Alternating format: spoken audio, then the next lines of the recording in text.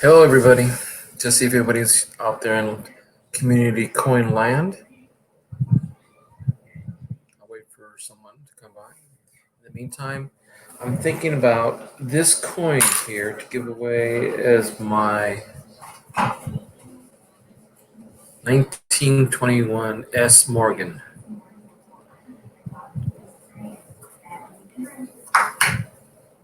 It is an S.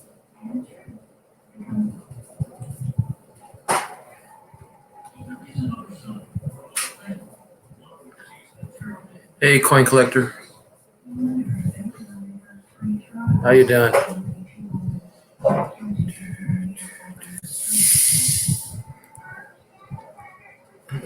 Hey, I saw your video was only like 3 seconds.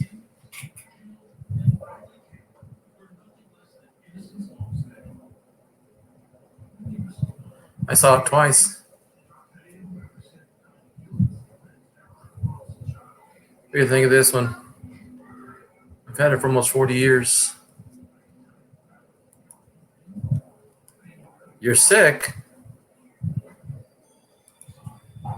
Uh, didn't realize that.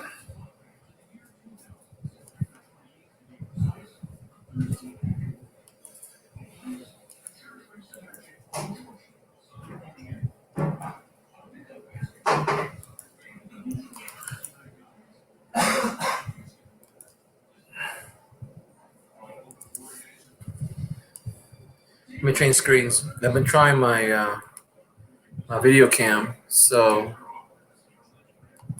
let's try my regular cam.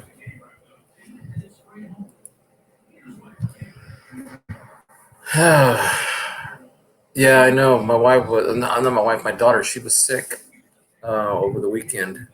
She went home on. She went home early. There we go. What's up? So, what do you got? The flu?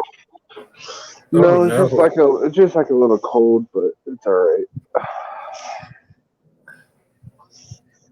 Drink a lot of water, man. Lemon, if you can drink it. Oh yeah, Right? for sure. That vitamin C in you. Wow. I know the kids will be dropping like flies tomorrow. Oh yeah, for sure. So, what do you think of the what do you think of this coin? It's not even graded. It's I've had it since I think in high school. I think. But let me show Oh you. wow. Oh wow. Yeah,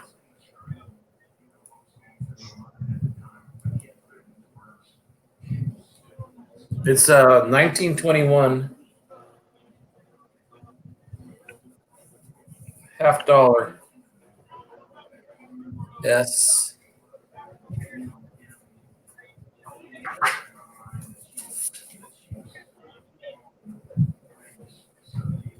That's nice.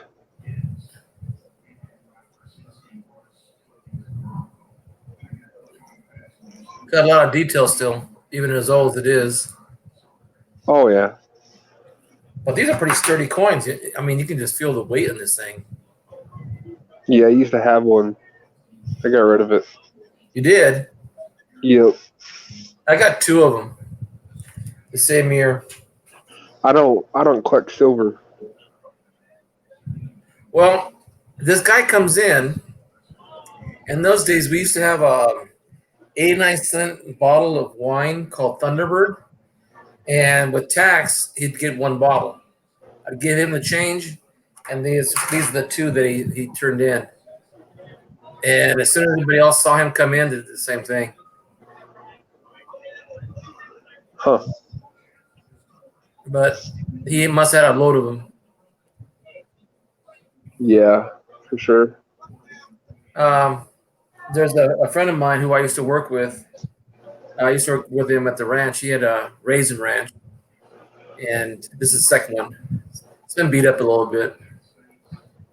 Yeah, I mean it's still pretty cool. Yeah. Oh yeah. Anyway, just today's price, silver is like $13 an ounce. Yeah. Okay. The only reason I don't collect silver is because I mean I can't afford it, but I would prefer like copper.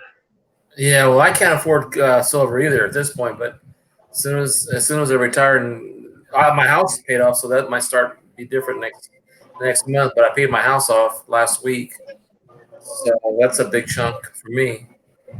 Oh yeah, So I'll be looking at that. So I haven't decided. I don't. I haven't decided because this one's got a little bit of a. Let me see. Not this one. I don't know if you can see it, but there's a stain right down the middle of its back. I see it. So I might consider this one as the least of my desirable one. It's not worth getting graded though. Huh? So it's not worth getting graded though. No. Oh no, I wasn't Like, planning. I wasn't planning to give this away as my giveaway comment for the uh, for the Lincoln 1909 SVDB, oh, okay. the qualifying round. So this would be a giveaway. Yeah, because just too many scratches and stuff like that. Oh yeah, yeah. Even the number one on the front and the number one in the back, they're not even the same size. One is thicker than the other. So is Does that it? a type 2? I really haven't looked at it that close or studied that much to tell you that. But yeah, I just got my new service. I was having problems with my video. Well, actually, I was I was like at 5 megabytes. Um, no, 1.5. No, I'm at 60. Yeah, I was on your panel earlier. Remember? Yeah, so you helped me out and try to figure it Yeah. out. So man, it was a pain because I couldn't do anything. Not even look stuff up or even talk to anybody or anything. So even my wife and my son were having fits because they couldn't do anything. With him working on his computer and uploading files and bringing down files where he works.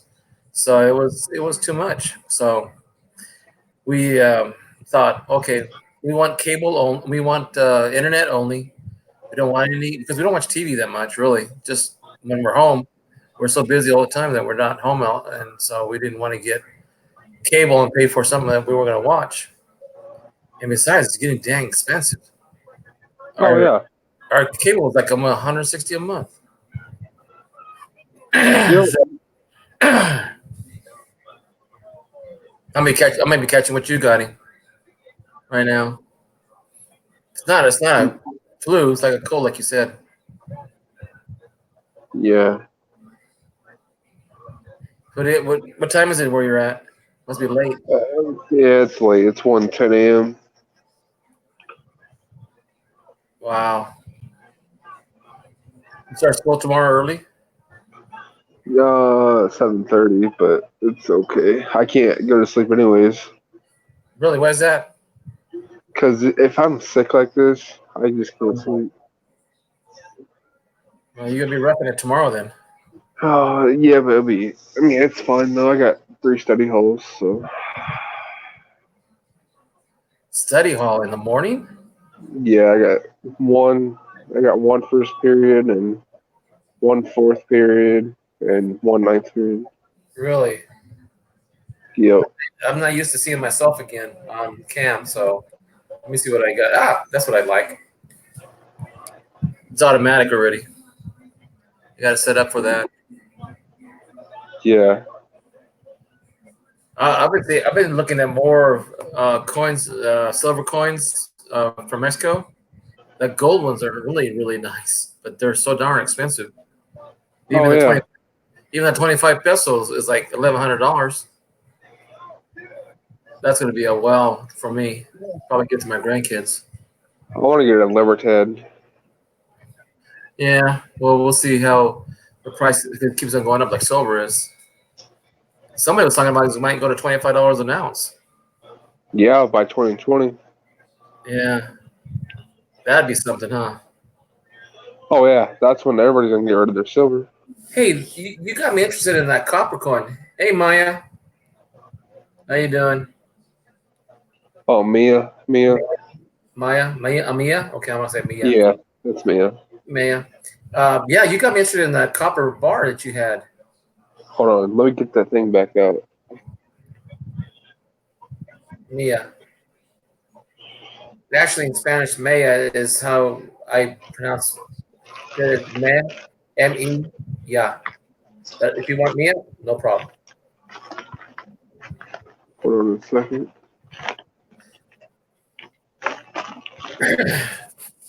And how much does that bar weigh? 1 ounce.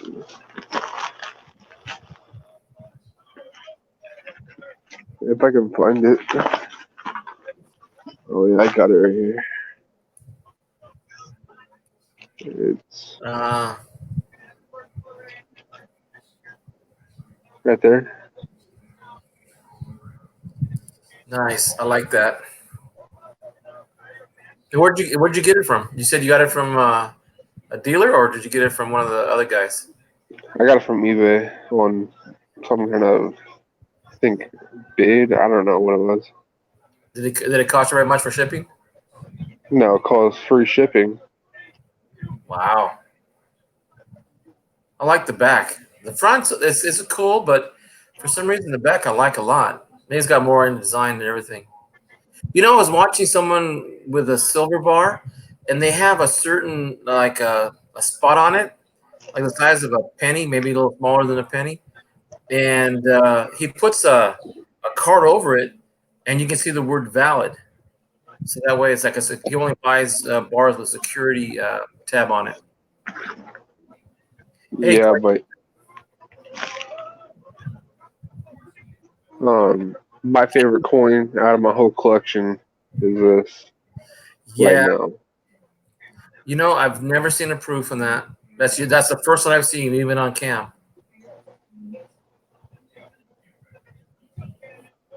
Look at that. That's Yeah. just crazy. You know, I hate to say this, but is that the reverse? Yeah, no, this is the reverse. Okay, because that would look better being the $1 in front to be the heads. Yeah. That kind of like I mean, it's nice and it's pretty. Hey, Richard. Richard, I got my stream up. Finally got my brand new service today. Took me until about 1 o'clock to get it done.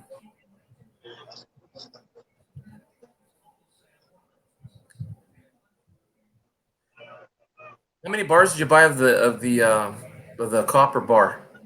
Just one. That still looks nice. You plan to get any more? Actually, I might. I'm thinking about it. Well, I think I'm thinking about as soon as I get paid next month. I'm thinking about doing the same thing. Just to even have one bar, that's kind of cool. I really like it, especially the back. Yeah, I never actually owned one of those. Just take a 1 ounce gold bar. Ha! I wish. Oh, geez, what is that? 1,500 right now? 1,400 right now? 1545. That'll be enough. The one guy I was watching his video, I can't remember who it was, but he had 8 bars. Each bar was 10 ounces of silver. Wow. Yeah,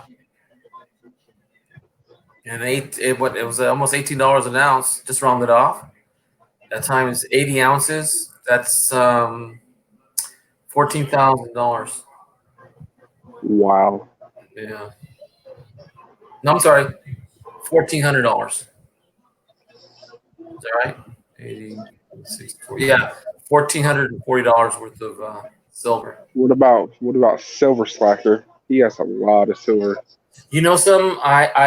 I've only seen one time when he was videotaping or streaming, I should say, and he only pulled out his silver in plastic. Like I guess it was a lot of commemorative coins. But I do see. I heard someone said that he had bars and bars of stuff. He has more than bars. He has, I bet you, over $500,000 worth of shit. Oh, jeez. Well, I'll get there by the time I'm 80. This dude literally stacks and stacks. Well, hopefully I'll be able, when I retire next year, I'll be able to spend more time on this stuff. You know, the one thing is that I don't see a big coin local coin shop in Fresno where I'm close by. Hardly anything. You know, we have one place, but they're really high end on their coins. Most of their stuff is like MS-65 on the Morgans and peace dollars. So Yeah, I mean, we're looking at $800 to $1,000 even for the lower end stuff he's got. But and he hardly has anything that I would consider buying. Like he sells bags of pennies or nickels or whatever, even silver like Murphy diamonds and rosies. I wonder. yeah, But yeah. then, but then going to pawn shops, they don't have much. I go to a lot of them in Fresno, but and here in town, but I don't see. Oh, hey guys, what's up tonight? Marilyn here. Hey, Jim Marvelous Digging, how you doing? Um, when I hit 1K, that's why I'm gonna have stickers and stuff like that. So Yeah, me too. I'm just I'm taking my time. just in case if you were wondering.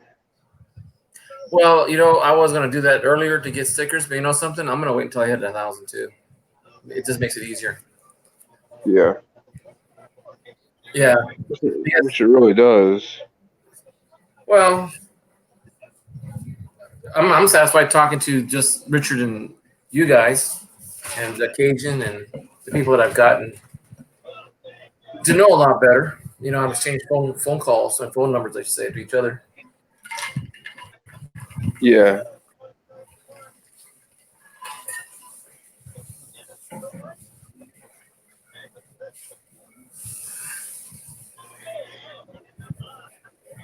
Oh, stuck at work. No, I'm glad you did, the Marvelous. I don't think I've ever been to Maryland. No, I have been to Maryland, Baltimore. It was nice. Went over there to take my dad to the honor flight. I can't wait to stream again. Well, are you still running track? Yeah. Wait, what was that? Are you still running track? Oh Not yeah. racing track. Yo, Did you have one last night? no, no, I don't run. I do shot put. Oh, okay. My son was. We had a football game last night, but that got canceled. Why was it canceled? We had a severe weather warning and tornado warning out, Um, so they canceled that. The week before, we had a football game that Friday. We got our asses swamped. hey, I laugh because I've only coached for like 20 years. I have a lot of coaching baseball, girls Yeah, I softball. mean, we got. Whew, You mind me asking you what the score was? yeah, the score was 56 to I think 22. Oh, but at least you scored. Well, you scored almost a third of the points. How'd the quarterback score? I mean, how'd you guys team score? Did you guys win any touchdowns or field goals mostly, or what? It was. I mean, it was kind of both, but Well, yeah, don't feel bad. It's usually the coach's fault, or the kids weren't ready, or well, I mean, I got chewed out by the coach, but it's not my fault what did he chew you out for? because apparently they threw a flag on me because I went to go sack the quarterback, Uh and huh. I grabbed his helmet, and I don't know, just personal foul, face helmet, whatever. Uh huh. 15 yards. Oh well. Was it intentional? Yep. So Okay. Well, Hey 15. guys, Hey, what's up? so what do you think? My video is working. I'm gonna turn my camera on. Okay, it works. I can believe it or not, it works.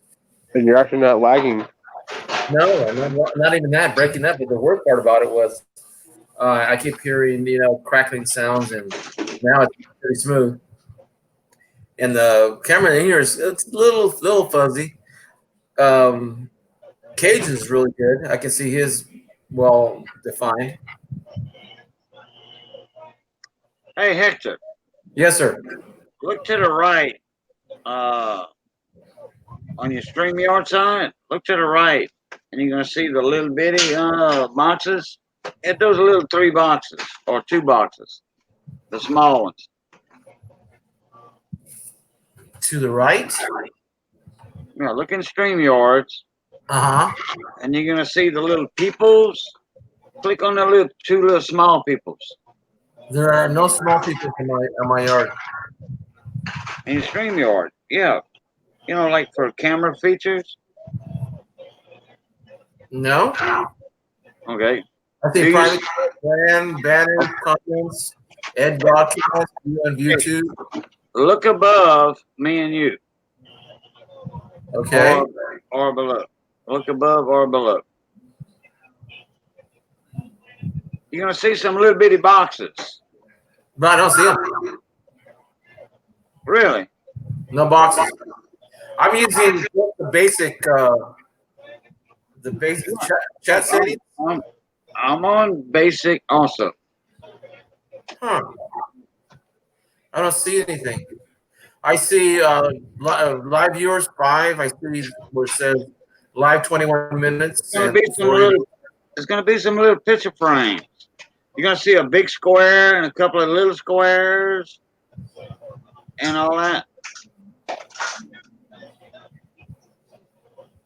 No. Are you in the StreamYard? Yes, I am. Okay. Okay, look below all our 3 pictures. Below our 3 pictures. Yeah. You're gonna see like settings and all that. Like that. There you go. There you go. You're in the right area. Okay, now hit the one with the 2 little bitty boxes. There you go. That's it. The other one? Oh no, yeah, right there. Leave it. Now we all small. Okay. We big. Oh, I see what you mean. Hey, the marvelous digging. How you doing? Oh, Rich Callie's in the house. How you doing? And Coin Captain too. Oh, we are tired.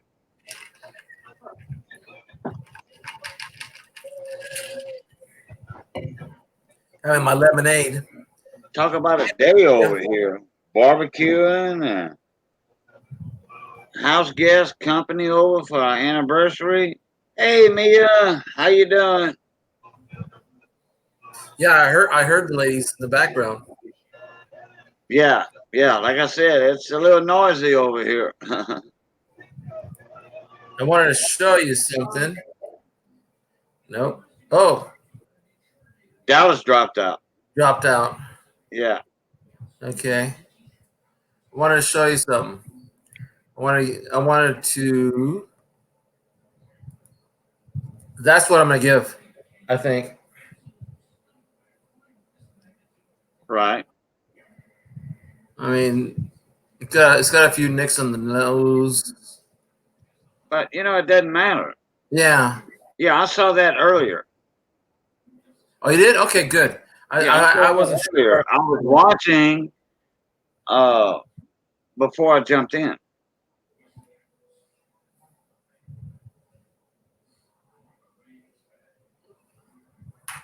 And it's an Yeah, S that's too. perfect. That's perfect for your gift. I thought you had already mailed No. that to Michael Kittle. No, I'm gonna mail to him soon. Tomorrow, maybe. Yeah, he would like to have it at least by that time. Yeah. Oh, yeah. I mean, by the time it gets to him, Mhm. he might get it. No, he will get it 2 days because y'all in the same area. Oh, we'll probably get it one day to the next 24 hours because he's just Southern California. Yeah. Well, no, he'll get it. It's going to go to a distributor center first. Here in And Fresno. so, oh, okay. Yeah, it's No, actually, it's still going to go to a big center. It depends on what time you mail it. Oh yeah. I should take it. Usually my pickup at the let's see, at the post office downtown here, it's 5 o'clock, and as long as it's put in the Fresno one, it goes automatically out. Oh, you do have a local one? Yeah. Oh, you see, we don't have those no more here. A local slot, we don't have that no more here. Yeah, we have one where it says we have one that says out of state, interstate, and then Fresno. Right. Okay. Yeah. That way, like we pre-sorted for them. Our post offices don't have that anymore since they went to the automated. If I mail a letter to my neighbor next door to me, it goes to Lafayette, Baton Rouge, and then back to Eunice, and then their house. They get it 3 days later. Thanks, Floyd. You tell me it's a Nurse 21. I've had this since, geez, as long as I can remember, probably 40 years. Oh, Richard's coming on. I appreciate that, Richard. Hey, boss. Hey, how you guys doing? Hey, Rich, how you doing, bud? Doing pretty good. It's like the old times when I first started talking to you guys. Sad it's taken so long for you to get back to being able to. So frustrating. It is. It was even getting more frustrating for my son, who has to do large files and a lot of emails, and he likes to listen to music while he's working, and we couldn't do both. And then I couldn't get on. Then when he had to get his work started, I couldn't get on. So hopefully this will take everything out of the way and make it easier for us to talk, and maybe more, And also, I couldn't do videos or anything, to make them. So I had to use my phone all the time, and it was just that took a long time. So how you doing today, Rich? Pretty good. Congratulations. Nice to have you nice and strong and loud. Well, now, remember that one night you started teaching me how to grade and what to look for in certain coins and the wear and the high points and all that on the coin? Yep. Well, I'm going to start taking more notes. just because I have an equipment, I've got my coin now, my what do you call it, my microscope, and I've got my scale now. I even got this little scale. You can see right there. And then, a few things more. I just got to learn to start using the equipment like videos and one cam and webcam also for, like overhead shots, wider scope. And then my grandson and his father gave me this. I don't know if I showed this the other day to you. Oh, cool. Yeah. I mean, he even gave me a very worn, very used $1 Sacagawea. He says, I'm saving these for you, Grandpa. I said, okay. So I keep them for more sentimental than it is anything else. So, but it was nice. That's great. Yeah. So what else is you? Oh, not a whole bunch. Had my little grandsons overnight. Cool. Overnight? Yeah. We're still waiting for that to happen. It's so much fun. The youngest is only 1, but he stays here so often. It's like home. Good, and that's what you want. You want them to, basically feel at home whenever they can. You bet. It's a great feeling. Yeah, my grandson's that way. He comes over and he knows where his stuff is at. He knows where to go. He knows where to open the refrigerator, gets his water, whatever he needs. And he'll come over here. And my daughter will say, "Hey, don't get in there anymore until." No, he's already home. Leave him alone. Good. Yeah, and then my granddaughter, who's got a subway half a ways to go. She's only, I think, 3 months. June, July, August, September. She'll be 4 months in about 2 weeks. Nice. Yeah, my wife can't wait to have her over, but I'm kind of scared. A little girl like that, little granddaughter. I don't know. It's scary. Boys, you can manhandle. You know, you can beat them up a little bit, but little girls got to be more careful. Well, you think that, but Yeah, I know. not That's really the case. my daughter is she's no sissy. I can tell you right now. She's pretty tough. I mean, I had her as a catcher on my softball team, and she blocked a few girls coming in. That's great. Yeah. Is that a new coin, Rich? Nope, it's an old one. It's Oh, a half dime, 54. no, I mean the new on the screen. I haven't seen that one before. It's a little darker than usual. It's just a different one. I've shown it from time to time. Oh, have you? Yeah. Maybe I missed it because I haven't been on that much. But I mean, even seeing Cajun, he is a webcam. Even looks really good.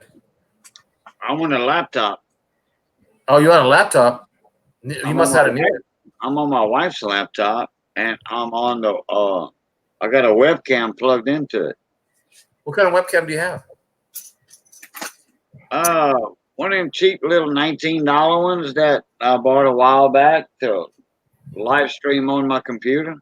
Oh, But I okay. couldn't do it because I couldn't update Chrome on it because it's the old Windows XP, so Chrome won't update all the way. And I can switch cameras and show you my Missy's laptop camera, but guess what? But They won't be the same as this one. It'll be Even- worse. no, this is. So you can see mine shows a little bit of like I don't know. It looks like frames or something like that.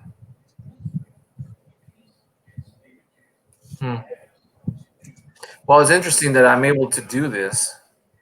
Oh, there you go. Now, that's the laptop camera. Yeah, I can see the difference. You're almost like mine. Yeah, and I don't like all the glare right there Yeah, with glasses. in my glasses on my side. I don't like that on me, so that's why I use the webcam. Now, how do I get multiple cameras to work? Like I've seen other guys in other streams. They'll have a camera right here and there, and then they have one. There. That's OBS and all that. Totally different system. Oh, Yeah. You got to download OBS. Now, if you're on a laptop, no, don't even try it. Don't even try OBS on a laptop. so it has to be a desktop then. It has to be a good desktop.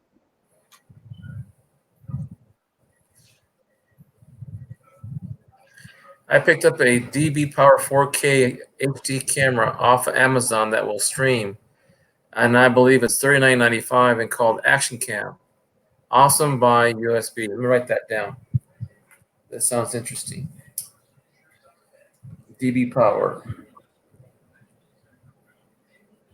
That's a nice Indian head, Thank Richard. you. Yeah. I've only got one. And the story behind that is that I opened a roll of pennies at a grocery store when I was working at, and it just popped out, fell on the ground, and I put it back in the till, not looking at it for about an hour, and we were busy, and it was the last penny in the drawer, and I only had one penny left, and I saw it in the drawer in the tray, and I go, That was in 1907. And I said, nope, I can't spend this. So I asked for change, and I had to make the customer wait. I didn't tell him that I had a penny cylinder to give him the change so he can leave. And he saw it, and he said, you going to give me that penny? I said, no, sir. And he got a little bit upset. And I said, why'd you give him the penny? He was all upset. I said, it was an Indian head. Had to keep it. Hey, Coin Captain. Oh, Cameron's collection. Got to do what you got to do. Yep. Hey, Cameron. 66, 67, 68, 69. Is that a four-way giveaway or is that one person? Whoa. Nice.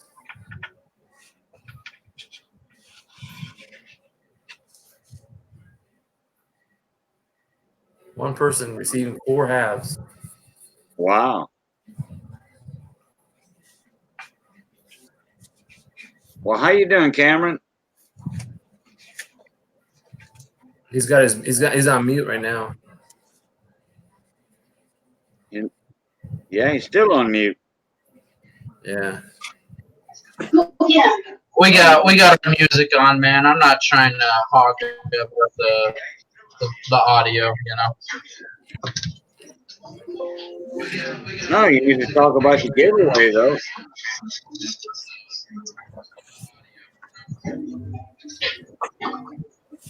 D and J. F and J. AJ Gallo. That what, I'm cognac? gonna mute my mic. Is that cognac No, it's Brandy. or brandy? Okay, okay.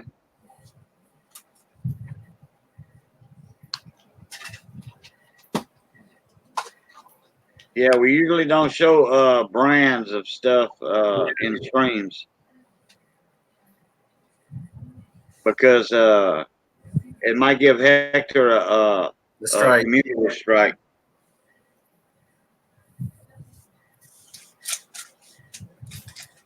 All right, man. My bad. Yeah, music neither.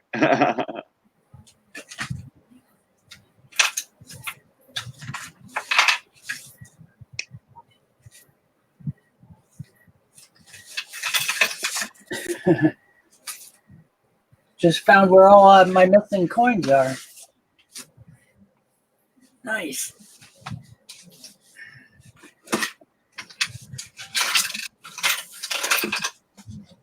Looks like a penny. Yeah, what year is it?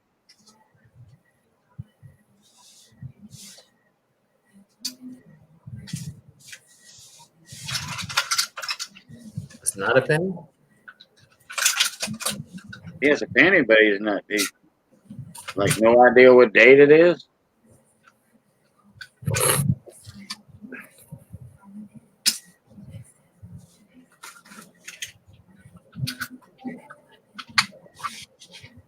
Well, guys, you know what? I think I'm heading out.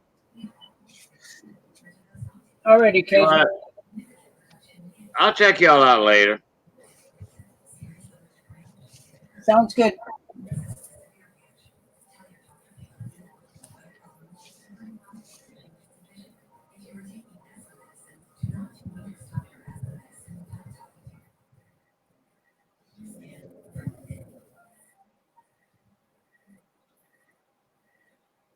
What link, Damaris?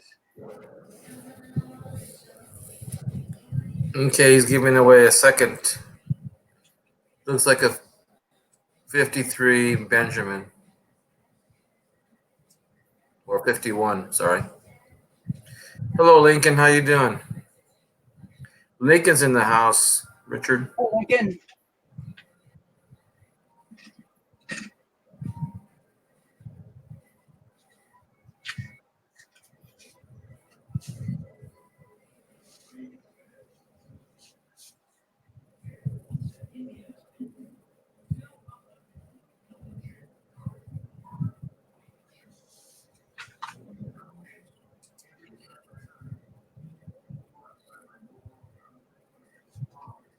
You did marvelous. You said you were at work?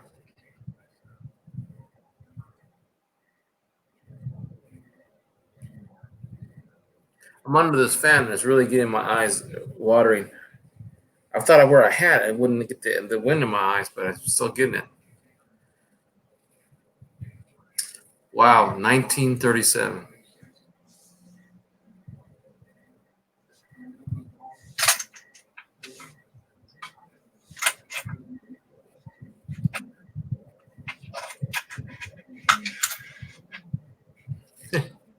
You must be the boss, DeMarlo. That's the only person I can think of sitting near a computer, unless everybody has a computer where they work at your place.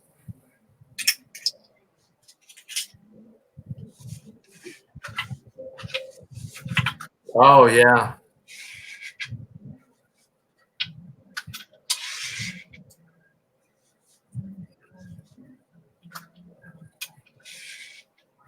Well, so far, no glitches at 40 minutes. The last one I did was like 13 or 14 minutes last time with.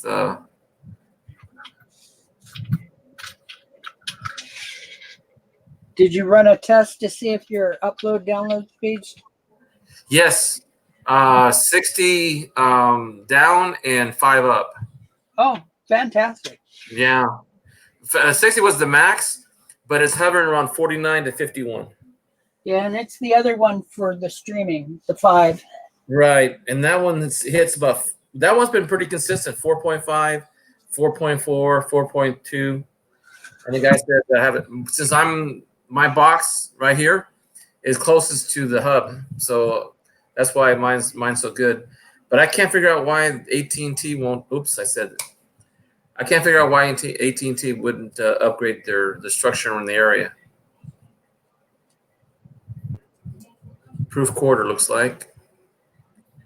Cameo. PCGS Proof 69 DCAM. Wow.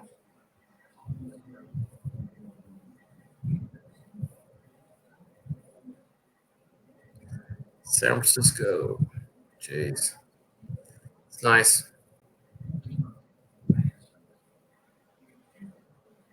It is. You know, I'm gonna have to start. I got a little desk over there across from me, and I'm using this new kitchen table that, well, actually, it's my mother-in-law's kitchen table. We clear out their house, and my wife got some of the things like the hutch and the table, the chairs, the bedroom set. So we cleaned it out, and it's kind of sad, but they're gonna sell the place. It's always frustrating to get to that point. Yeah, and the thing is that the neighborhood, the people across the street, they were the first ones to pass away, the Abercrombies, and then Donna Carlota, right across the street from my mom-in-law's house. She was 106 when she passed away in her own home, still cleaning house, making her own lunches and dinners and breakfasts, and I don't know how she did her shopping. She didn't drive. I guess she walked most of the time. And then the next door neighbors, the Medinas, then Joe next door on the right, then my in-laws. It just seemed like the whole neighborhood just now is newcomers. Yep, things well, for you and me, we're seeing that generation starting to go or two ahead of us, and it's a frustrating thing. Yeah. I just saw, I was just flipping, and I didn't really pay attention to what I was doing, and all of a sudden I saw a film of the War in Pacific, the Leyte. That's where my dad was in combat. It was just funny. I was just thinking about him, and all of a sudden it just comes on. You know, it was a 40-minute documentary on invasion of Leyte, October of '44. It was interesting. That's the way that stuff works. You think about somebody, and boom, something relevant happens. Yeah, it was kind of weird too, because I said, and all those shots on the beach, that could have been one of my dad. You know, but it was interesting. I was just thinking about him. All of a sudden, it pops up. Boy, and you have some. For me to catch up to you, I have to spend another lifetime. That's really nice looking, Richard. It's how long it's taken me. Yeah, I would imagine. But you see, I was too busy traveling in my 30s and 40s, you know, working for companies. So I really didn't have a chance to apply myself, and then taking care of my parents after that. And now I think I ran to Cajun first, and then I met you, and it's given me some time to slow down a little bit now. Oh, that's nice. 1860. Yeah. Nice. I saw someone show a penny. Have you ever heard of a penny made out of silver? 1980. No, there's I know a aluminum one in the 70s, but no, not silver. Hmm. A lot of people, did plating and that kind of stuff on them.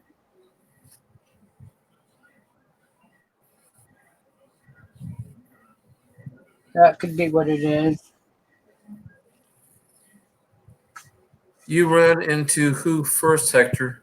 Oh, I ran into Cajun first before I met Richard. Richard and I, we hit it off right away. I think it was the second day we started talking. Yep. We stayed up late late the next morning. I think that was the first time we met.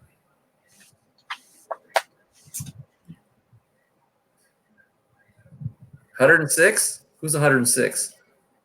The neighbor across the street you were talking about. Yeah. Doña Carlota?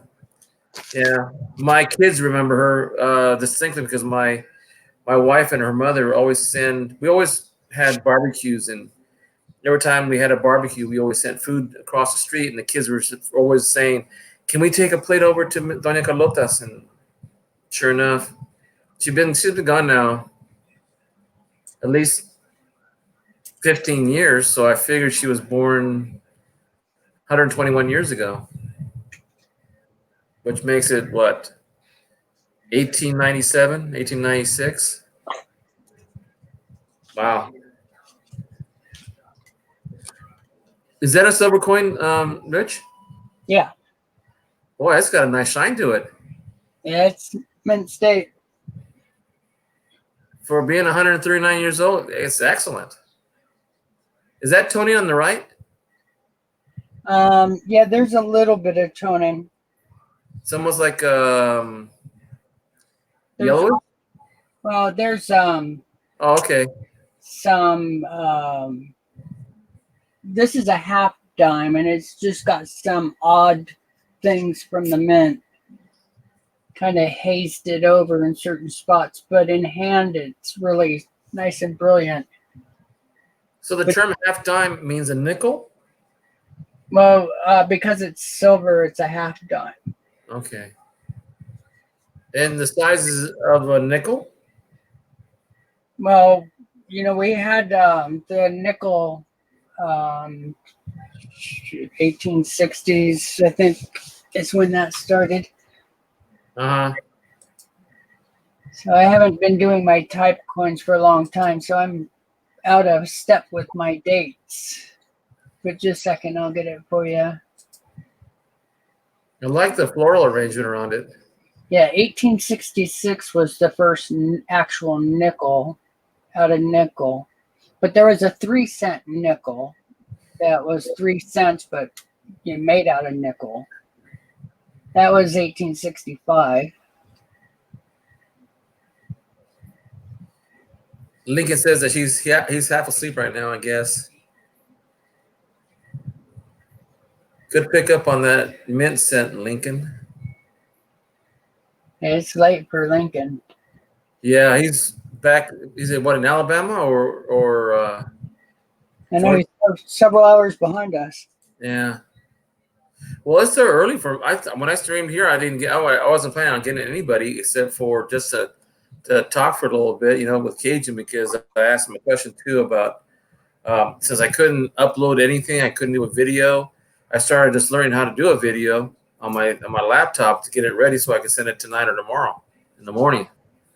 And so I picked up my coin that I'm gonna give out the Morgan 1921S for my qualifying video. Then I'm gonna mail it to Michael, to his place. Yeah, I just sent out last week. I sent that out early 70s, 66 red graded coin, penny. Are you kidding me? An 1808 Yeah, 8. penny? Large penny? Yeah. Wow.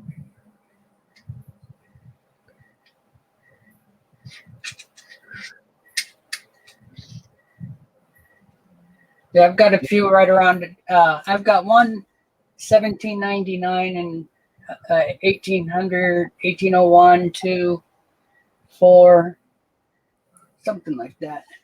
Got some good ones right around that turn. It's 1809, half cent. Here's the one that's got a messed up date, but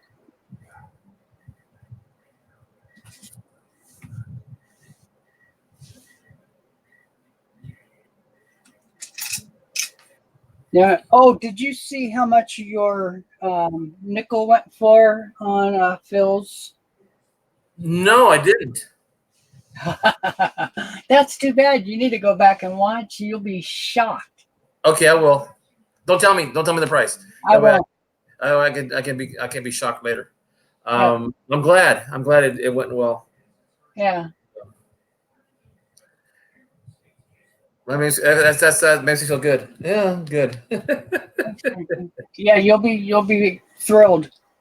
It's nice when you do good on stuff for the auctions and stuff that you're, trying to help somebody out. Right. Well, I did tell you last week. I hope I did, but I sent my last payment to the bank. My last one. Congrats. Well, thank you. Cool. And that's what I'm going to try to do. I think I want to build up just one series of Mexican silver. Just get like the one I've got right now, the 53 and 56. I think I want to complete that set first before I do anything else, and then the pennies later, and the nickel and the dime. 56 or 57 set.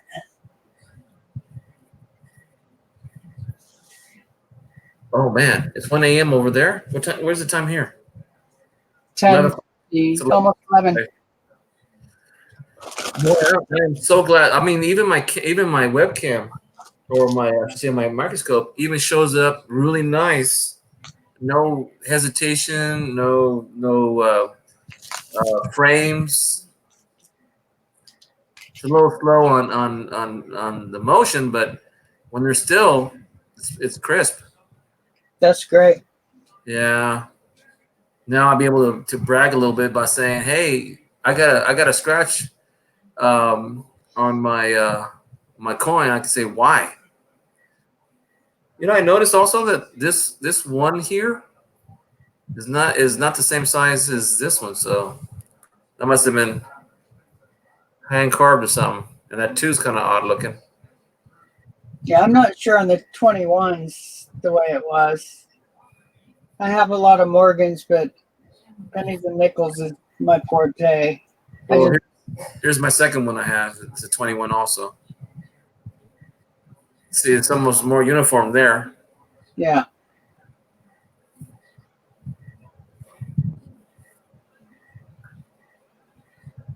Anyway, I'm kind of like a little freaky out when I see myself all the time.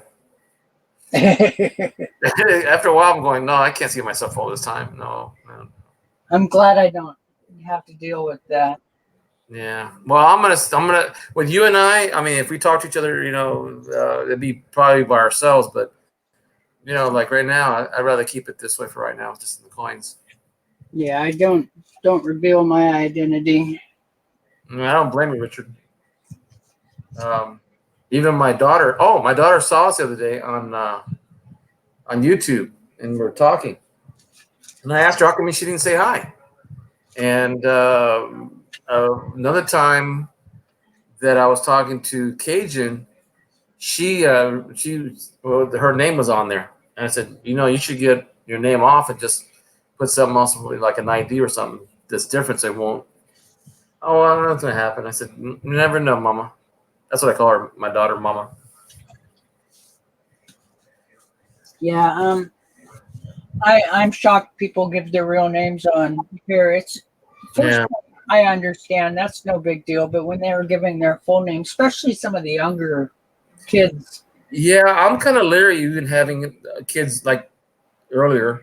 I'm not really crazy about having children unless their parents in the background, or I just rather have children under the age of 18 on streaming for whatever reason. This feels a little bit awkward for me. keep in mind a lot of them have been doing it for years. Yes, I will. And there's a few people that I'm just cautious. That's all. Being a teacher and everything, it's something that runs through your mind all the time. You bet. You gotta be careful.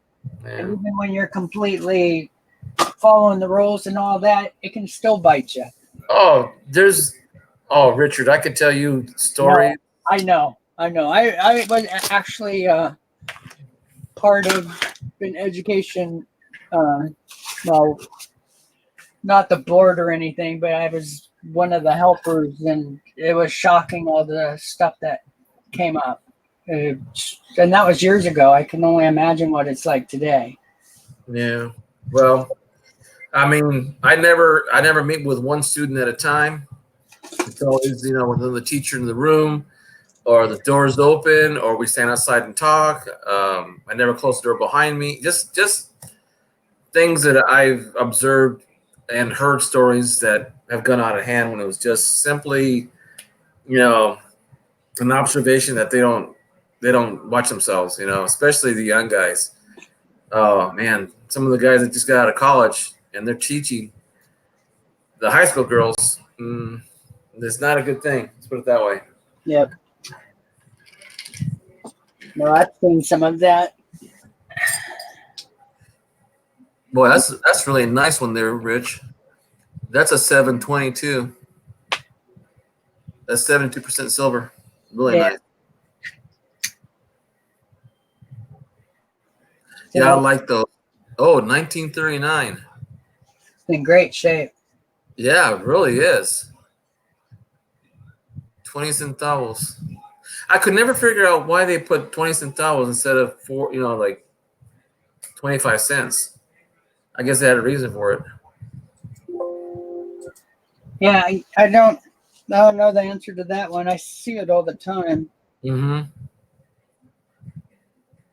I mean, even a 2.5 cents. I remember, what was I seeing it? Or 2.5 something. I forget what denomination or where it's from. Hey, here's one of the sets I have, but that's 67. Uh-huh. And I've got that full set. That one's really nice. But I have a 50s one too. I think it's 56 or 57. Uh-huh. Is that reeded, or has it got the letters on the side? I can barely see it. Here, let me move stuff out of the way. No reading. And no lettering? Oh, it is. It is reeded. Yep.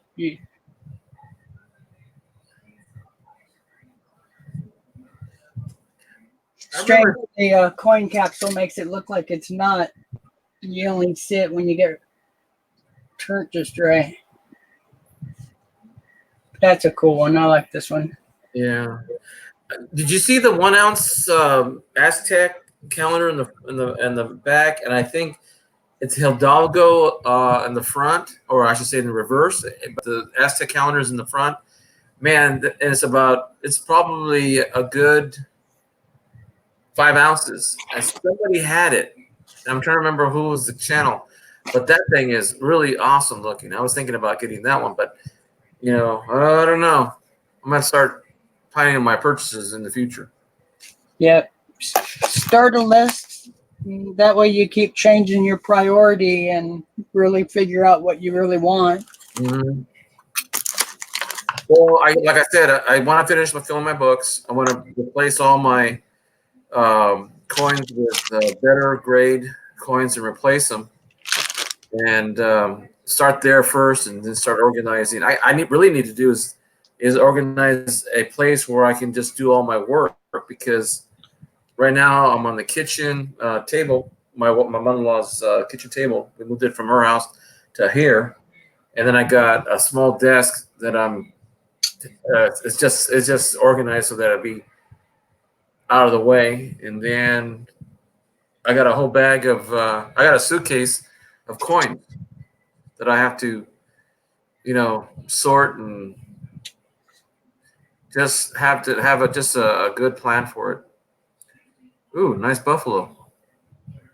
Somebody in chat's telling you they just got a Aztec calendar.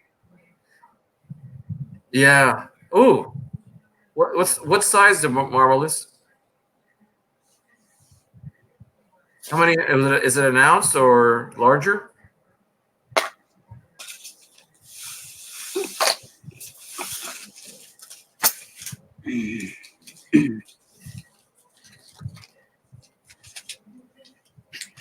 The eye on this one looks better than the eye on this one.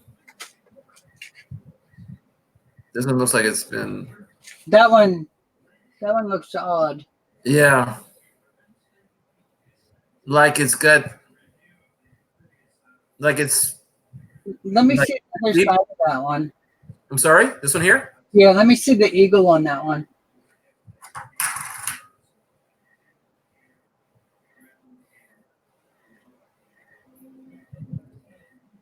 Yeah, that looks really odd on her eye. The eagle looks okay though. You gotta be careful because there's so many fakes out there. Well, I waited. So, but that's the only way I can confirm that it was a real Morgan. The weight, 26 grams and 7. Yeah, and that's not always 100%. Right. Really close on some of them, but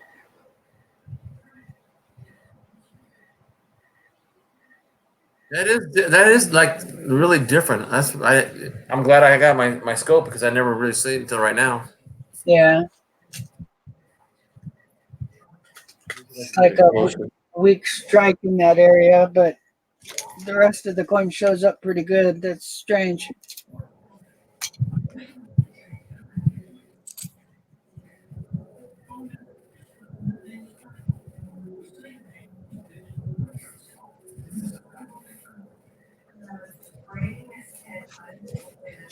Huh.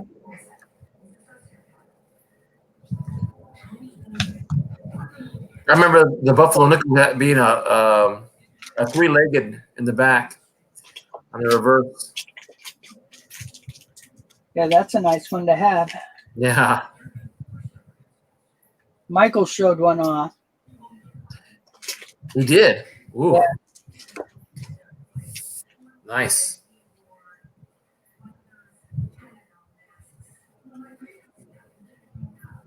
He said he got it for $80 before silver went to 17.18.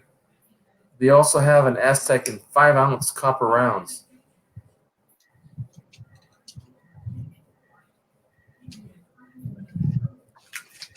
Is that JMP? JMB. Just remember, if you do the copper bars and stuff, that you're doing it because you like it, and that's the only reason.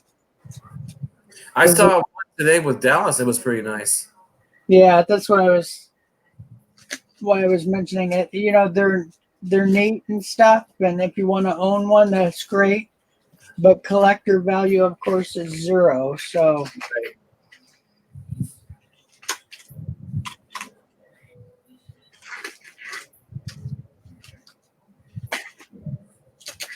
Okay, Lincoln. Good night. I'm glad you stopped by. Take it easy.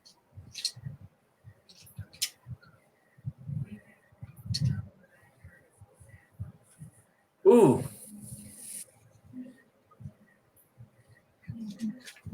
That's offset big time. Kind of cool, huh? Yeah. Can you tell what year that is? No, unfortunately. Oh. But you must have it put in a larger case, huh? Yeah. Also, the shoulder and Liberty shows up, but not the year or the face. Would it be worth more if you could find what the date was on it? Yeah, and everybody likes to be able to date these. Hey, Mickey Rob Banks is in the chat. Hey, Mickey. I watched it the other day on his website, or as I should say, streaming. It was pretty cool. Cool. How'd you find this one? It was part of a collection. Oh, I see. Now that is a very pretty coin. And it's a heavy clash. Let's see if I can get it to show up.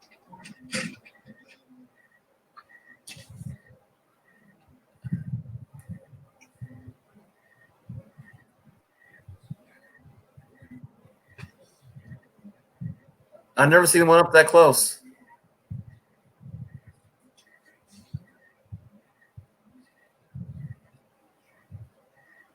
So the line behind the E, let's see, I got my little toothpick here.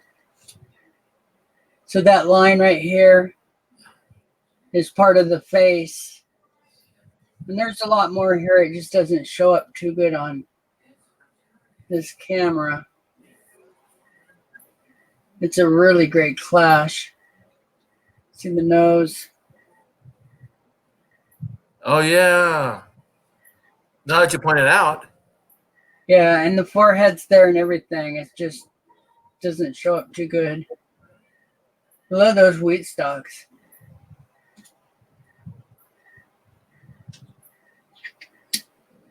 And it's a great date. 1892. That's the year my grandmother was born. Cool.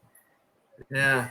It's funny how I was just thinking too, but my grandparents, because this month is my grandmother passed away on September 11th in 1963, and my dad was born on the 27th, and my grandson was born on the 30th of September.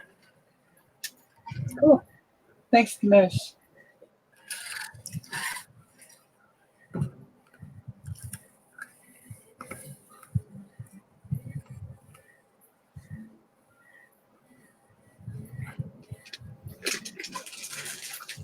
My wife's coming in right now. Yeah, Linda.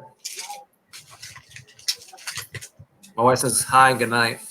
Hello, good night. We won't keep Hector up late. I promise. Not like we used to.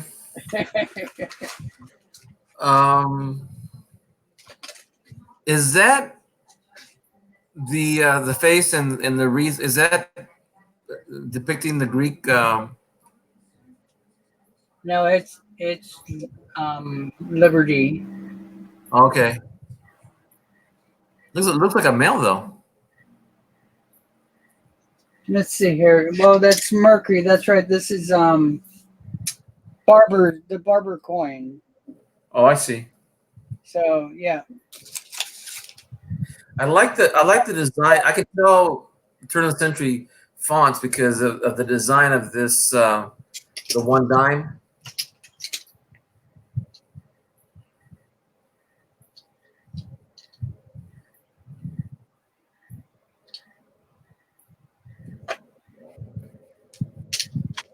Hey, Mickey, how you been?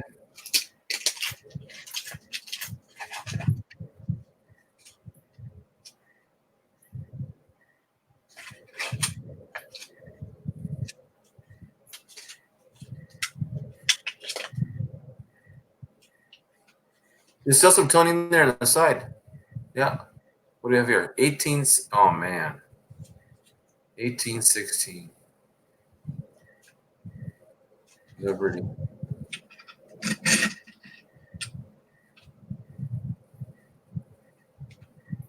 I think Mickey's not in the room, or he's lurking in the background.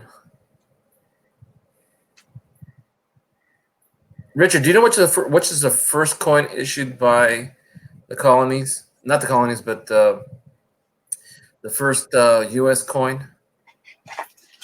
Well, if it's U.S.,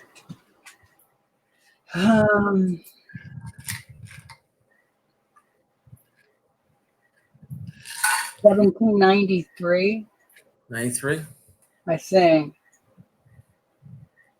No, 1792, I think. There's a guy who metal detects. That's his goal, is to find a buried penny. He's been digging around colonial houses and old farm places where they've been been around for 200 years or so. Yeah, that's going to be a tough one. Yeah. There's a 1793 penny. The 1792 is a half dime. State coppers, 1778, 1786 or so. Make it says here but just not U.S., right? That's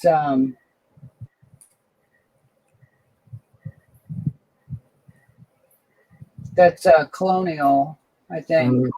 State coppers, yeah. It's not U.S. So, but that, there's in the worst grade, normally we don't go down to 1 for the grading. Normally 3 and 4 is where we stick with what we consider a really poor condition coin. But for, of course, this one, because it was one of the first pennies, or is the first, it's actually half cent. 1793, they made 35,000, but at the very first one for the grade, it's $1,500. wow.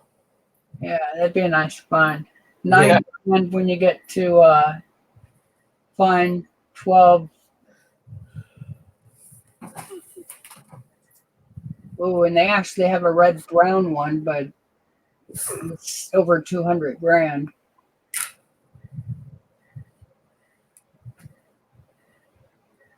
Red brown 63. Population 1. Really? Yeah.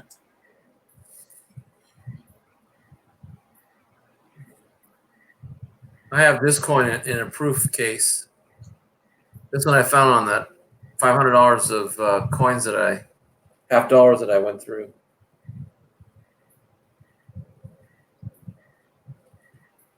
Cool. Yeah, I got to see that one. That one's really neat. So, the Marvelous, pretty cool coin to find. 1788 Connecticut. I didn't realize he had actually found it. I thought he was talking about the oldest U.S. on 4th of July. Fantastic.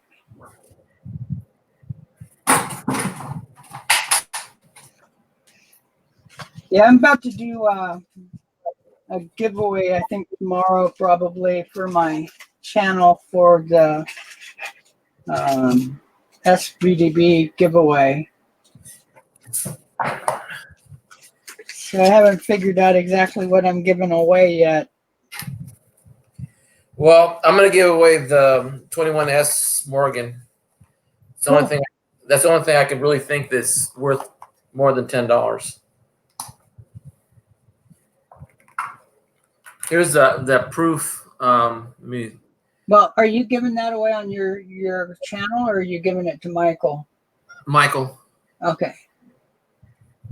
Yeah, I've got one of those ones. Oh no, wait, that's the Liberty one again. Right, and this is Washington. This is the one I'm not going to sell or ever give up, because the year I bought this one here, I bought it from my grocery store where I was working at. And it's the same year that it closed down. That's right. April. So this is one I'll never sell. I'll probably pass it on to either my grandkids or my son, and tell them why it's special. Cool. I kind of like it anyway. It kind of gives me the idea of how America started with immigrants.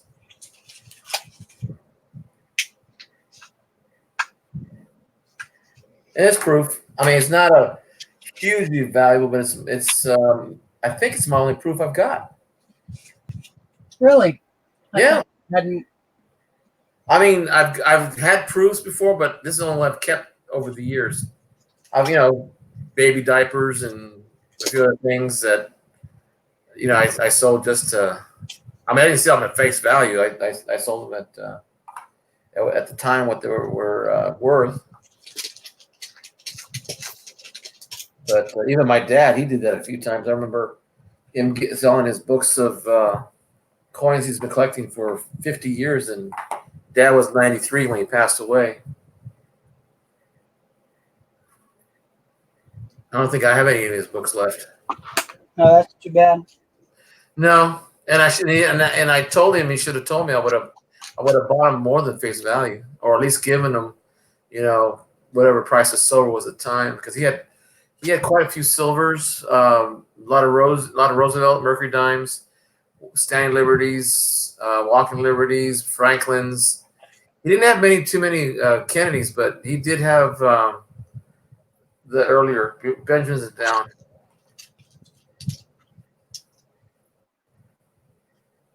But every once in a while, he'll buy. He'd buy something he thinks that, he's older and he had gotten out of the game for a while, and he was pretty knowledgeable at one time. Well, that's too bad. That would have been a nice thing to have had right now. Yeah, he gave me a few walkers, before he passed away. Way before he passed. I mean, I was probably in my 40s when he started giving me some of his coins, because nobody else, were interested in him. I mean, the truck that my dad gave me, my brother started with it, but they didn't do anything with it. I got it in the garage still, my dad's truck, his grand's truck. So I got it painted, new tires, and new wiring harness, everything. What year? 1957 Chevy half-ton step-side pickup. Oh, nice. Yeah, I like the old. Well, kind of grew up on a ranch, and that's what we had for our ranch vehicle. Mm-hmm.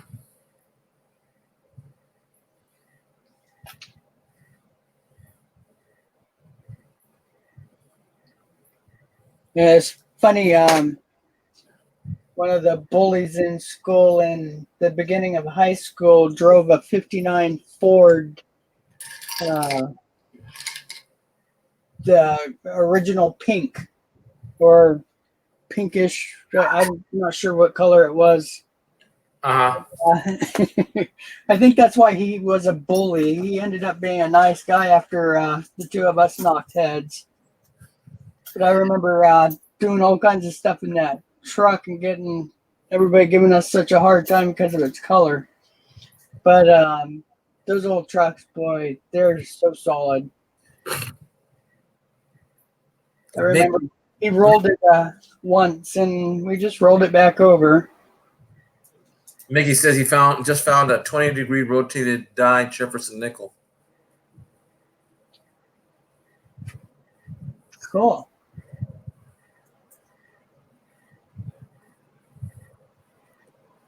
Yeah, I remember the Loyalists and the Colonists. I remember my Bunker Hill and the Boston Massacre and the Tea Party and all that.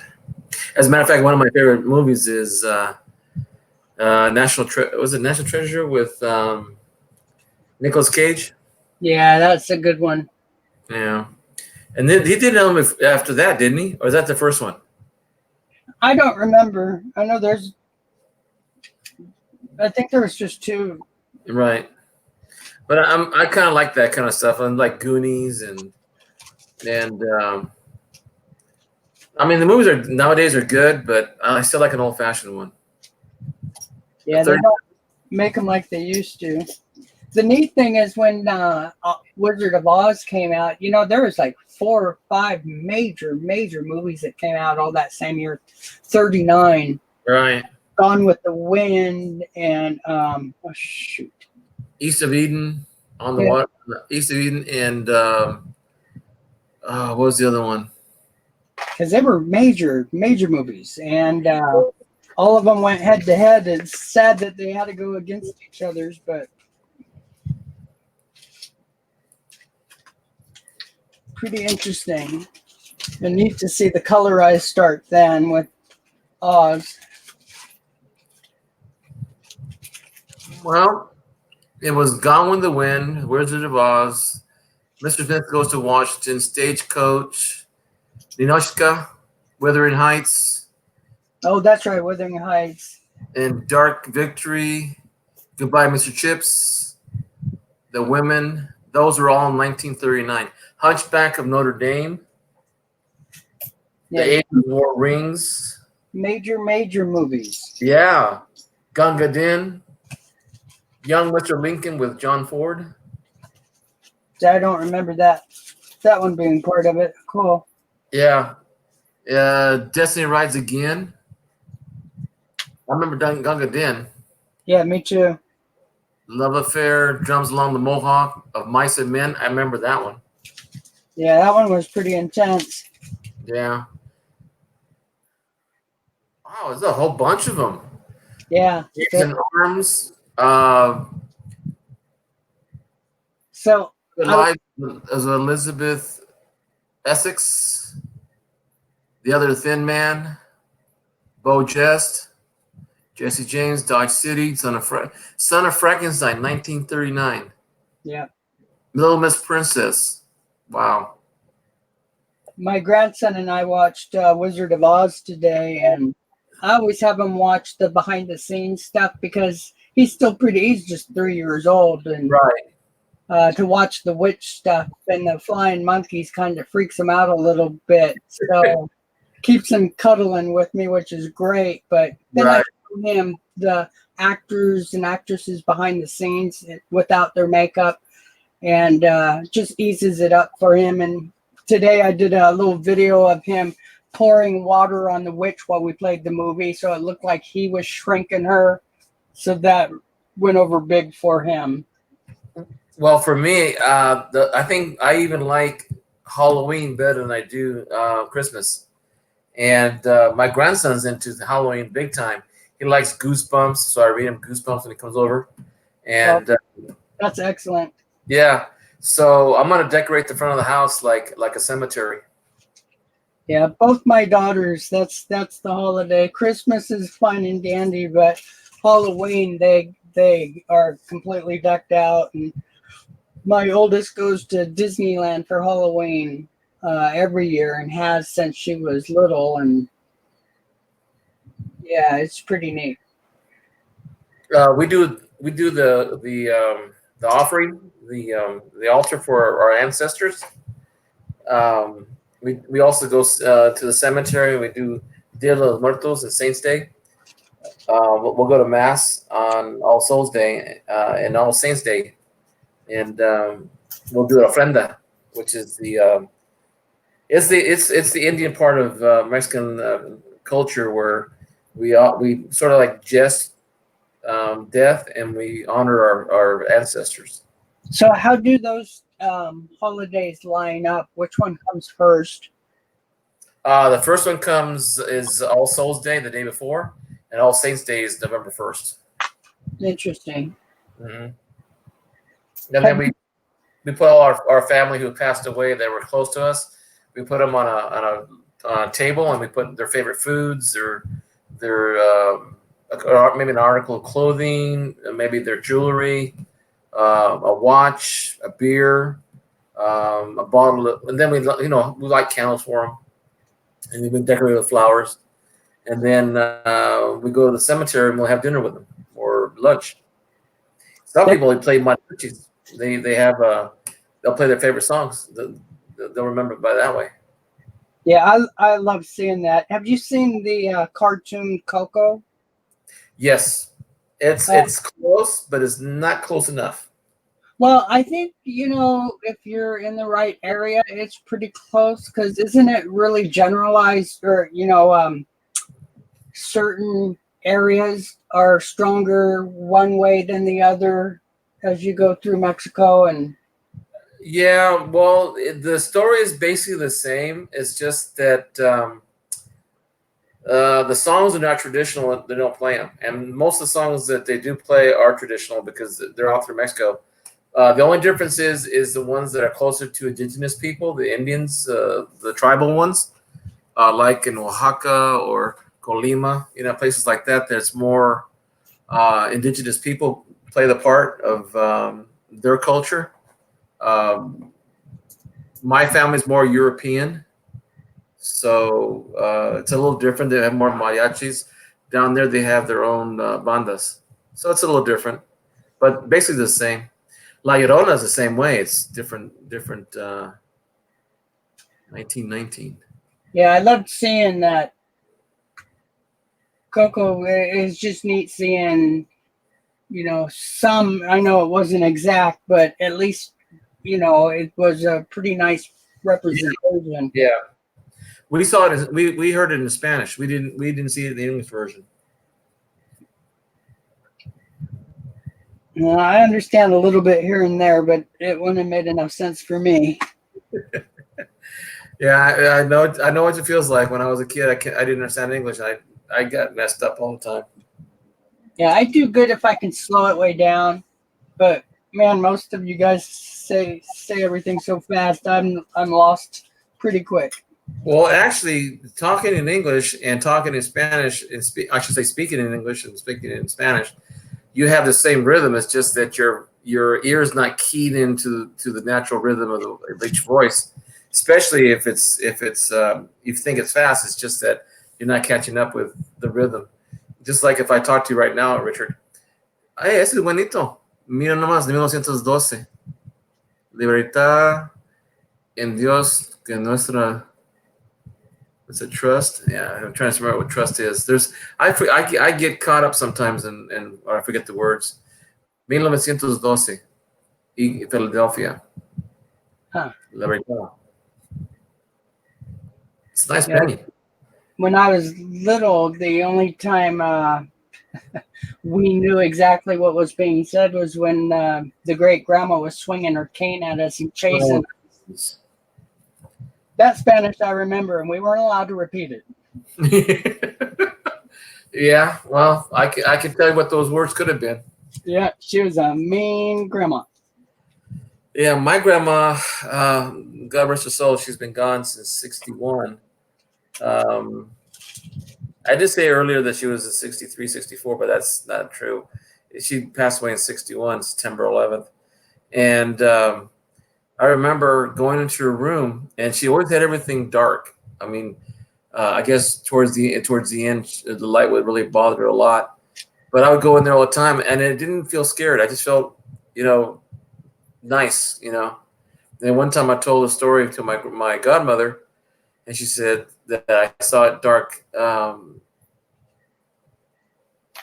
1854. Amazing. Time. Yeah, that is. Look at the difference in my age.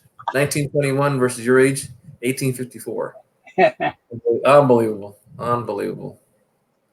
But she used to be very comforting. She was a big lady. She was a tall lady. And I remember that right before she passed away, she was so tiny. I mean, whatever disease I don't even know what she passed away from, but I remember her being very petite before she passed away. Yeah, and isn't that sad that that's the memory you have stick on you? The other thing I remember that sticks with me is my mom. My mom used to tell me that she always wore dark colors. She never wore prints. Always solid colors. So every time I think of dark colors, I always think of my grandma. 1853.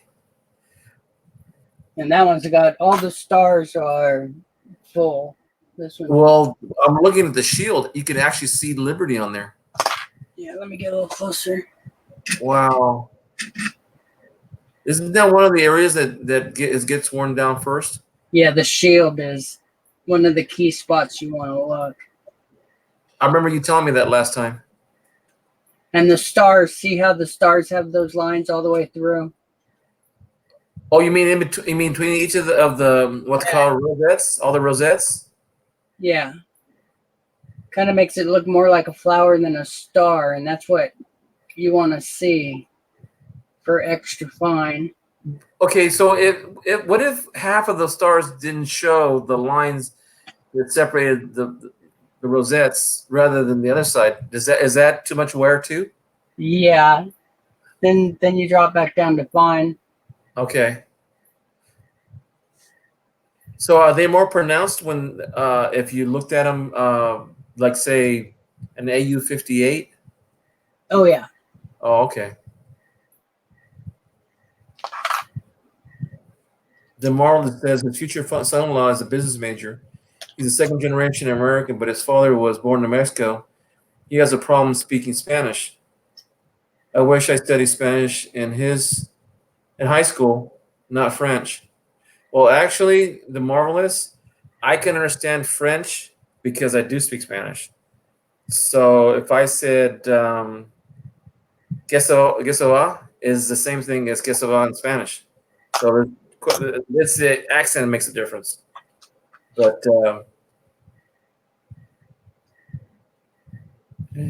problem speaking Spanish. I'm not sure who has an issue speaking Spanish, his son or the father.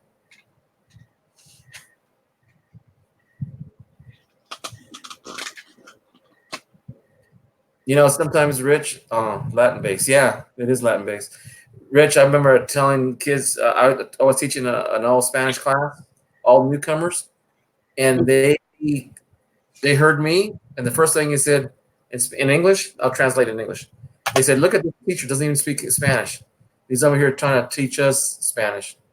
And I didn't. I just came into class, took roll call, and watched them and gave them the assignment, and all in English. So they started talking, and they were saying things about me, and I knew everything they said.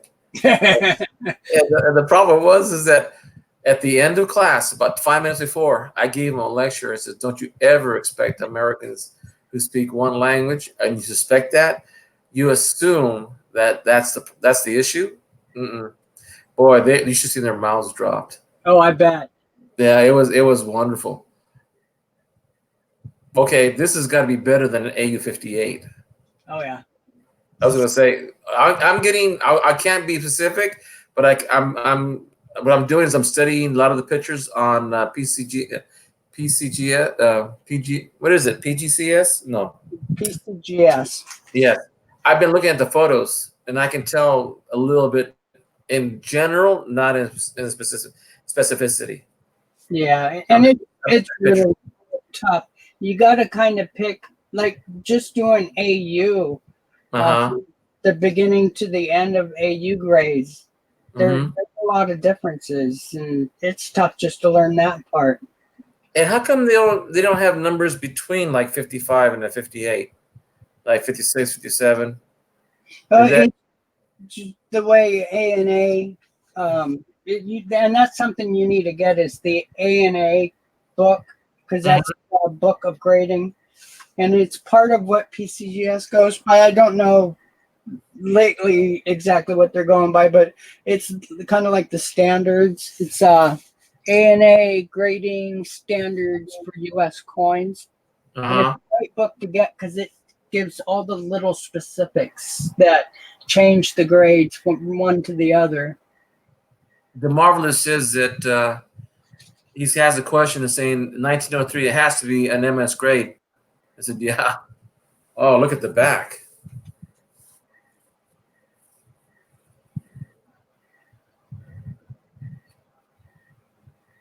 Sad thing is that it'd still be a red if I hadn't pulled it out of the little envelope it came in.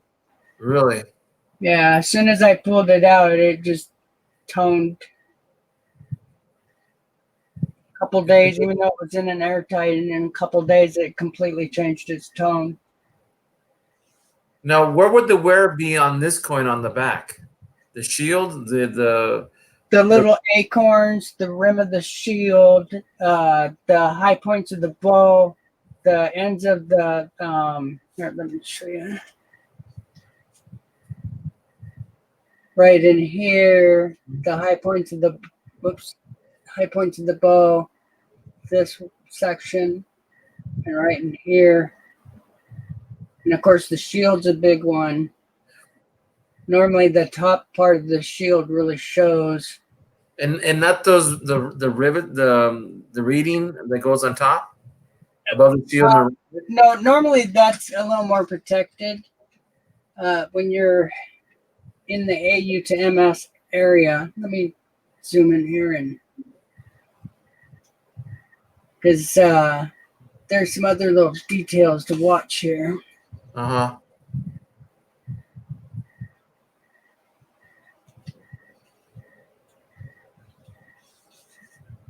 So see the whoops, wrong end. The little acorns. Yeah, I see them. Boy, they're really sharp. Yeah. Even the leaves in the detail, the leaves, the veins and the details on the leaves are pretty sharp too. Yeah, and this microscope's not doing it justice. It's got some great. Oh, there we go. That one shows really good. Yeah. There, because see, you can even see the shell has all its little lines. Right. They must use really small chisels in order to do that. Well, this is well, yeah, the dye that they make. Yeah, it's jeweler stuff. Pretty amazing that they can do it like this. So Rich, what would be the grade on this? MS what? Here, let me flip it one more time so you guys could get a complete view. Okay.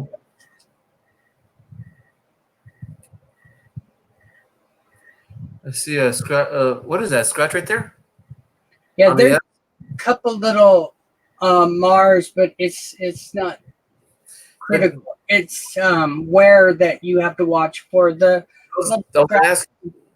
That's what I was going to ask you. The scratches don't take away the value, but where does? Right, because you got to understand that these fell into a big bin of coins. So some of the damage was caused by them dropping into this big bin and then loading it up with, 5,000 to 50,000 coins. And the weight also. And there's a couple marks in the face there. That's what's keeping it from going higher in its grade. What about the whitish above the eye and between Liberty and the eye? Okay, now I'm glad you spotted that because this is where it was inside. This was a coin I bought for $3. Uh-huh.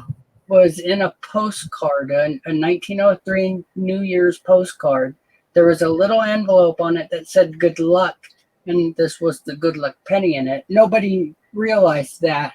And I know tons of people have searched for those postcards now since I, gave it away. Right. But this is where the envelope was pushing against the front of the coin.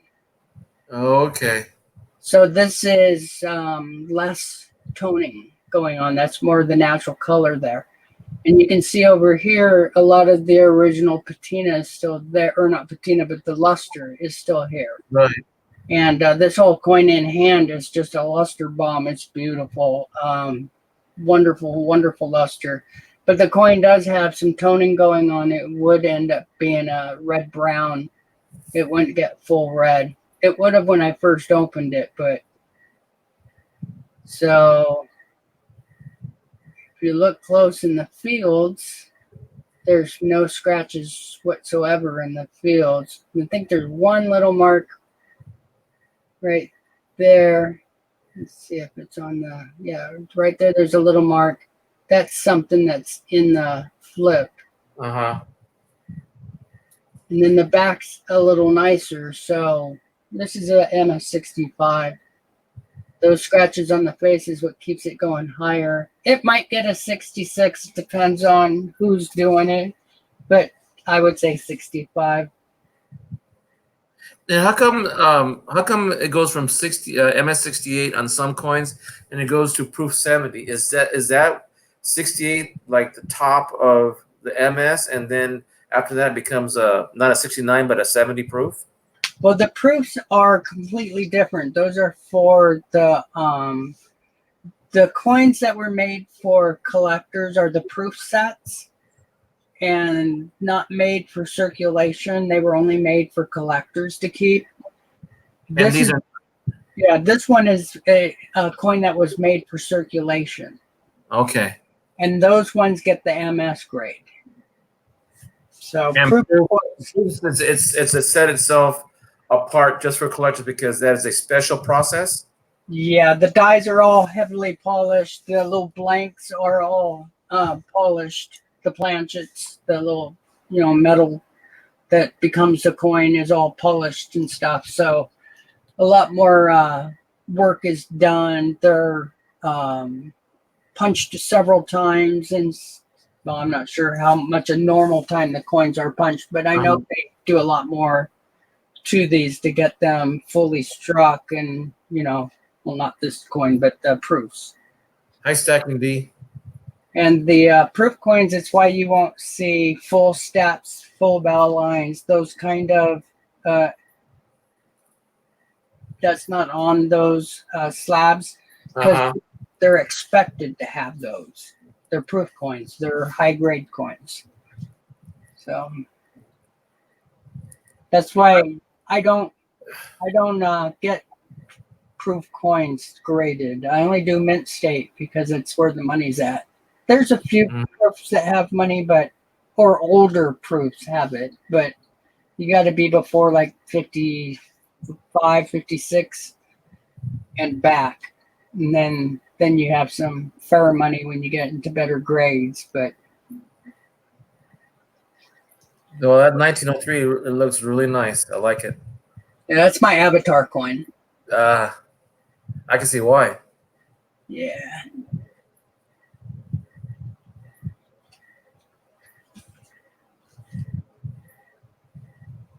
Very nice. Oh, you can see the feathers really nice too.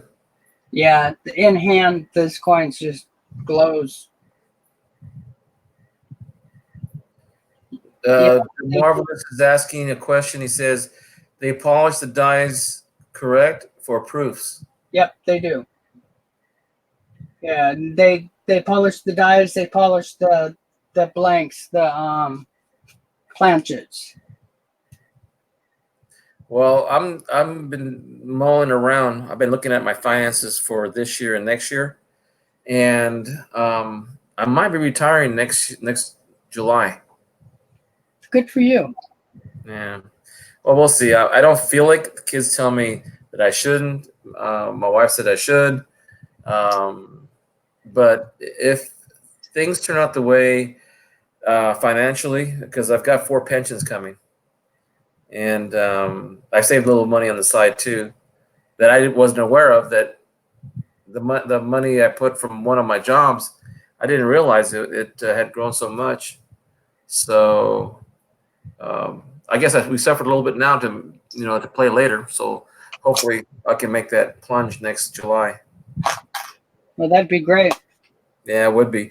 I really want to get into this because I'm fascinated by just the way things are graded, things that are valued, how they're valued, and then also I haven't been like the only place I've seen this kind of camaraderie is car shows and guys that go around helping out. I almost bought a kit car about 10 years ago, and every one of the guys said, "Hey, you buy it, we'll come to your house and we'll go every weekend, we'll put it together." I said, "You're kidding me."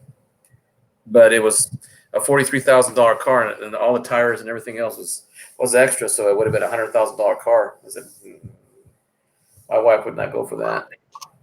Yeah, that's kind of a big plunge that's you can't say is for both of you. No. You can try. Oh yeah. Well, you know how that if mama ain't happy, nobody's happy. Yep, and all she has to do is, okay, when do I get to drive it? Then you go, oh no. I don't know you'll be able to shift it correctly. What kind of kit car? It was Cobra 427. Oh, nice. Yeah. The engine would have been original. I mean the type of engine, not the original 427, but It was blue with a white stripe, and it had number 13 on the side, which is my favorite number. And Ever driven one? I've gotten in one. I've turned one on, but I've never driven on the street. You know, they're so powerful and so light. They're a little frustrating to try to race. The traction setup is so poor. Makes it really hard to really be able to. You got to be extremely well skilled to do well. Yeah. Well, the reason why he didn't let me drive it any further is because his camber on his car was inside down and right side up, and so that it would when he would take the turns, you had to drive it a certain way. And I said, "There's no way I'm going to drive this car," but it was just the way he's got his like you said, the traction. It was like you had to be really strong to really pull it around.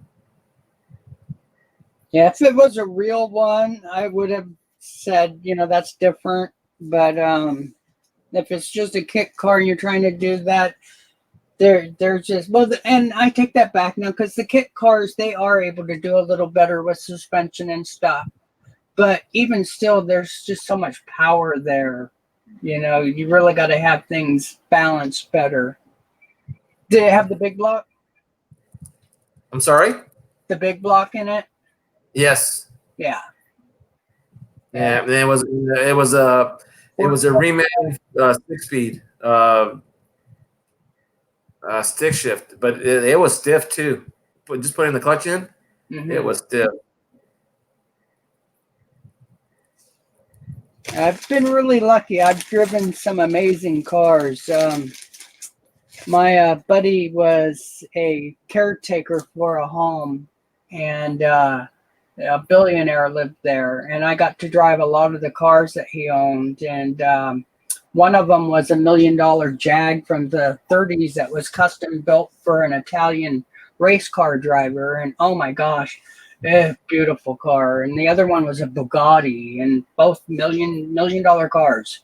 And really interesting. The Bugatti, the wheels actually leaned when you went into hard turns.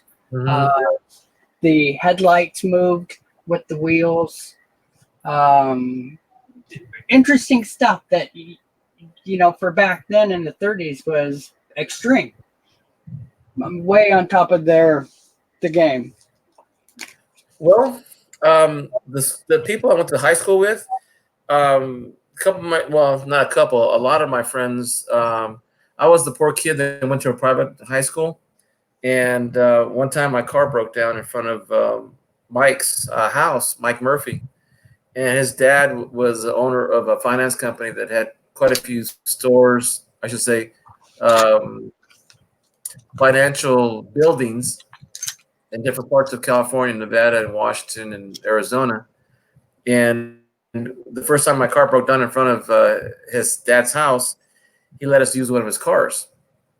Well, we went to the first garage. He said, "Hey, don't go that way. You won't be able to do that. Use that." I goes, "Why?" So I opened the door. They had a jet in the garage. Nice. They lived on an airport.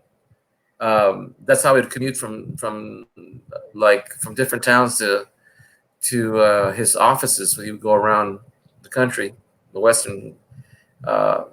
Mike also let us borrow his dad's car, and the best one he had was a 1970 Bronco. That was cool. If it was a Bronco, I don't even know because I didn't like Fords, but it was fun to drive. It's one of those like CJ, the K10s or the K20s. Those are fun. Yeah. So and all my friends were all speed demons. One of my friends, his uncle was AJ Foyt. Yeah, I remember you saying that's cool. Yeah, but he had a souped up Mustang. I'm trying to remember if it was a 73. I'm trying to remember which one was the coupe and which is the fastback. Was the 73 the fastback? I'm not sure.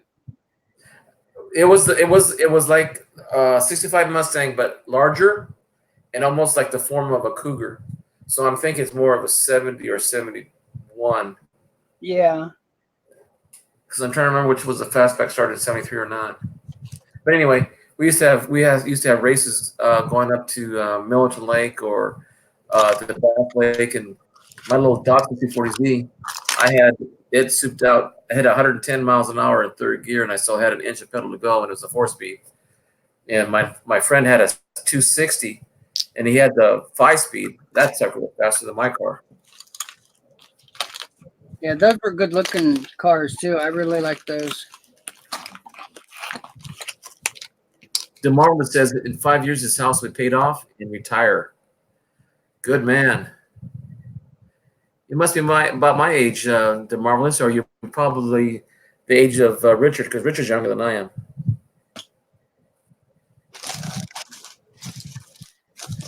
I think he heard me say that my house was paid off last week.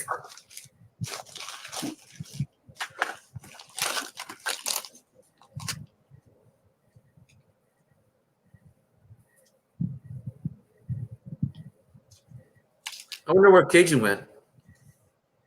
Yeah, I think he was tired. Well, he said he was barbecuing all day for his anniversary. Yeah.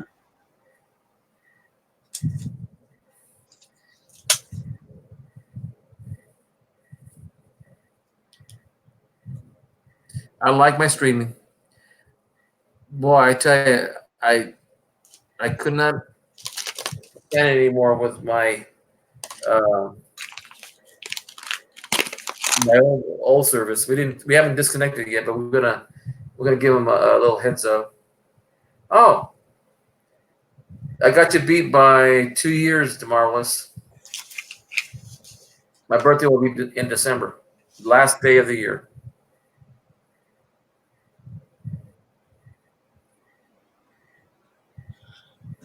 Hey, Rich, is that your crickets in the outside? Yeah, I'm sure it is. Hey, don't knock it. I mean, I really enjoy it. It reminds me of summers at my old house. I don't really notice it anymore, but always been out in the country, so. Oh, mine was in the country. Mine was in the city. And believe me, they were just as loud.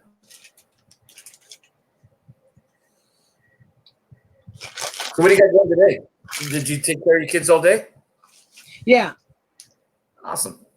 Yeah, it was a great day. I unexpected got him up before 11 this morning, and my two youngest, my 1-year-old and 3-year-old grandsons. Now, is this your older daughter or your youngest daughter? My oldest. The oldest. Yeah.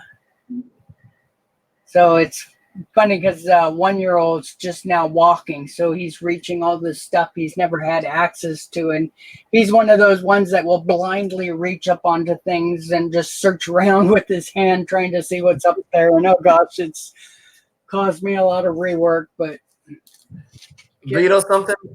I know I'm getting older and I have these aches and pains, but for some reason when they show up, I don't have those pains anymore, and I move a little faster, and I move without, I guess, the aches and pains. I guess I kind of forget, but yeah, they're marvelous. I mean, I don't know. One time a friend of my wife said that you will love your grandkids more than your kids, and I said, how can you do that? I mean, I just can't see that happening, but my kids gave me some heartaches, in high school, but my grandkids, boy, they're amazing. yeah, it's so much fun, very rewarding. And the things you can teach them, and they're not they don't say, "Oh, Grandpa, that's boring." I mean, I showed my grandson to help me separate. What was it last month? Help me separate pennies from the rolls, and then he would separate the shields from the memorials. And any Wheaties, he'd yell "Wheaties!" And then one time my wife came over and gave him a bowl of Wheaties. Grandma, that's not funny. So, childproofing is a nightmare. Yeah, I'm on grandkid number 10, so it's not so hard. I'm only having 2. Oh, by the way, yesterday I saw my granddaughter finally roll over for the first time. That's great. That's big time stuff. Yeah. And then you notice how she's, as a baby, she just lays there and now she's cooing and she's trying to talk and she'll tell you what displeases her if you pick her up the wrong way or she's uncomfortable. You hold her. She kind of tells you, like, so it's good. I love taking my 5 and 6-year-old grandsons metal detecting. Everything's a treasure. Yep. I tell you, Fun stuff. I miss my grandfather and my grandmother on both sides. Oh, I'm sorry. I only met my grandmother on my dad's side and my grandfather on my mom's side. But they were some. I mean, he would talk to me and give condolences about hey, how life is going to be, and don't worry about it. You'll get through it. And he was one of those philosophers. And my grandmother, she was more of a nurturer, just good cook, and just I remember the smells in the house, especially. The Marvelous, where do you take your kid metal detecting? Ooh, nice bands. No, Ooh, it's the not top is okay, but the bottom one looks like it's worn away a little bit. Yeah, it's not a full strike. It does have the bands going, but the strike's not full. Doesn't show up too good though.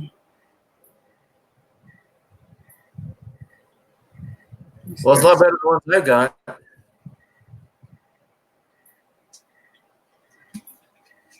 I get so frustrated with some of the coins I show because I show coins that look almost proof-like, and yet on the camera they just look mediocre. Right. It's funny. The Marvelous said that they call him Pop Pop. For some reason, my grandson gave us both names. I'm Deo, Deyo. And my wife's Maya. And for some reason, we don't know why he calls us that, but it's stuck. So I told him to keep calling me Deo. It's fine. That is a S. Mm-hmm. And it's got the bands 1, 2. Yeah, it actually does. They just don't show up really good. Now, is there supposed to be a line deeper than that on the bands, Richard? Or is that normal right there? That's the normal depth of the bands going across inside the band. When you have a real high grade one, there's actually like a little rounded edge to the bands, and really? it looks just amazing. So yeah, that one doesn't show up as good as it should, but that one is for bands. You mean to tell me that the bands are sharper on a higher grade? Well, yeah, on a higher grade coin, the bands are just really neat. When you finally get to see one that's really high grade, you realize just how far off some of the ones you thought were full bands. No, I was just thinking right now. When he was the Marvelous Digging was talking about taking his grandsons to metal detect, and my dad's home on C Street here in town. There's legends about how people would throw money, coins, and we call them bolas. Anytime a person christened a child in our culture and Catholic Church, we'd have a bunch of money, and usually it was in the piñata there would be money in there too. So a lot of the backyard where my dad grew up, they would have bolos, and they would throw money up in the air, as much change they could hold in hand, and the kids would run and go underneath and pick up all the coins. But if they did it in the grass, a lot of times they lost a lot of the money in the grass. So my dad was living in houses in the 1920s, 1930s. I'll have to go back in that neighborhood and check it out, see if that's true or not. Yeah, because some of those dates around then, from 1909 to 1819, are some really high-end coins for values, even in low grades. Even if it's been marred by weather and dirt and Yeah, some of them soil are and all. key dates, so you can get away with quite a bit more than normal. Would they they be below extra fine and above good? Well, just a second. I'll give you an example. Okay.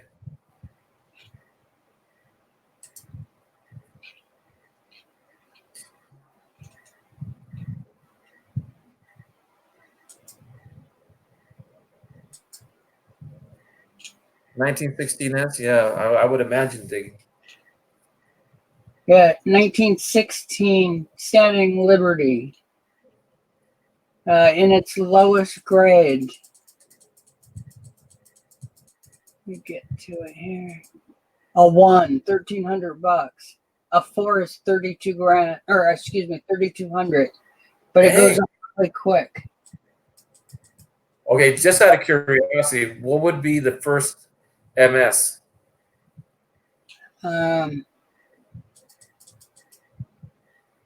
Well, AU is 10 grand. It's only 13 grand. But once you get to 65, it's 30. And a 66 is close to 40. I just read what Mickey Rob's bank says. Well, I'm not. He says it puts it in big letters. I am not anywhere close to retiring, but my recent discovery will make life much easier. Mickey, would you reveal what you found? Mickey Rogers Banks is the one that found the first of the quarters for the W mint mark for it just came out. See, I'm not a quarter guy, so sorry, Mickey. I'm gonna do you poor justice. But yeah, he was the first one to get a quarter to PCGS, but they marked it as a early or prior release. I forget what they ended up giving him instead of just honoring the deal that they had said he would get the first week of discovery or discovery.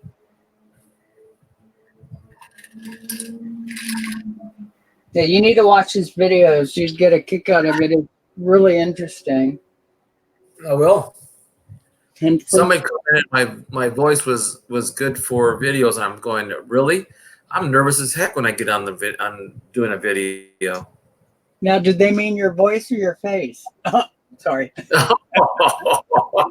Yeah, I've gotten that so many. My voice, not my face. I can guarantee you that. You don't show your face. You got a face for radio. Yeah. Yeah, accidental. Nice. Andrew, hi. How you doing? Hey, Andrew.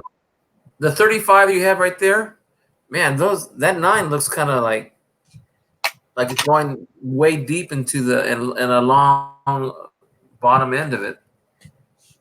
I'm probably sure it's probably the right 9, but it looks kind of odd to me. Like it's like the 19 is larger than the 35. Yeah, I don't think there's anything unusual on it. It's when the width of them gets really wide. Oh, okay. There's a lot of, because look where they're trying to fill right there. They're trying to fill the arch in the neck. So those numbers are a little bigger, and then the 5 is smaller. So that's just the way the design is. Doing good, Andrew. How about you? Mickey says that he got the notation for the accidental early release. Yeah. And there's a big amount of money being given to the early release coins, but he ended up with the accidental, which is a real shame.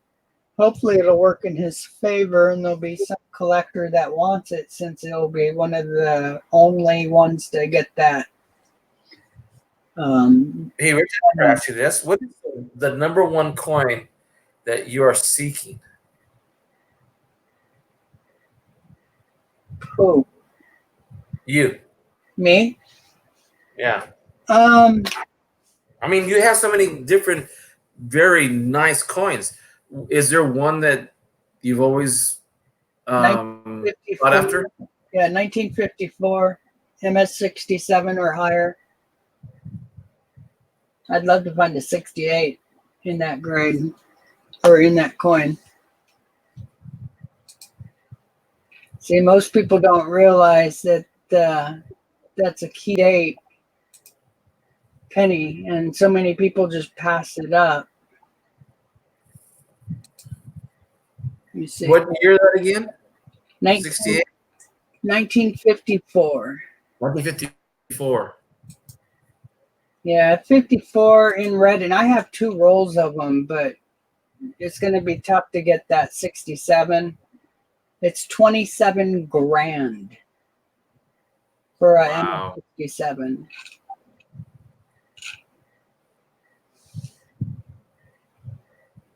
Yeah, I just got out to buy the router yesterday at Best Buy, and it's funny because I got the first 2019 D Roosevelt and a 2019 quarter D, and I'm gonna have to get some more books on the newer dates because I don't have any of the newer dates.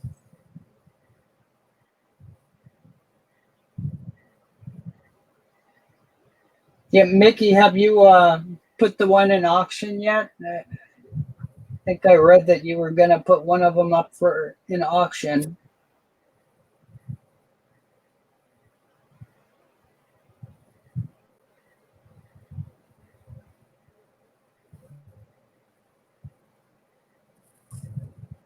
Yeah, he actually has the video where he finds it. It's pretty fun to watch. Oh, you found it live? Yeah. Well, Awesome. most of it's live, I think. Uh-huh. But you can see his hand shaking pretty hard. He was pretty excited. Oh, oh, jeez. I was always thinking I would find the 1955 double stamp, double die verse. I thought I would find that because I was going through so many pennies at work at Mayfair, and I remember reading it somewhere. And I look at all the pennies. My boss would catch me and say, "What are you doing?" Oh, nothing. I'm just counting the pennies. That close to your face? Come on. I still have a few rolls of those I haven't gone through. 55s? Oh my Yep. God. Yeah, I save them for special occasions. And they're all BUs? Of course, they'll be all BUs.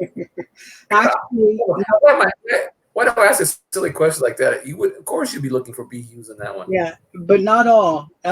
Because I knew to grab the out of my circulated, because I got a lot of circulated as well. And I've always pulled that apart and never looked at them, just put them right into a capsule, or not capsule, but a tube. And then I just save them to go through because, that's a heyday if you make it. Exactly. What does a MS-66 or 67 go for a 55?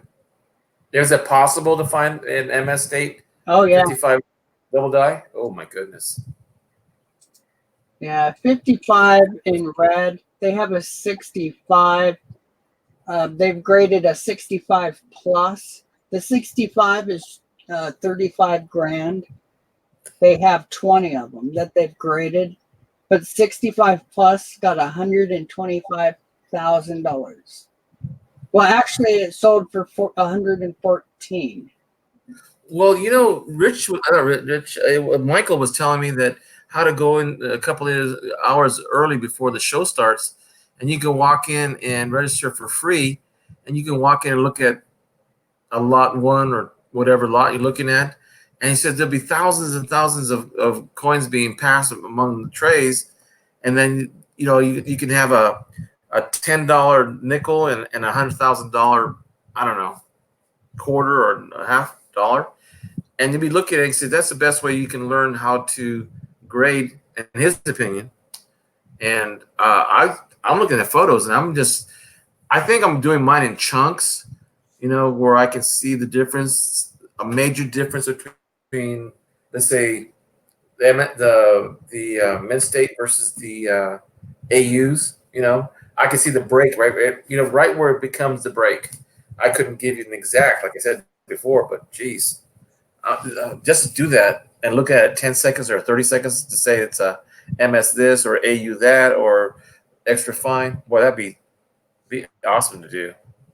I'm pretty good at grading. I can't. That's too fast for me. It takes me a couple minutes. See, that's what would probably take me 25 minutes or maybe 15 minutes, but to know exactly where the wear patterns are and toning. Like I saw a 67 MS67 64 on the PCGS grading scale, and it had toning on it. And another coin, it was a lesser grade.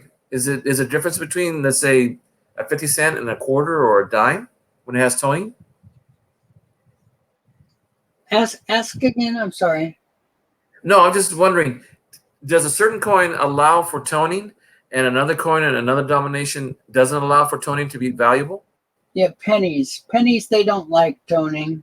You see a couple, but 95% of the tone coins that are copper don't they call them red brown. Okay. So it loses the the red designation, which is huge because that's all the silver and clad toning's okay then? Jumps the value considerably if it's beautiful. Interesting. Because that's the one thing I noticed today, Friday, when I was looking at the MS and on the Kennedys especially, I noticed that it went from 66, 68, and all of a sudden the toning on it, you can see the different colors on it. All of a sudden, the value, the standard went up. Excuse me, but I'm ready to sneeze and I can't sneeze. I don't know why. Excuse me. Anyway, so I'm noticing subtle changes in the coins, but in more major differences rather than the smaller, intricate, loop type stuff.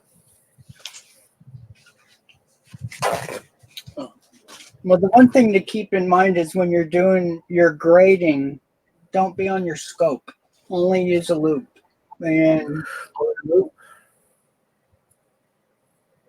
the scope will do you in. You see too much.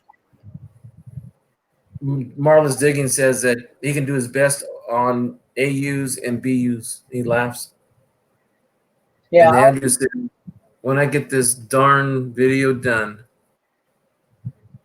And then Andrew says there are 2 MS67 American Memorial Parks with W's are going to be on Cajun's wheel soon. Cool. Really?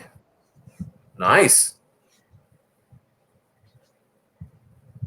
Yeah, he's done good with that wheel. Yeah. It says Mickey Ross Banks says yes, he has one on the Great Collections auction. Yeah, I thought I had seen that. That's great. I hope he does good. Yeah. Personally, I'd get rid of them both. I would be worried that there's going to be so many higher grade coins more than likely down the road here. And, it's the way it always is. The value's high when there's lots of people interested. But years down the road, when there's not so many people interested, the values just take a big hit. So it's just like car auctions when you have a lot of big time buyers. the prices usually go up on that. Like I saw a Ducati motorcycle, very modest, and they had some big guns in the audience. And the guy mentioned, "Hey, we have some people who really buy some high end stuff, and it might sell the price of the Ducati is supposed to go for like $6,000, and it was all original. It ended up at 17,000 for a Ducati motorcycle." Wow.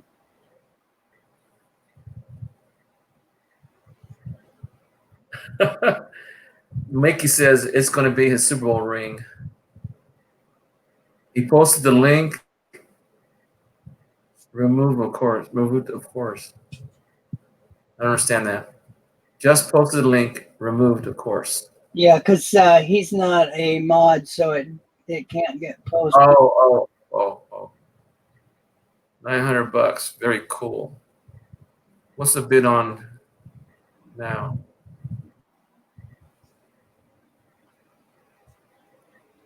Well, I'm amazed at the prices some of these coins bring, and they're only a nickel or a penny, or even a 50-cent piece or $1. Sometimes these prices, I don't see how.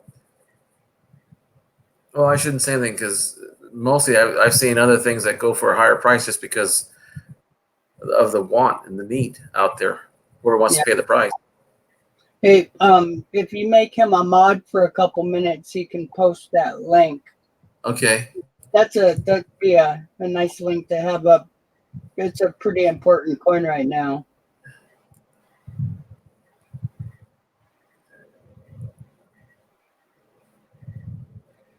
Okay, where are you? Let's see.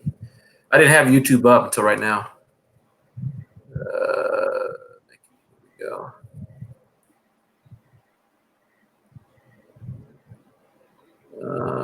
Add moderator.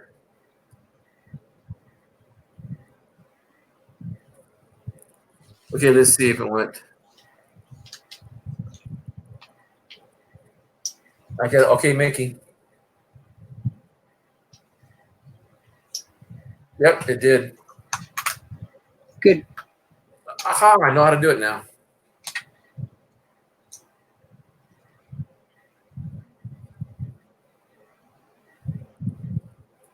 Well, I'll tell you what, Richard. You have expanded my mind and my look at coins so immensely. Good. I appreciate it. Really do. It's a great hobby. It really is. Well, I did start a long time ago, but I don't know why I got out of it. Mainly I know it's because I was traveling a lot. For Target. Those 5 years, I was part of it. The other one was I was going to school. So I got to see that link. Where's that? If I'm on YouTube and I hit his link, will this go away? The YouTube part of it? Yeah, if you right click it instead of left click, it'll give you the option to open in a new tab. Open a new tab. Okay, good. Want to take a look at it. I've seen one of my dad's friends had a Mercury dime. Is that the one with the 41/42, or is it the 42/41? Yeah, 42/41. Yeah, he had one, and the way he found it was that someone told him that there was a fake dime because the number was superimposed on another, so it was fake. So the guy said, "Here, you can have it," and he kept it. It's kind of odd story to hear someone do that. Yeah. I found 3 of them all in the same bag of 5,000 dimes that I had picked up. Rich, what I'm thinking of doing when Michael did the 5,000 penny bag. I got a few books that I need to fill and start with my grandson, and most of them are Wheaties. But I've seen some prices on I don't know what a good price is on a bag of, let's say, 1,000 pennies. Wheaties. Have they gone through them already? Who, Michael? No. I'm talking about when you go to a dealer. if they deal in bags of pennies or even Yeah. on eBay. It was years ago that when I did the dimes, but yeah, you need to be careful because there's a lot of places that they really do go through everything. Mm-hmm. So the place that Michael goes to, you might try them because he did really good with them. Uh-huh. And some of the bigger shops, they're too busy to go through everything. So, and the dimes is one that a lot of people just aren't interested in. There's the errors. There's not the amount of errors and stuff, but that's definitely one of the errors. And there's a 1916 that's rare for them times. The Marvelous Digging says at about 7 to 8 cents each. So 5,000 times 7 cents is $350. No, that's not right, is it? No, I'm not doing it right. Let me see.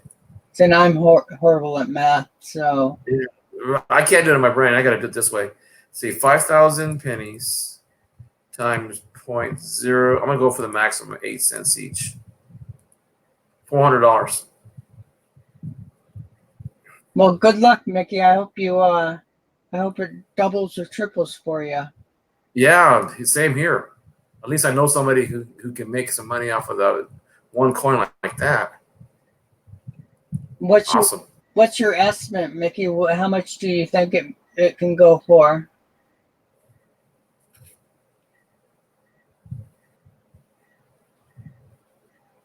Yeah, I see. I don't do the newer coins, so I've kind of not been part of that craze. But boy, it sure hit a lot of people. 10 grand. Yeah, that'd be cool. And you got 6 days to go, so that's a good place to be right now. 10 grand? Oh Lord. See, there's only a couple of them because of the way it was an accidental release. One of two. What would be? Well, I'm not understanding what you mean by accidental release. What would be the other?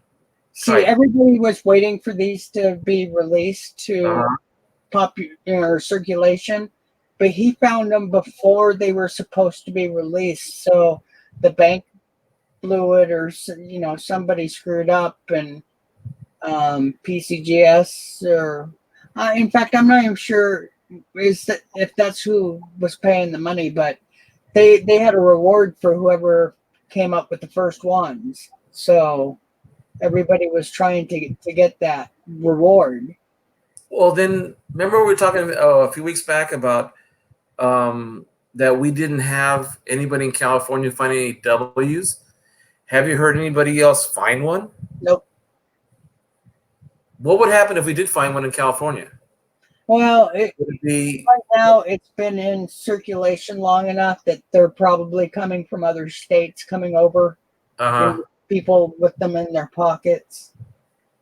But yeah, I don't know. They just they were supposed to be somewhat released evenly, but they never are.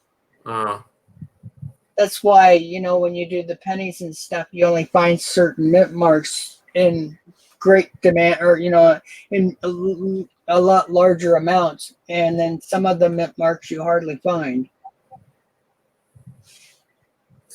the Midnight Silver Run says that they were supposed to be released on August 26th, and he found them like a week before.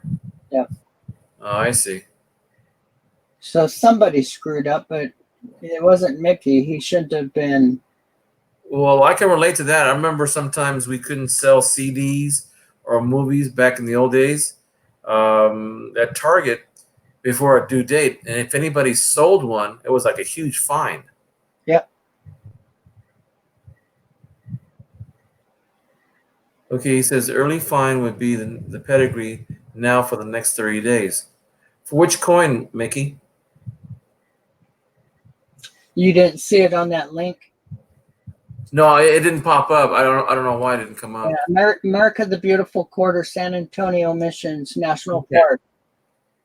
It's the 2019 W. So I'll be looking for that one. But something, I don't use cash that often. Yeah, I'm always giving more money so I can get change. You know what I should do is do what the I watching a guy by the name of I forget his name, but he does a $2 documentary, and just to get $2 back in circulation, he'll go out and he'll get $100 worth of $2 bills, and he'll whatever he buys, he gives them this change to purchase items, and people will say we start a conversation, and he says, "Well, I do collect coins, so if you see anything." He'll go get the gas station, the post office. He'll go to anywhere, and he says that he uses that as a talking moment, for coins, and that's how he gets some of his stuff. Yep. Yeah, there's a lot of people that do that at the banks too, and I've got a few people that are like family that work at banks, and they're always watching for me. Mm. Well, there's the place here in town, but I hear rumors that there are places where they sell boxes for like of coins, rolled coins. But I'm pretty sure most banks don't make that much money just exchanging boxes. But they do ask me a few times if I wanted to exchange the box for a new box. I haven't tried it yet, and I'm afraid I might get for like pennies, nickels, and dimes, just an exchange box, and it'll be all 2019. Well, if you run into that, let me know. I'll take it. Okay. Secret is? Well, I'm a bank, original bank wrap collector. Oh, that's cool. Those are my rolls. Doesn't matter the date. That's what I did in the 60s and 70s, and why I have such great pennies. Awesome. You'd be surprised what I went through, how much coinage I went through a grocery store. Yeah, I didn't think they would go through that much, but they do. Now, from what I'm hearing from the cash office managers, they're using less and less money as coin roll or dollar bills or all the denominations. That it's rare to see someone pay something like, oh, when I bought my Best Buy and my router modem, I gave them two $100 bills. Didn't flinch an eye. I went over to Target, which is right next to Best Buy, and I gave them a $50 bill, and all of a sudden they said, "Is this real?" They called their manager over. They were checking it. They went to go see the security strip. I mean, it was just unbelievable it made all the people wait in line too. Yeah, now I've done Ike's $50, $2 bills, and oh gosh, what's the other one I've done? Oh, some of those, or the presidential, and they don't know them. They told me that this is not real money. It's tokens. I said, no, real money. Yeah, and I take my old coins into the bank and show them off all the time so that they can keep their eye open for me, and they always get a big kick out of seeing, the coins in perfect condition. I did that at one bank teller in Fresno, and now she's saving this. I showed her a silver certificate I had, and she's starting to look out for those now. Not for me, but she says she'll keep them. Yeah, I took my 1885 Carson City into one of the banks. Really? Left out. That's the one with the CC on it, right? Yep. Yeah, wow. And that's actually a semi-key date. It's probably a $700-800 coin, fairly easy. But isn't most of the Carson City ones, because it was a special mint in Carson City, is why most of those are pretty rare? Yeah, and it was a smaller mint. They didn't produce nearly as much as everybody else, so their how many they minted is really low compared to the other mints. What about Louisiana? The O? No, they were fairly good size. They minted quite a few coins. I find they're a little better condition. So with this Carson Cities, those they had to travel some pretty rough areas to get out of there. So That's why they have so many issues, and they were using an older press, and their the mint tools was fairly poor and secondhand and that kind of thing. If I remember correctly, they were actually getting it from either the San Francisco or the Philly mint and reworking the stuff to make it work. This may be an odd question to ask, but in those days the Morgans, were they minted in San Francisco, but were they more for proof or business strike? I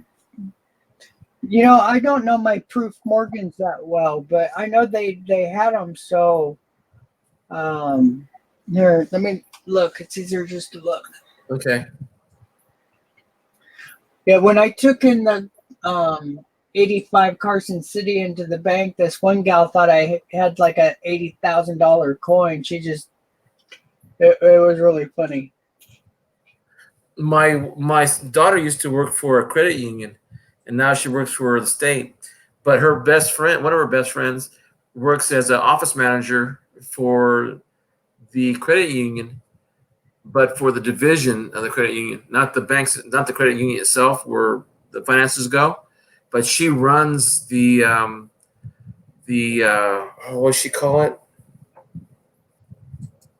Yeah, there was only hundreds made of the proofs. Oh, really? 700. Yeah. So which is 700? Wow. What years are those? 1890s. Let me go to an older one. Okay. Anyway, the lady was with the girl that my daughter knows. She says that she can give me all the coins I want in boxes as long as I put cash out. I said, shoot, no problem there. Yeah, awesome. That's take care of her. Oh yeah, Buy her lunch and Starbucks and dinner and stuff. dinner. Yeah. Those people, a lot of people get charged or get hassled so bad. So a 1878 eight-tail feather Morgan and just proof is $2,000 for MS60, and at the high end, a 67 is $60,000. Oh Now, my gosh. a cameo one, well, there was only 500 minted. And they've got to be all in collectors. A cameo one is 2,500 for 60, and oh my gosh, almost $100,000 for a 67. So I was on the right track because I heard someone talk about the proofs that were being minted in San Francisco, but I didn't know the numbers were that low.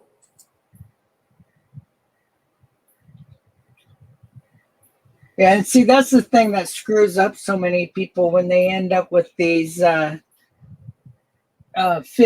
and 60 coins, and they think they have some, proof-like coin, and it's actually from Philadelphia, and it is a proof. But they think only San Francisco did the proofs. See, Unbelievable. yeah, Philadelphia did them in the 50s and 60s. Are they large numbers too, or are they small numbers? I'm pretty sure they're large. Here, I'll look.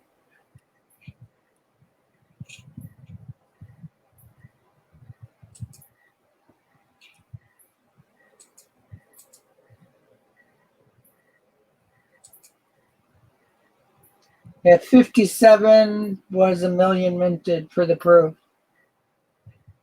1.2. Wow. That's still. And if you get a deep cameo, you would think like an MS or a proof 67 or 68 would be like big bucks, but it's really not until you hit 69. A 68 proof for a 57 proof $half a Franklin is $1,500. But you hit 69 and it's 32 grand. But they've upgraded 3 in Deep Cameo 69. The Marvelous Diggy says that local estate auctions are the best option for wheat cents because they usually have an early inspection before bidding. Yeah, I've never done an auction before. Neither I'm curious, but I know a friend of mine. He's been retired since he was 40 because his dad used to be a real estate agent, and they would buy a lot of houses. And they would buy them through HUD cheap, and HUD would finance their rebuilds and refurbish the houses, and they would turn around and the financing be paid by HUD, and they'd sell the house as a realtor, fix the house, and whatever they fixed the house for and what they sold it for was their profit. And they did really well for like 20 years. But when they would go through the houses to clean them out, the people will still leave their furniture, their clothes, TVs, whatever. And they would find, sometimes canisters of coins. Yeah. And then when they did older houses, he said they would find dollar bills, in the walls, or when they do the flooring, they could see pennies, and he'd pick them up. Over 20 years, he said he must have got about, I don't know, quite a bit, because his mom was a coin collector. That's another thing that a friend of mine has. She collected gold coins and Morgans. That's all she collected. Actually, DeMarvelous Digging, that's not true. I know if you're doing eBay, it's really depressing because you find so little, but no, there are unsearched ones out there. Mine, all my BU coins are unsearched. The ones I haven't gone through, which is about 75% of them. So about 500 pounds of them. You must have heavy duty drawers there, Rich. Yeah, I was a furniture maker, so yep. I would imagine you must have all the nice hinges and the nice, what is it, glides? What do you call them? Yeah, they're 120 pounders. Now, did you do this before, or you had someone doing for you, or what? Yeah, I did it before. Okay. And I did part of it while I was having issues, but I had everything set up, so made it a lot easier. Well, you also know what to look for too, since you were a furniture maker. You know the best methods to construct what you wanted and needed. Yeah. DeMarvelous Digging's asking about the minting in Carson City. The silver, yeah. Virginia City had a huge strike. In Carson City too, the whole area was just covered in silver. So, yep, that is why they needed to be able to do something with all that silver. So I have a video on my channel that shows you what to look for with some of the rolls that you get on eBay, what to watch for. Never buy the ones that say, there's some key date on the one side. That's always somebody stacking, or a silver dime on one side of a penny roll. That doesn't happen in true bank rolls. There's a lot of hints on my channel for which rolls to look for. The banded rolls. Here, let me show you. I don't think I have any penny ones, but I got some nickel and quarter ones I can show. Let's see, I don't have my other camera set up too well, so you're going to see a little bit of my mess. Oh, it finally opened up. Mickey's quarter. The San Antonio Missions. I finally got it open. Wow. So these ones in the penny rolls are really great to find, and something that was heavily used in the 50s and early 60s.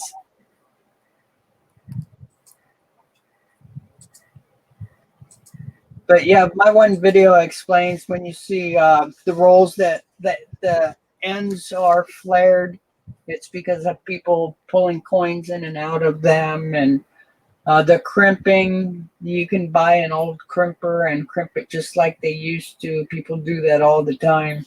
You saw the rolls I just held up. I have a case of them. So people can buy these things and fill them on for eBay. But watch for the sellers who have near flawless, perfect records with their sales, and the ones that give returns, full refunds. Those are the guys you want to pay attention to. So, and not the one that shows that, every other 10 or 12 rolls is coming up with the semi-key or key date. That just, you find really high-end coins, but you don't find that many key dates. Hey, Dave. Oh, hey, David. How you doing, Mr. Carlisle? Comstock. Yep. I actually had family living in Virginia City and Carson and those areas at that time that all went through that big old menagerie, land values skyrocketing and neighbors going against neighbor, and some pretty odd times. That's cool. Still marvelous. 30 pounds of Wheaties is doing pretty good. So you have to collect as long as I have to be able to have the BU rolls. They're tough to come by these days without really paying for them. I have close to 800 pounds of brilliant uncirculated bank wrapped rolls of pennies.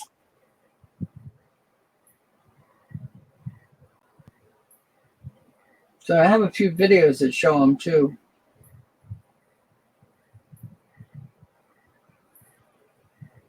And I actually bought a lot off of eBay and did really good.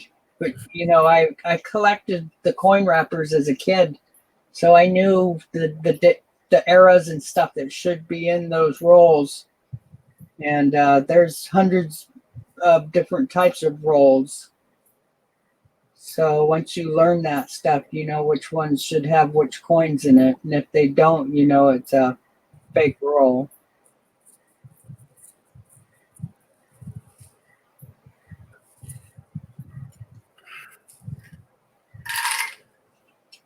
Well, you're doing good, Hector. Still on. Yes, sir. And I'm going to, like I said, pick your brain until I get done. Cooked, let's put it that way.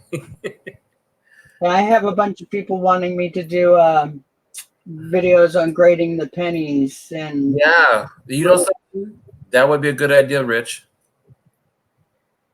it's going to really crack you guys up when you see how I do it, because I have a real strange way of doing it.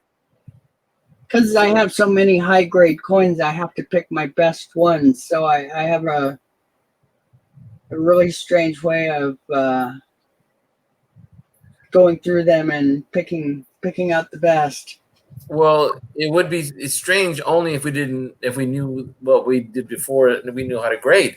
But if it's something that you do as how can I put it, a method to your madness, we wouldn't be able to tell the difference. So if you really show the way you do it, maybe we might copy it and maybe learn that way too. Yeah, but I don't care if anybody copies me. It took me a couple years before I really started making money at it because I was getting so many of them wrong. But now I'm about 50%. Every other coin I get my grade, so that's way up there. But I only do MS 66, 67, and 68, and only for pennies. I noticed on this dime you have on the scope right now, Am I seeing correctly? But is there like next to the zero, um, like a layer of shine, It- or is that a stain of some kind? yeah, I don't know exactly what that is. It might be a stain from the wrapper because Okay. this one was in a old wrapper, but these are 55s Wow. and it's full bands. It just doesn't always look that way. Does that detract from the luster of the No, coin? this one you don't see that spotting at all in hand. Uh huh. See how it disappears right there? Right. So yeah, they just look like full luster coins. That stuff only shows up on this camera, and I don't know why. That's odd. 'Cause I can see it on the end. I can see it next to the torch on the bottom below the USU. Yeah, there's quite a bit on this one. Yeah. Up on the leaf above US. So you see a lot right there. Oh yeah.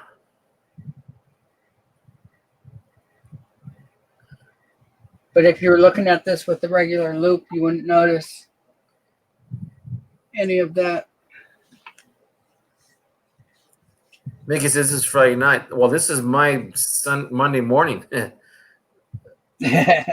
So, hey, believe me, Mickey, the first time I started talking to Rich, I must have been up until, what was it, the first time, 6 in the morning? Yeah, yeah. I said, man, I don't see how this guy can do it. But I guess we all have our labs right now.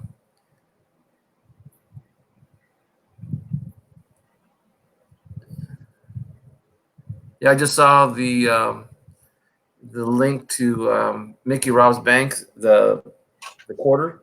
Yeah, $900 with 6 bidders. Oh my gosh. and 6 days to go. So that's pretty interesting. Someone's gonna probably wait to the last minute and bid the last minute or two. Yeah, and is that 6 different bidders, Mickey, or just 6 different bids? Hopefully it's bidders. Or 6 individual bidders. Yeah. That way you got people fighting over it. Not 2 guys fighting over to have the highest, bid in right now.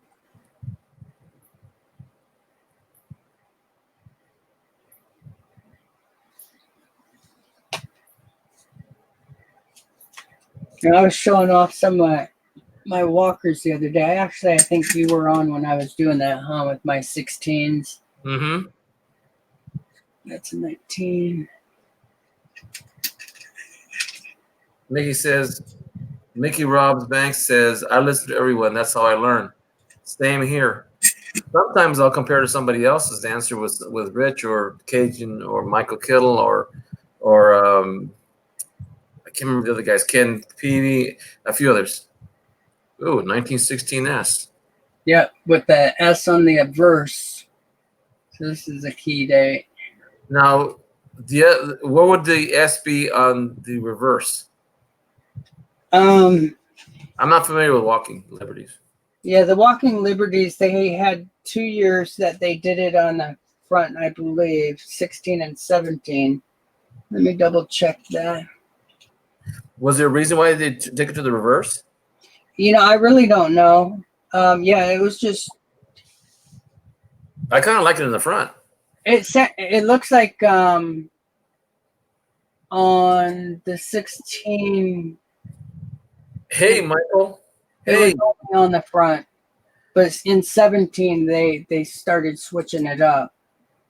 Hey, Plaster Chaser. Good morning. Michael Kill's in the room. Hey, Michael.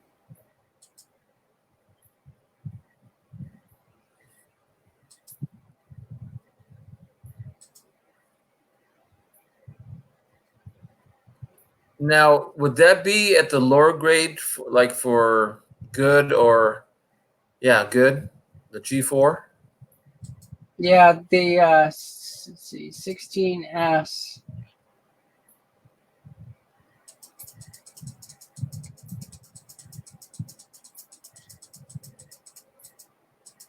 Michael Kittle, I'm doing fine. I'm keeping up with Rich. Rich is putting me under the table right now.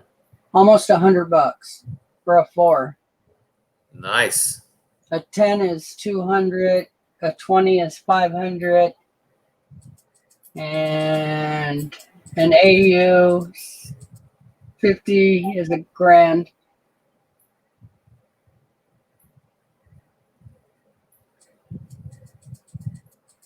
Michael says, Mickey says that he has many different bidders, and it shows that the diversity of interest in the piece. Awesome. Yeah, that's key right there. And it shows that those are people that want to be there towards the end. They get in right away and do a minimum bid so they can make sure they're already up there showing. Well, he said a little while ago that he might get 10 grand for it. Yeah, hard to say. That Yeah. was really tough because there's nothing to compare it to.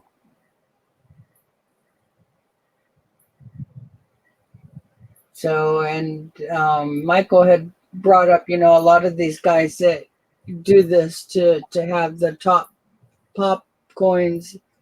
That one's not going to be one of them. It's in its own category, so it's not like having that same quarter with a normal grade on it. So it's interesting, but that could bring out your own, somebody that does really oddball coins too. So Yeah. hard to say.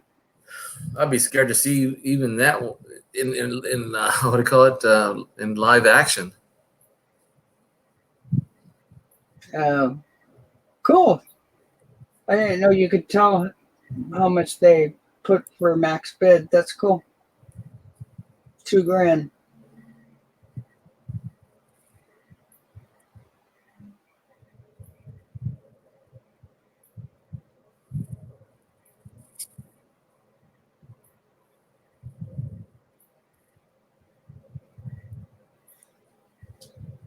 Come on in, Michael, if you want to talk to us.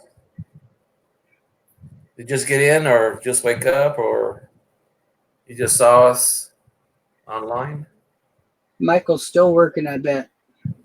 or is he? Yeah, I think he's a bit of a night owl that pops on after he gets his work done.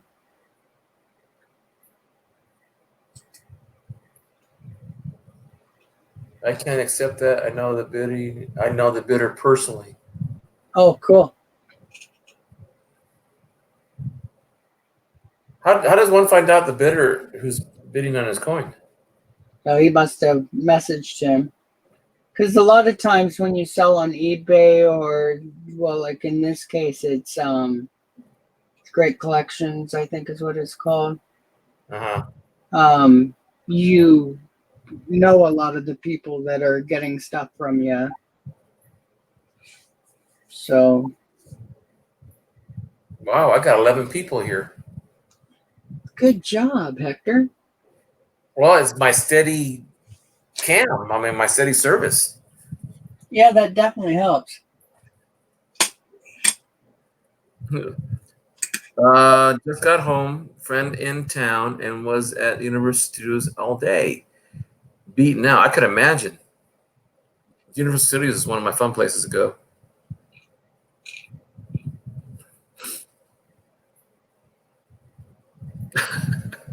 Click that like button, everyone. Thank you, Michael. Always working. Yeah. Well, one of my followers told me that the max bid was set at 2,000. Who can set a max bid?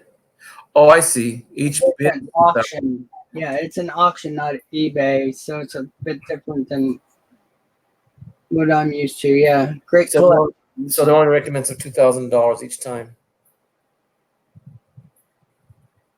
A D? What year, Richard? 16. This is another one of those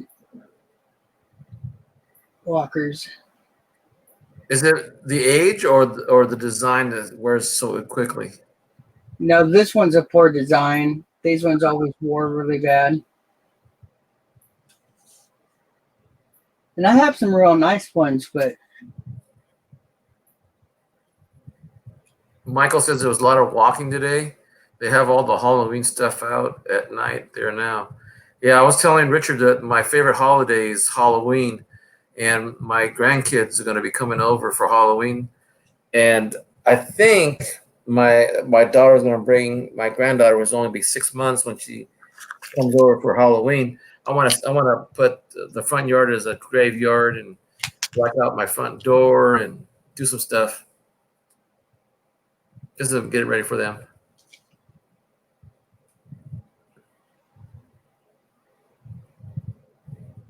My wife wants to see the fall in Maine and New Hampshire. cool. I said, we don't have to go that far. All we got to do is go across the street. All the leaves die on the vines. That's not going to work. You can try it, Hector. Hey, I can give it a shot. And if we don't hear from you for a couple days, we Yeah, understand. you'll know why. On restriction. Mm-hmm. Steel penny? Yeah. I mean, I just saw the edge of it. Nice.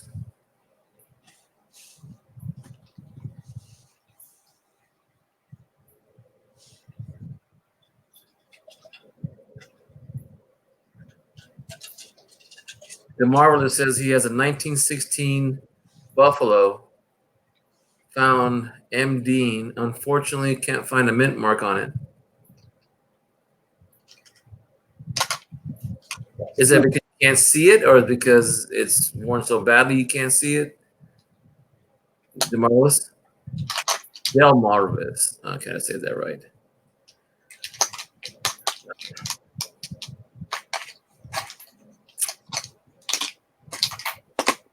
And I just found mine. It had been missing for a while.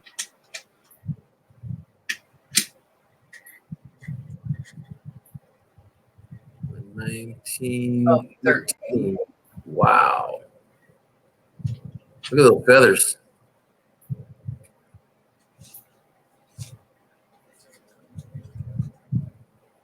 Yeah, here's the better one. This one's really beautifully toned, but it just never shows up well. I can see a little bit on his over his ear where it's supposed to be covered. Oh yeah, I can see a little bit of it.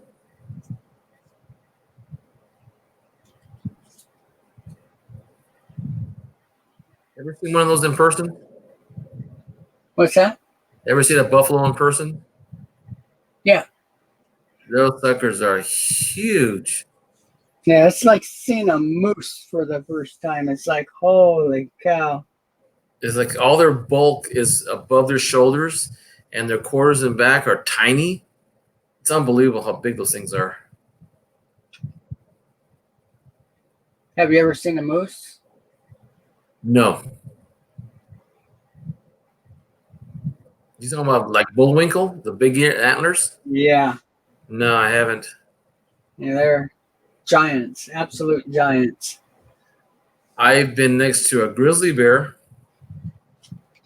On purpose? Well, it was stuffed. It wasn't. Are you kidding me? That thing is so big. I would have probably dropped dead right there in the spot. And you realize the ones we have today are nothing compared to the ones from the past. Right, and the reason why I said is because it was stuffed. It was one of the last ones they killed. Where in the heck was it? Up in Yosemite or somewhere near Sugar Pine or Fish Camp, somewhere just outside of Yosemite, and they had it stuffed because they wanted it. It was over 10 feet tall. Well, I got a lot of letters and messages, postcards and that kind of thing from family from early 1800s on up. Uh-huh. And it wasn't unusual to come across several grizzlies in an afternoon. Can you imagine? Well, I've seen brown bears take a door apart at Yosemite because Yosemite's not very far from here. But when you have food in the car they'll tear the doors apart just to get in. And I've seen them rip a door from its hinges. And these are little brown bears, little black bears. Yeah. So a full-grown moose up to 1,200 pounds and 6.5 feet from hooves to its shoulders. That's like a Holstein cow. I've seen them 2,000 pounds, and their girth is anywhere from I forget the girth on these cows, especially when they're milking. The bulls are even bigger than the cows, and we go to the state fair, and there'll be a 2,200 pound, Holstein with a full bag. Going, dang, this sucker is big. And then when they have hamburgers for it, there's hardly anything wasted on that animal. Yeah. How tall are they though? I would say, well, I'm 5'9", and they're well over me, so I would say over 6 feet. Oh, I'll be darned. The Holsteins, oh yeah, they're huge. Even the Brahmers and the Charolais, not so much. But the Brahmers, they get to be over 6 feet. They're not as big. They're more lean. But the Holstein cows, they get up to 2,000 pounds easy.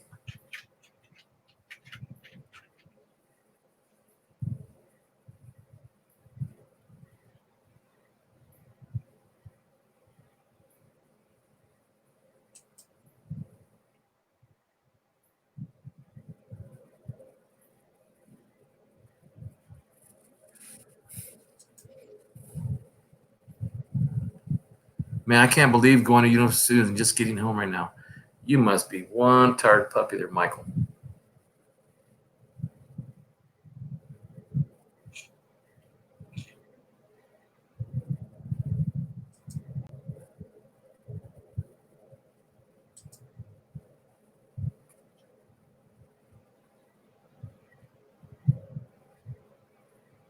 The Marvelous. How often do you go digging, metal detecting?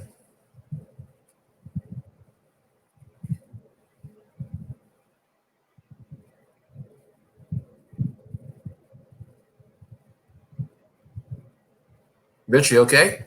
Oh yeah. I'm sorry. Were you talking to me? But you got so quiet. I didn't know if it was you had to do something or. I was just reading something. Okay. No, I'm just asking the Marvelous, how often does he go digging? Or I should say metal detecting. Man, still 11 people in here. I can't believe it. Cool. Well, it's got to be my service. Otherwise, I would have been even here this long.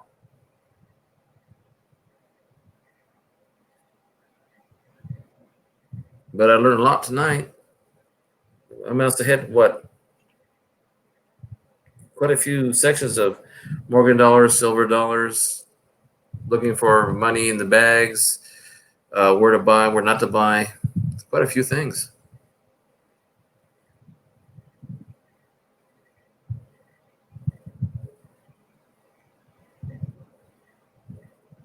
Oh, the Marvelous, I was asking you, how often do you go metal detecting? Just on the weekend, one a month, special areas?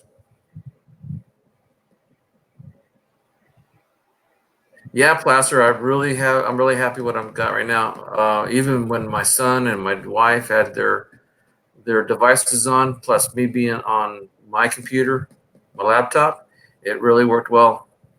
I've got almost 60 going up, which is not guaranteed, so it's averaging about 49 to 51 megabytes. That's the average. Not guaranteed all the time, but I'm at least getting 4, maybe 3.5 to 4 on the upload. Daily? You go digging daily? Wow.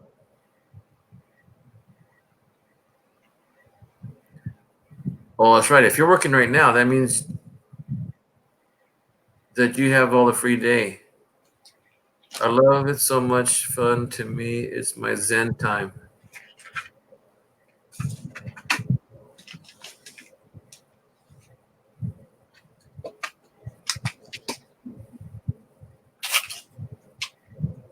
I was wondering how many dealers out there really have like tons of coins.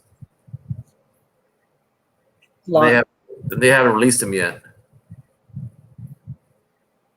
Normally, that's not what dealers do. So Mm-hmm. that's your collector hoarder guy like me. Ah.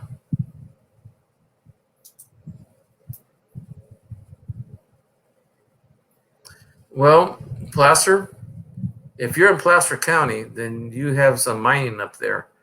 But like in my area, up here, it'd be called. There's a place called. Oh shoot, trying to remember the name of it.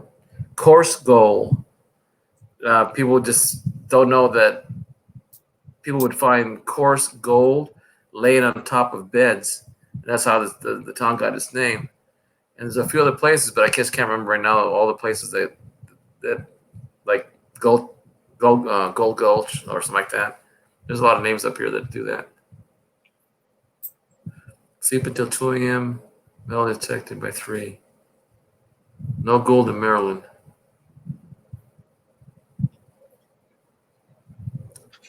Well, there's a lot. There's one guy that I know, and he drives to Bakersfield and the other side of Riverside County, and he goes iron detecting for meteorites. Nice. Yeah, he brought some 207 pieces over 2 weeks. He was down there just for vacation, and all he did was just pick up rocks, or he would. You know what he does? He goes on Google Earth and he goes to a certain area and scans the land for impact mounds, and that's where he goes and looks for iron meteorites. That's a nice dime. Yeah, and it's the way you find a lot of them. Here, let me get a little closer. Okay. Because the way they wear, if you look at the, oops.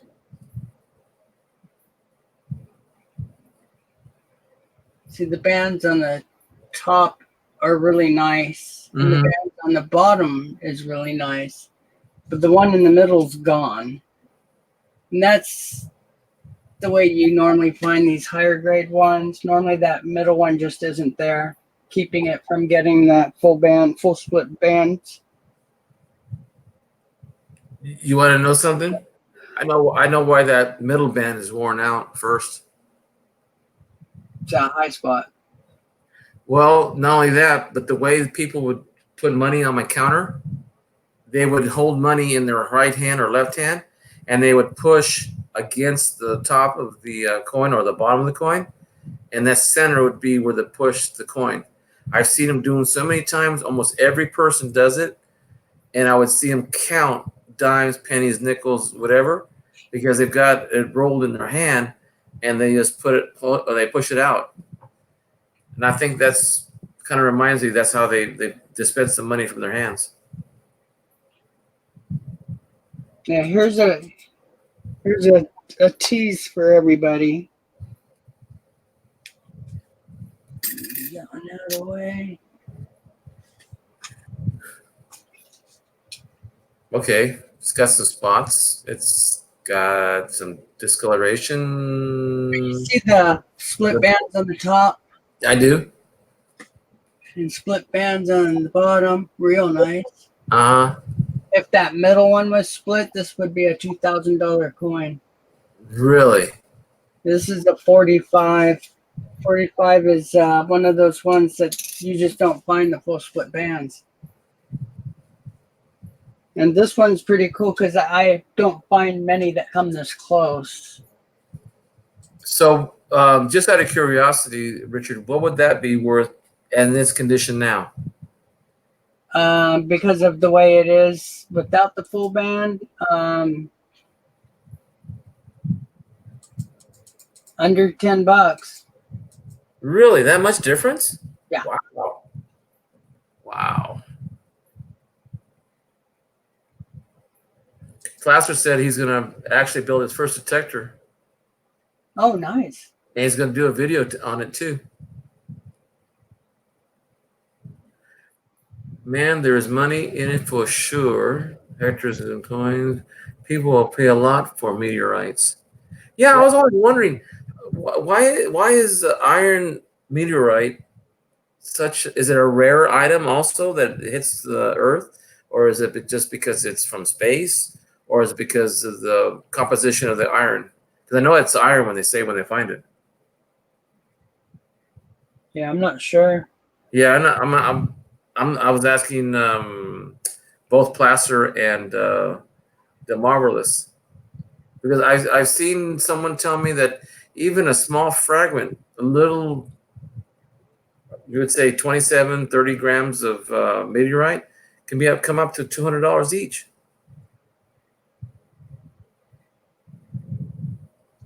Even Richos, he actually goes out and finds the gems. But the other day, he brought some quartz that he found, and did it for like a gift. Man, there's money to pay for a lot of meteorites from space, I think. Yeah, I have this huge thing of quartz crystals that it's like 40 something pounds. It's all just one big clump of crystals.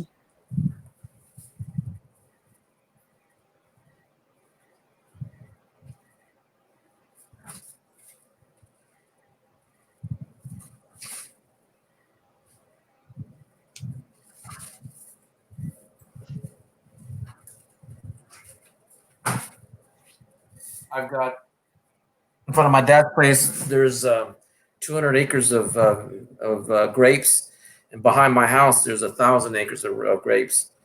So I just go up to the back and grab me some grapes, bring them back in, put them in the refrigerator for a while. That's how I rehydrate. By stealing grapes? No, I know the ranchers.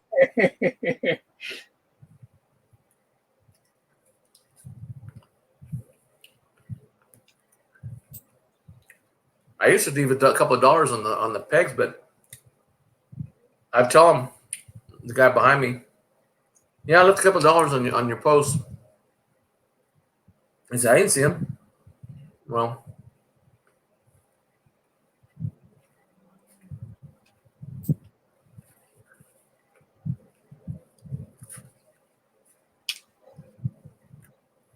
oh, how do they grade meteorites? You think to a geologist and have him assayed, I guess.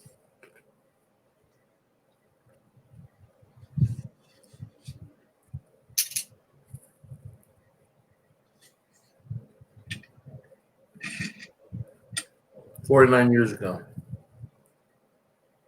41. Man. Every time I see a Mercury diamond, it reminds my dad when he was growing up in town. This is a nice one. Look at the bands on this one. Now, that's the way the bands should be. See how nice and clear they are? And they actually have like a little softened edge.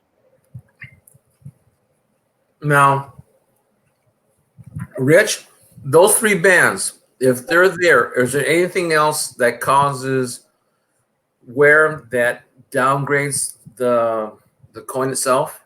See where the band crosses over the columns? Uh-huh. That needs to be nice and full. They'll still, that it's considered wear, so it'll knock you down from being a mint state coin, even with the bands. So, but it's really rare to not see them all there when you have bands this clean. But any type of wear does you in for mint state. So let's say you have the cross bands in good shape, but the ones that cross from top to bottom, if that's worn, is that a less, or is it less desirable to have? I'm sorry. Is it more desirable to have the three bands intact rather than the two that cross? Yeah, you got to have them all. Okay. If sometimes you don't have a full strike, and that'll affect the vertical ones. Even the ones that go at an angle can be affected by not having a full strike. Um, So, unfortunately, that's a big hit on your grade. and what grade would that be? This one right here. Yes, sir. Give me a second to look at it.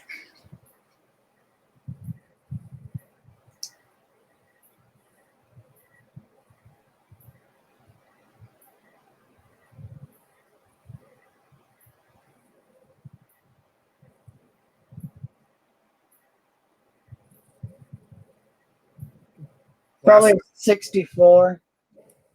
Okay. Maybe a little less. There's a few marks on it.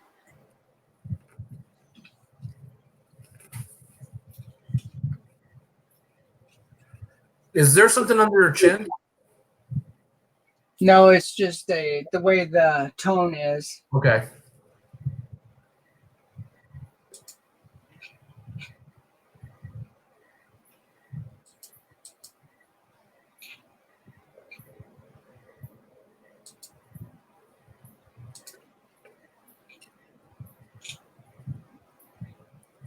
So it's about a $20 coin. It still amazes me to hear $20 from a dime. Yeah. That's amazing.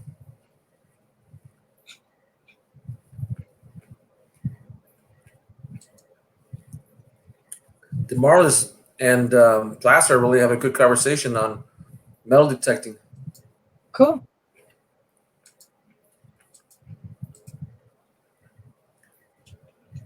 Hey, Placer, where do you? No, well, I shouldn't even ask that because it's probably where you like to keep that a secret too. Where do you go get your? They do. Yeah, I shouldn't ask. So a 64, if you had a 31S, $900. Wow. That's just 10 years off. Are there any modern Roosevelts that are worth the rarity or? Yeah, you get the full split bands or the split bands on the Mercury's or the Roosevelts rather. They've got good value. Certain years, quite a bit more. Good.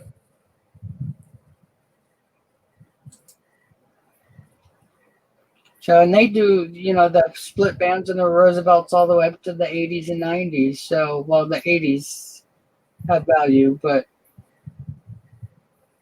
they haven't really done too many beyond that.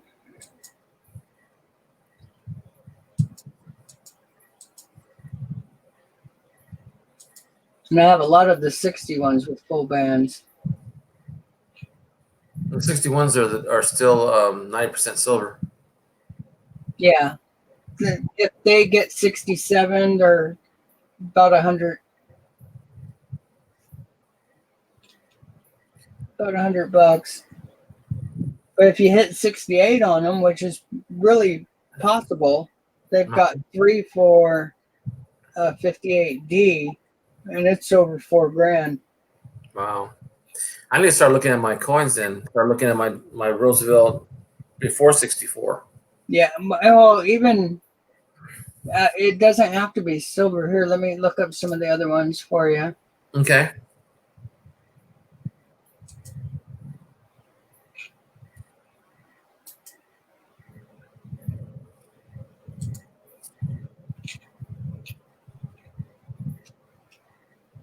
A 2000D graded a 68 is $45. If it hits 69, it's over $2,000. And a 2001, finding a 68 or 69, very possible. Richard, were you the one and I were looking at, and was it Michael Kittle too, when we were talking about the books and where we're supposed to get them at? And we found one price where there was $400 for the Cherry Pickers book. Remember? Yep. Do you remember what site we found it for like $29 if you were a member of something? I think that was the first version of the book, like I have, and Uh-huh. they don't have the values. It's that latest release. The 6th volume. Yeah, sixth edition. If it's 5th edition, they have tons of them. And you know, if you're looking to get one, those ones will work just fine for you. They have quite a few of the coins in them, just not the latest years. Cherry Picker's Guide. Yeah. I'm gonna look it up right now. See Yeah, what. you can still pick them up for $25-$30 for them.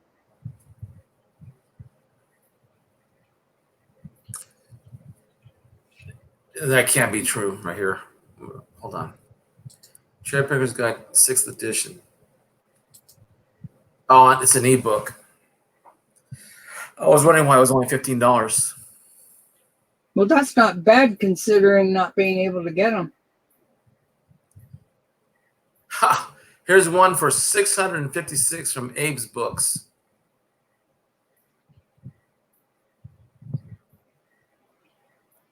$199 from eBay.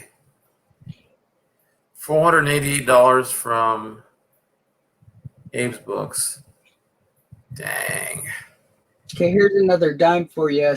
96 Philadelphia Uh-huh. with full bands. 67 is only $40, but if you hit 68, it's $800. That's Wow. for 96, you know, Yeah. 23 years old.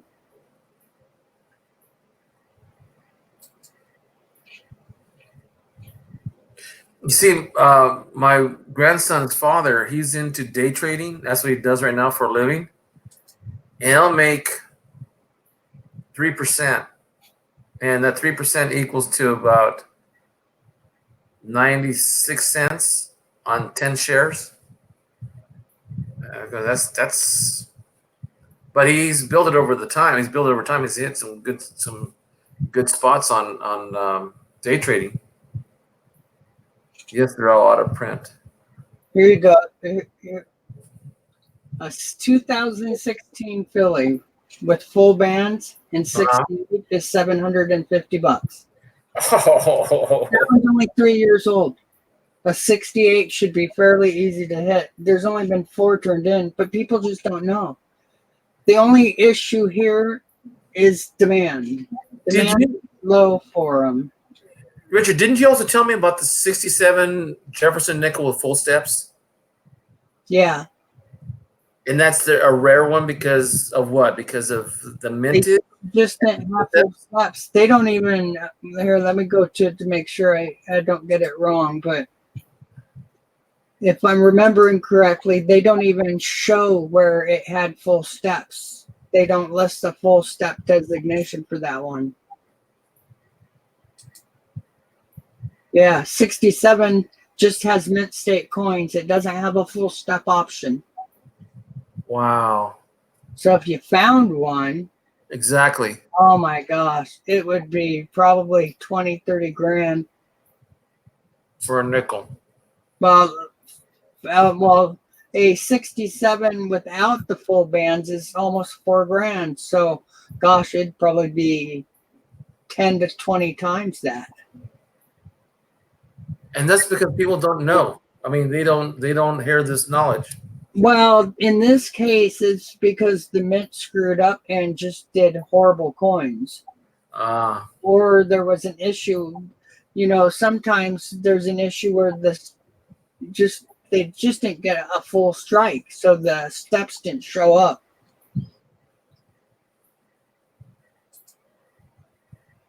So, and that's another one, the full step nickels. People are passing them up, and they're worth quite a bit of money, even with the modern ones. Well, you can't go too modern, but 2002 and stuff. Did you hear that they were going to do a 2020 or 2021 Morgan. Yeah. Is that a novelty item or is it real legal tender? No, it's supposed to be done with one of the original dies and stuff. So, all right. Wow. The 2001 D nickel with full steps. If you hit 67, it's $250. But if you hit 68, it's over $3,000. That's Oh my- only 8 years old. Finding one with full steps and in a high grade should be easy. Good night, David. Hey, take it easy, David. You hung out a lot longer than I thought you were gonna. Yeah, he told me that. Yeah, I was gonna say he hung in there with us. Wow, just in one grade to the next is that much difference. God, Yeah. unbelievable. Now, most of these prices you're mentioning are past sales. Yeah. Okay, all right. It wasn't like an estimate of what the price could be. Yeah, well, they have estimates on PCGS's website, but I normally quote the prices Okay. they actually got. Like, here's a good example: 67 for $250. Okay. But one sold for almost $900. The rest didn't. The rest didn't even make 200. Does it also matter where you sell it at? Like if you went to Heritage versus, they say, Yeah, I believe it does. When you have a bunch of collectors going to a show for some special coins or something, and a lot of these other coins just happen to be there, I think that's a really good way of getting, top dollar for your coins. Chances are the nickel that got so much, $800+ when the rest went for 150 and less, probably was a beautifully toned coin. That's when the tone values really pay off. I've seen $10 and $20 coins sell for $100, $150, $200 before, all because of the tone. now when you are looking at nickels, and especially on the reverse, and you're looking at the steps, they have to be continuous from one side of the steps to the other side without any, like, for example, if there's a scratch across all of them, that's discontinued. That's not a continuous run. When it's 40s and 50s, it varies depending on year. But if you're dealing with the modern ones, the 2000 to 1990 ones, yeah, you need it to be beautiful, perfect, flawless with the steps. They're really critical on the newer ones. And the other thing is something that is an issue with a lot of these newer coins is full strikes. Like on the Monticello, having all the columns being really full, having the outline and the windows perfectly full is really important. So many were poorly struck. Wow. Now, does the machine do that, or does the operator apply the pressure, or is it automated? It's automated. It's automated for the pressure of it? Okay. Yeah. And I'm sure it depends on, how well the metal's flowing when it gets struck, and a whole bunch of different issues. Is the metal ever heated in order to apply the pressure? I don't know on that one. I'm not really keen on the actual production of the coins. Because the only thing I know is because I took a class in welding, and to prep to do a good penetration weld, you have to sometimes heat up the metal to what they call excite the metals, excite the atoms inside. That sometimes they do preheat some parts of the place where you're gonna cut, but that's for more precision welding. So I just thought it'd be apply the same way with pressure and heat when you do a coin. Yeah, I have no clue on that one. I don't believe so. course, with that much force striking the coin, I'm sure they're getting up there in temperature. Oh yeah, especially after it's the thousands and millions.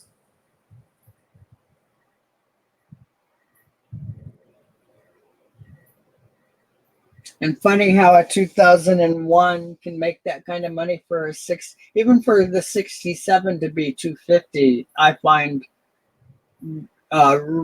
really a great price, and they made over $500 million of them. And I would wonder if you were to pick, that year, a whole box full of uncirculated, still in the box coins, and then you would see if there was, like, let's say if you go 2017 and all the box was 2017, would you be able to find mint state in there? Oh yeah. High grade though, or lower grade mint state? When it's all the same year, yeah, that's normally when you hit these high grades. I see. So, and it just depends how soon, was it the first 200 million minted? That's probably where you're going to see the better grades. In fact, it may even be just 100 million. I'm not sure on that part. It says I don't have one. I'm not sure what they're talking about. Let's see. Oh, the red book. But I'm sure Rich does. Yeah, he does. I've even got the old ones, antique ones, the hardback.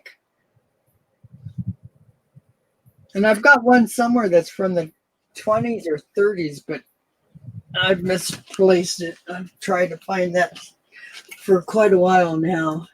It had I've got a video about it that shows it in one of my videos, but you could probably do a video just on the book itself. I don't know about the copyright rules about photographing and videotaping, let's say sections of the book, just to say, look out for this coin, or look out for this key date, or this is a low mintage. I don't know if that's anything for a strike, but that would be interesting to see. It just, like, take the first, I don't know. I did. I was comparing some of the prices of some of the first coins that are worth hundreds of thousands of dollars now. Uh-huh. They were selling for anywhere between $20 and $60. I would be just interested just on seeing what, like, getting $10 for a dime, $20 for a penny, and just see what the reactions are from the comments that people would make, saying, oh, I didn't know that to be that because of these reasons, and get a penny and just say, if you get a penny or a nickel or a dime or a quarter, you could probably do a lot like that, just picking out low mintage and what makes a coin valuable for any denomination.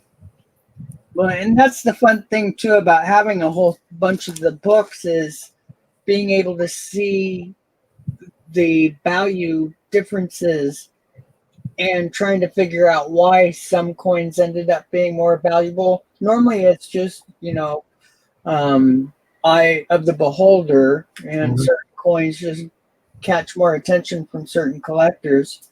Like the barbers. A lot of people dislike the barbers. I personally love them, but yeah, not a really well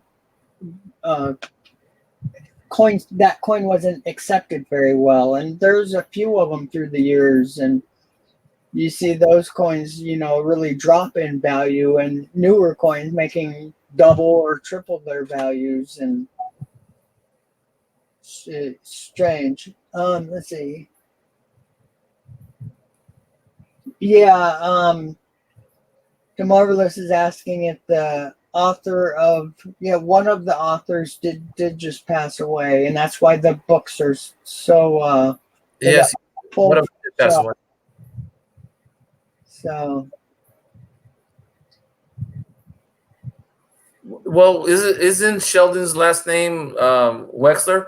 Isn't there a famous person in the States that's called Wexler that's supposed to be very knowledgeable on coins? Yeah, it's his uncle. No, I'm teasing. But you said no relation. I don't remember. I remember him saying that, but just remember the name that Wexler was another famous name for a coin dealer or coin author. Yeah, it's Staten and Fives is the authors of the cherry picker. Got it. Right. Yeah, I'll look at it right now. And I kick myself because I almost bought a bunch for my grandkids. I would have had half a dozen of those books. Oh, jeez.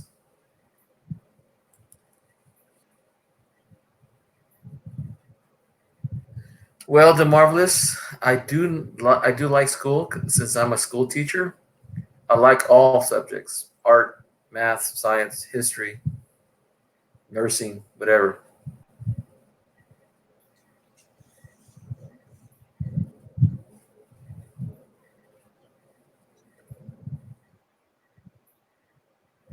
And coins does the same thing. It's got metallurgy, it's got composition of metals, it's history, it's got mythology.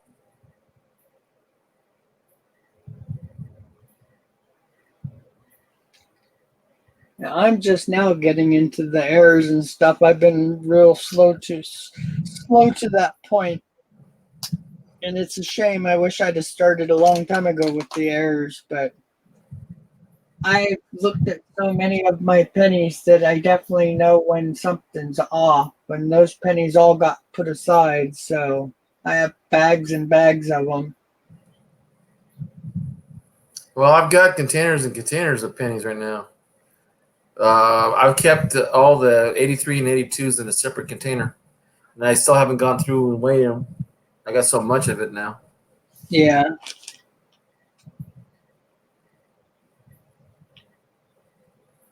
The marvelous. How many grandkids do you have?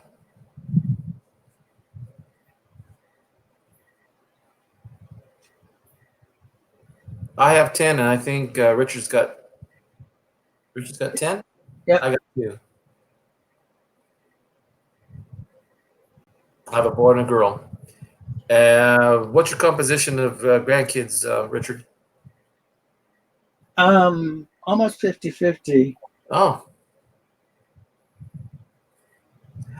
I like chemistry and physics also, but that's a little bit above my pay grade. I do like listening to teachers. I understand what they're talking about, but for me to teach it, ooh, so much to know. Oh, 3 and 1 on the way. Congratulations on the way. January. Awesome. Yeah, I'm really lucky for the history and stuff. I've got probably between 5 and 10,000 photos of family before 1930. Yeah, that's pretty, I could spend a day looking at your pictures on for especially turn of the century. That Yeah, was fun. fascinating to me. And I've got pictures of major cities that all it is a single street with a couple of buildings on it. Well, I found my grandfather in town here in 1904, returning from San Francisco. And when he got in San Francisco in 1900, he was not a cowboy, but he worked as a shoreman, unloading ships on the docks.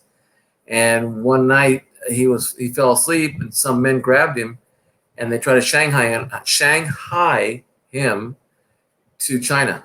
Yep, common occurrence. Yeah, and somehow he got it inside the ship. Somehow he was bounded, and somehow he got out of the bindings, and took off and fell into the ocean, and swam back to the docks. Yeah, that's pretty crazy. And I don't know if you know, but if your family was in Mexico coming across to work in the U.S.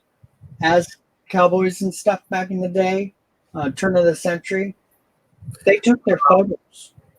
We have a letter that is a possible brother of a great great grandfather in the 1840s, and he was working on the missions at the churches on like on the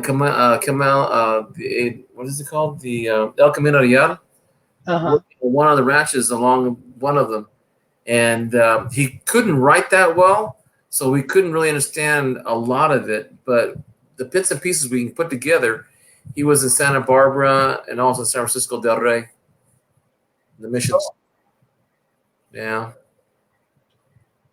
Well, if there was family coming across the border from Mexico in the 1900s, they took their pictures a lot of the times, and you can look those pictures up.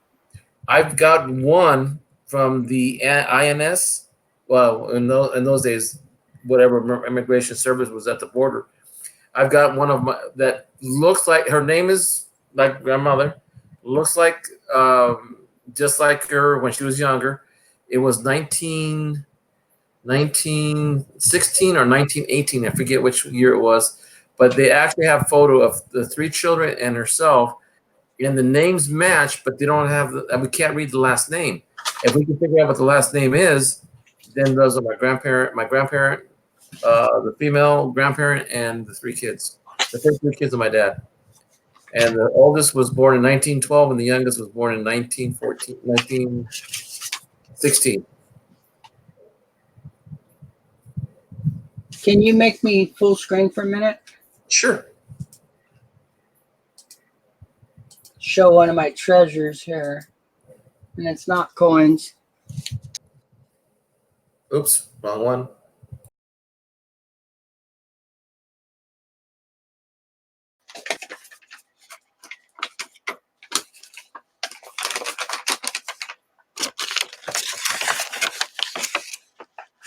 So this is a family tree written, I believe, in the 1840s or 50s.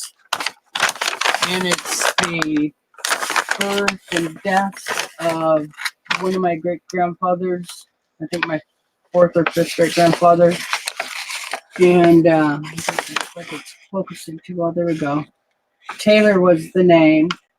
He had 17 children, 3 wives, and they're all listed on here.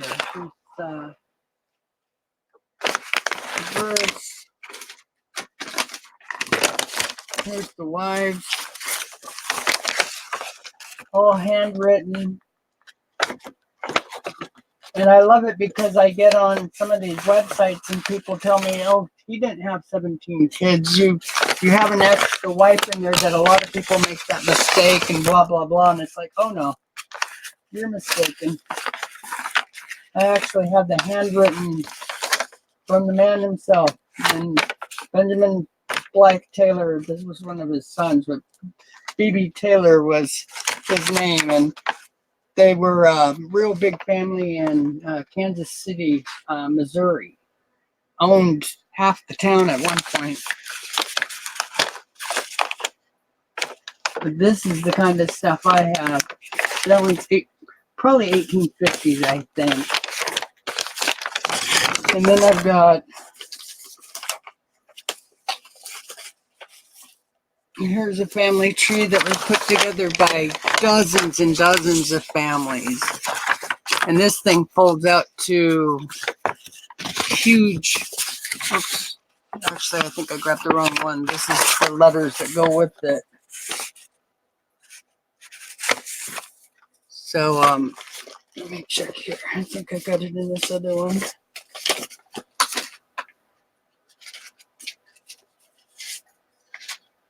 Oh, it's not here.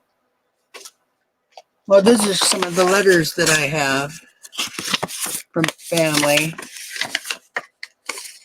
Let me see if I can find a date.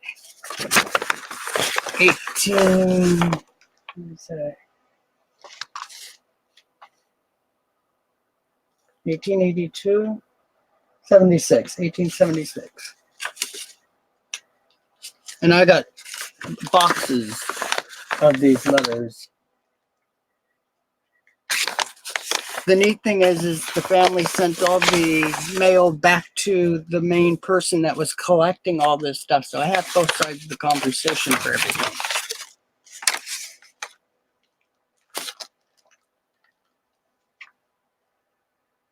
And that's actually my grandmother right there, Mary A. Neal.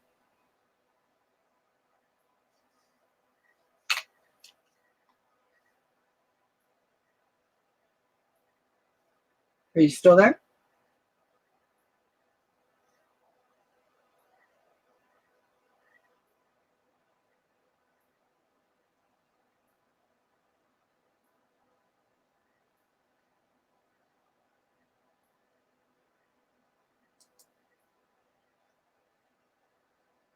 Can you guys hear me? Okay. Don't know what happened to Hector.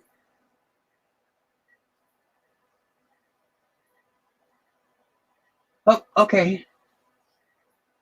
So fun stuff. I have so much of this stuff is just crazy. And then I've got old court documents.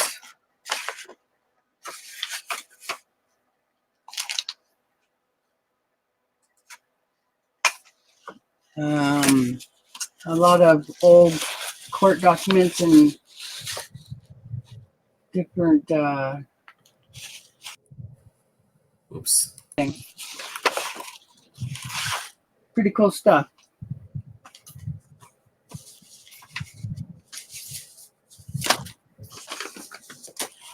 You know, I have letters from the turn of the century, like 1912 in Jerome, Arizona. But we have a few of them before California became a state in the 1840s. But we don't know if the letters, remember people in those days were not as educated to writing letters, and we were piecemealing them together because their Spanish style of writing is way different than it is today. So it's hard to read sometimes. Yeah. Yeah, there was certain letters used for double letters like double S's, double F's. They had their own characters. There was like 11 different letters that aren't in our alphabet anymore. Right. Yeah, when I started reading all this stuff, I ran into a big block once I hit 1850 and just had tons of issues trying to read the stuff because it just didn't make sense. And then I got smart and realized, well, I do have antique history books and dictionaries, and sure enough, the dictionaries helped me through it all and made me realize why some of the words were spelt the way they were and what the true meanings were. Right. That's another thing. The Spanish that was on my great grandfather's or my great great grandfather's day isn't the same that we speak today. And we even had to talk to the older people, and sometimes they didn't understand what the word meant or how they meant it.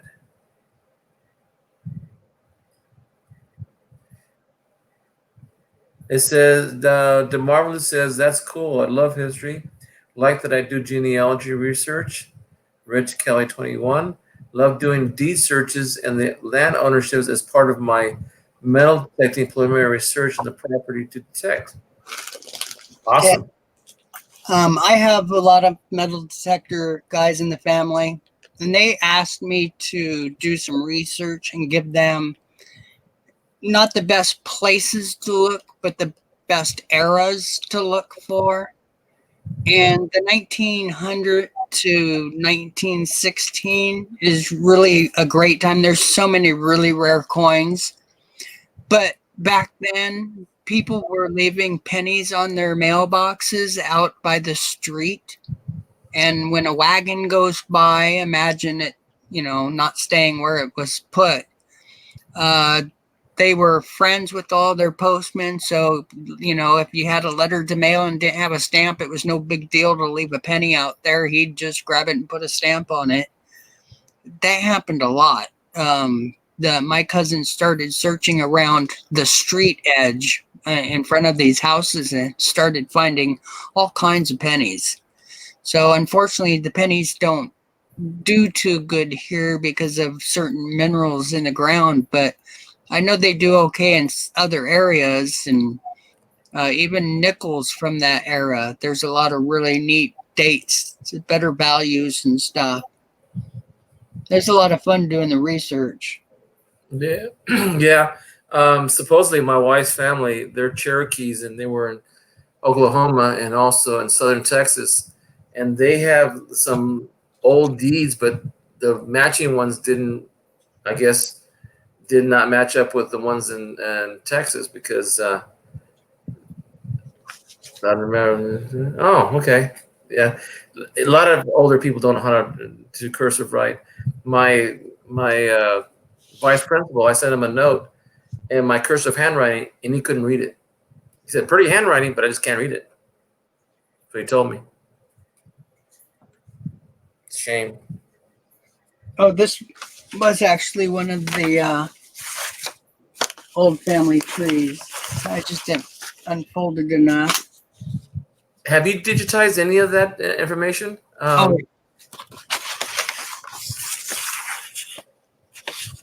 Wow.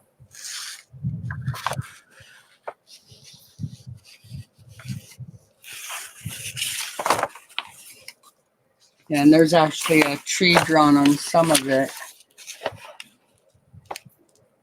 And the whole back of this is actually, it folds out to about 3 feet wide.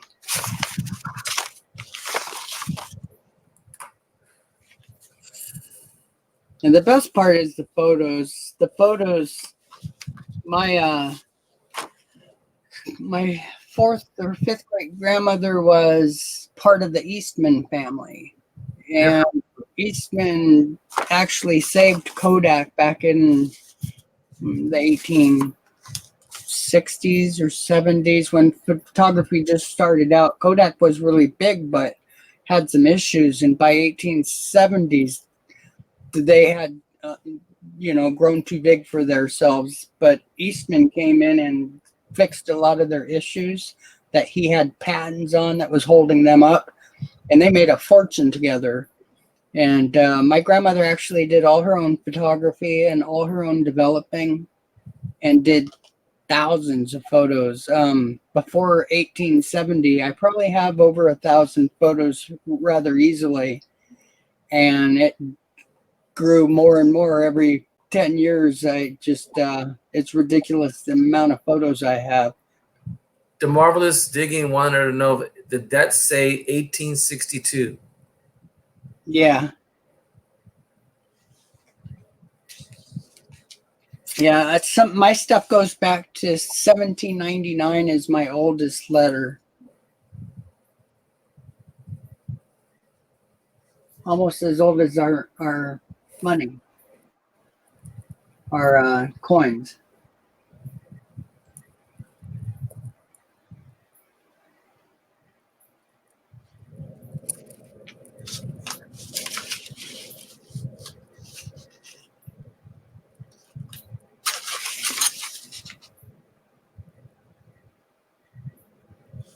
And this one's 1866. Is that a bill of sale or something?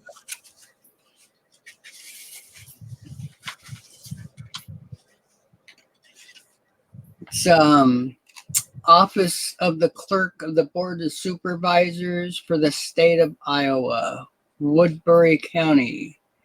It's a payment of $14. It's probably for taxes. That's what most of these are for. Yeah, it's for taxes on real estate. Sioux City.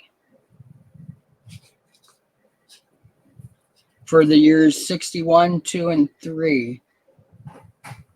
$6.30. Which, that would ruin people. That small of an amount back then would ruin people and they'd lose their properties.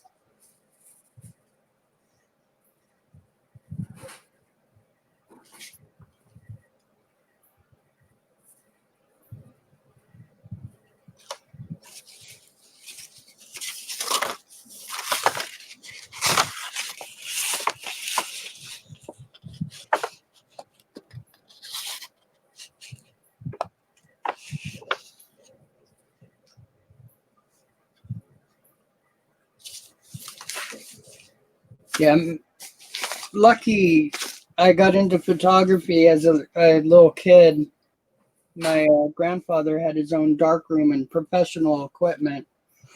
He was doing portraits back in the 30s and 40s using the real big,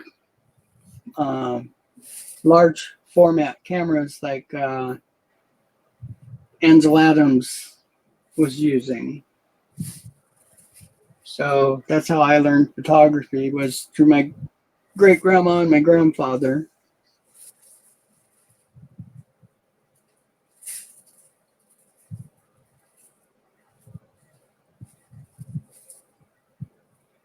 So in like Missouri, my family was some of the very first in Missouri.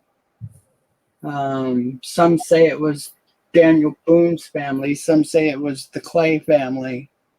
Johnson Clay and his brothers all went in with the huge amounts of family.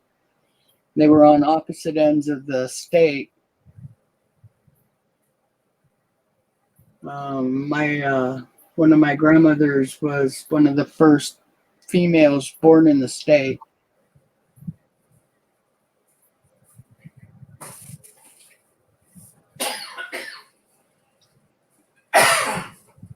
So they're relatives of Henry Clay. The Taylor sides are related to the president and to Zachary Taylor and to Jefferson Davis. Zachary Taylor, something most people don't know. Zachary Taylor's daughter married Jefferson Davis. Really? Yeah. So one of our presidents, his daughter married the wrong president from the wrong side of the street. Jefferson Davis.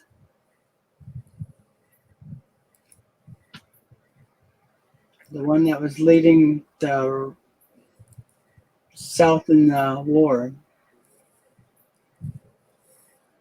Civil War.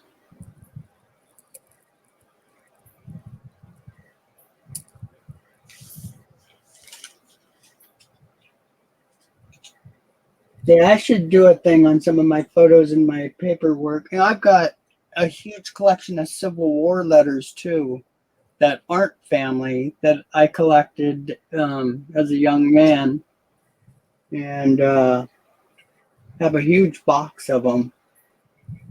So I even have one that talks about a gal from New York bragging that her brother was a spy, and I'm sure that letter got him killed. Her name was Verena Davis.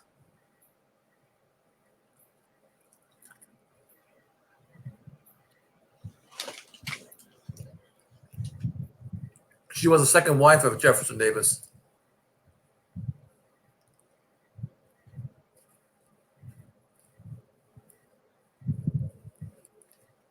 Yeah, interesting stuff. It's so much fun. And the neat thing is what's in the history books is way off compared to what's in my family's journals.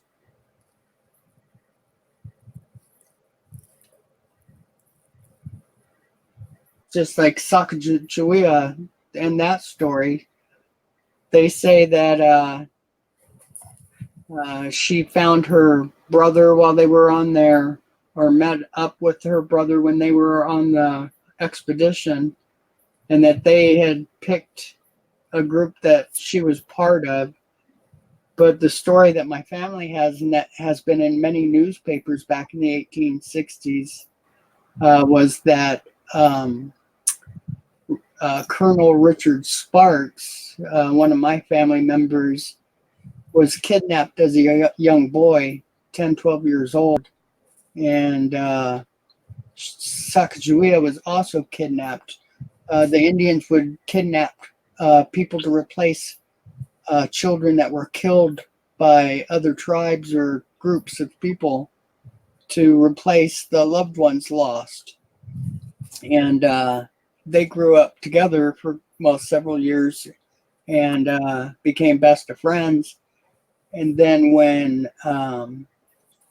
Colonel Richard Sparks was on the Lewis and Clark expedition. At the tail end of the first expedition where they failed, they couldn't find a way across one certain area, which that trail's so huge, I'm not exactly sure which area they're talking about. But they met up and saw an Indian gal coming across the area they were trying to get across, and it turned out to be Sacagawea with her little baby. And they asked her if she would help, and she said that she needed to get her child to safety and wasn't interested in helping. And then she saw Richard Sparks and called him her brother. So decided to help. I think almost a year later, she went back and helped them find a way across the area. But that's nothing like the story told in the history books. And it was actually in several newspapers. It's all documented from his family. And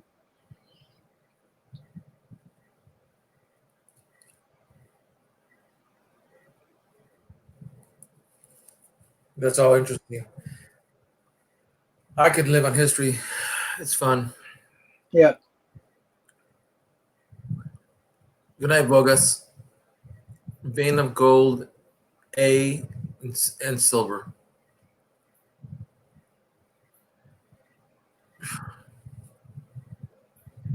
My mom's old sister, she's only a year older than my mom. She'll be 89. She'll be 90 this year. And she went back 7 generations from her grandfather. So we're looking at 1760s or 1750s. And each of the children. Couldn't believe it.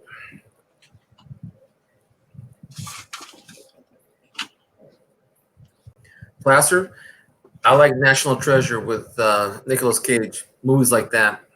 I like movies like 80,000 Leagues Under the Sea. What's the one at the center of the earth? H.G. Wells, like stuff like that. That was pretty good stuff. Hey, Rich, do you have any historical documents, like from presidents, orders, like from Supreme Court justices or any like that? I've got a whole bunch of like letters of the presidents and stuff like that from 1830s and 40 books.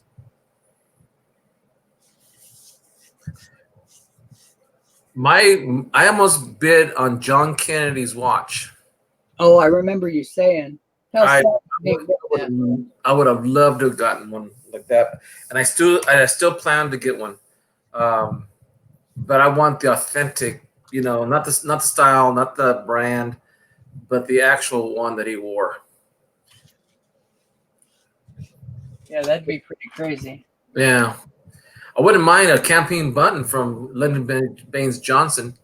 I learned a little bit about him. He was a teacher in Texas, and most of his students were not. He taught kids in the rural area of Texas, and when he was a senator of Texas, one of his constituents was killed in the war. And he was buried in a area wasn't for veterans, and he fought to get that veteran moved from where he was buried, because I guess he was a pauper, and moved into the veterans plot, and he was buried with full military honors because Johnson did that. That's cool. Mm-hmm. One of the lesser known things about Johnson.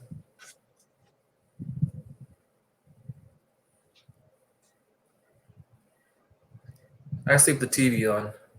Who doesn't? My wife says it doesn't allow me to snore or hear me snore. Let's put it that way. What time is it anyway? I don't even know what time it is. 2:07. I gotta be at work in the morning, or I am in the morning. And I still got 8 people here. Amazing. What a little bit of technology fix and a new service does.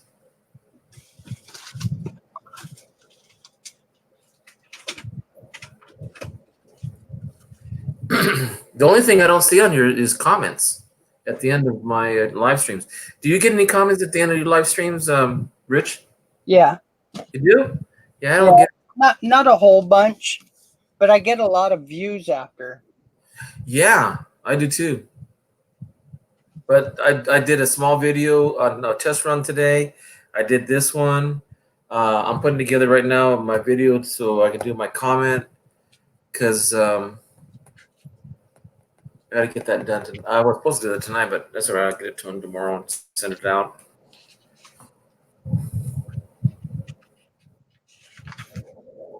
You going through some more papers? Oh, cartoons. No. What is it? History about dress and royalty, religion. This is in a. Let me see what date it is.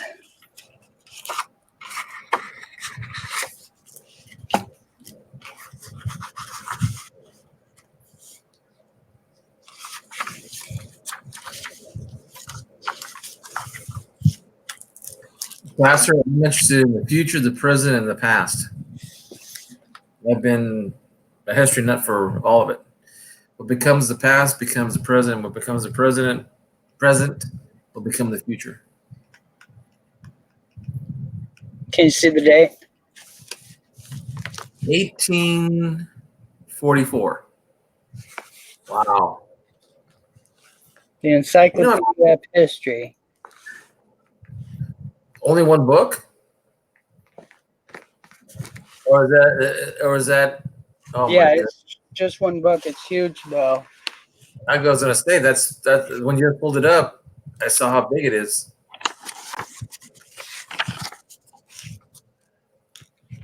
So it just a lot of these just start with the best known ancient history and just rolls through the times with it.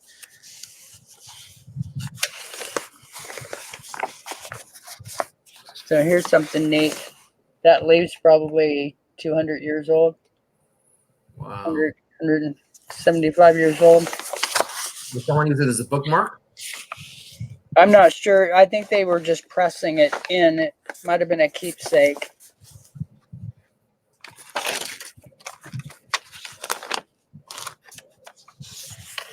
So just simple stuff of, our histories and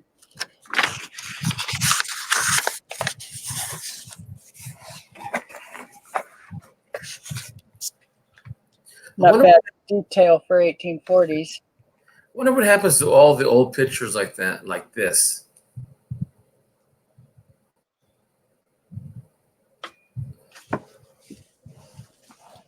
So I've got really cool ones. Here's a real neat one.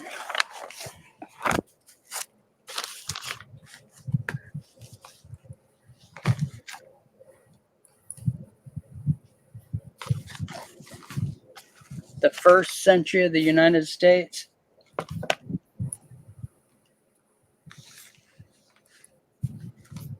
Well, I got 19 likes so far. Nice.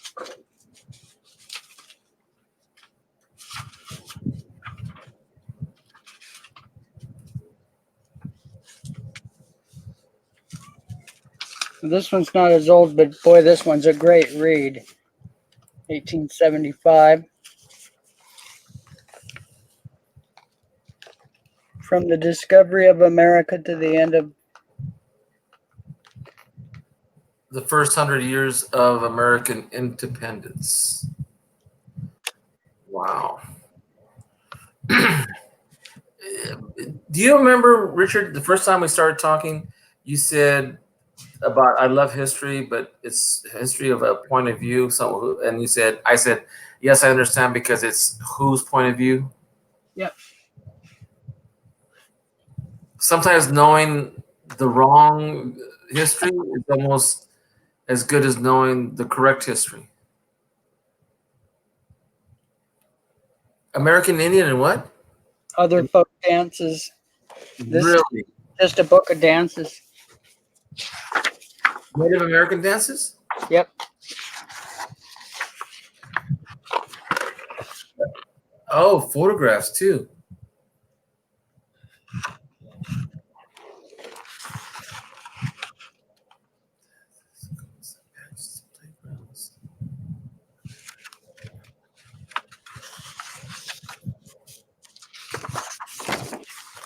It sounds like good paper too. Yeah. And the neat thing is a lot of it's the music and stuff too. That one's the Indian corn dance. Or, well, it does say which group of Which Indians. tribe? I'm not seeing it right now. Here's the white deer dance.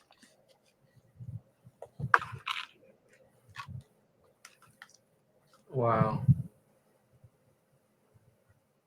So I've got some pretty neat stuff. I've been doing this so long with the history stuff.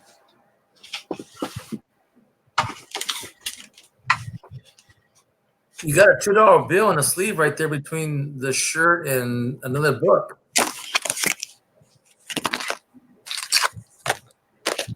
Probably using it as a bookmark for something. It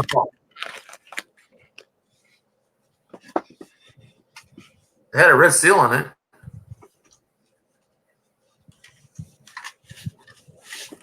Here's the one that does me so much good for. Here, let me raise this up. Good night, Placer. Good night, Placer.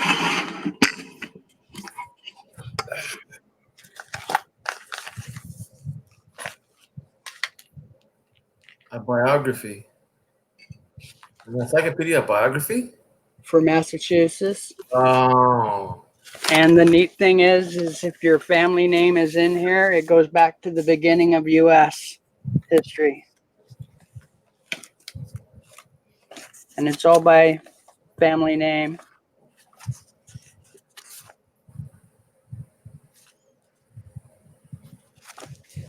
The quality of the paper looks like it's really good.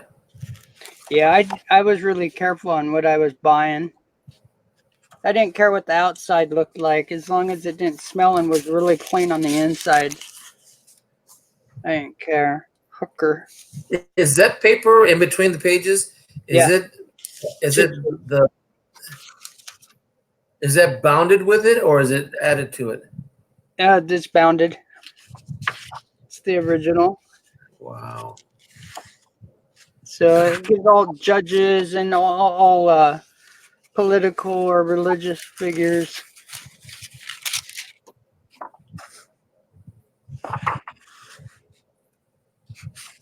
Tabit, Ratnell, Kendall, Edwards.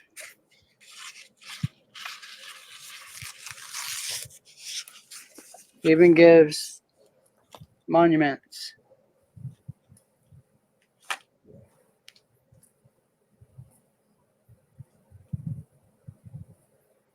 The Stockbridge. So, and this one is, let me see what year.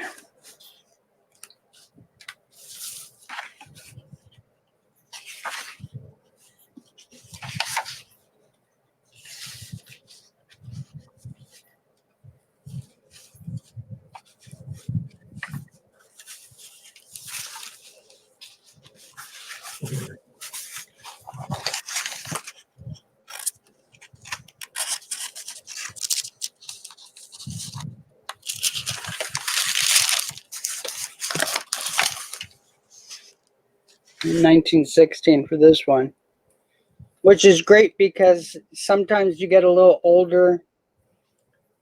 It's just a harder read. A lot of these are copied over, so it's the same emperor that was in the ones that were, 60, 70 years older than this. I have that for Connecticut, Massachusetts. I've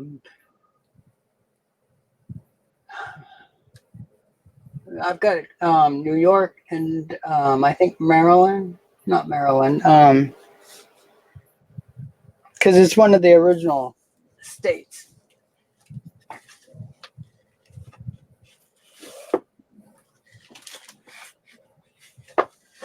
And then these are really fun for doing history stuff. This is a bound Harper's. Harper's was the monthly magazine that was really popular. I remember. Yeah, so this is 1886 to 1887, and it's like with all kinds of history, religious, and political, all the thing of the times.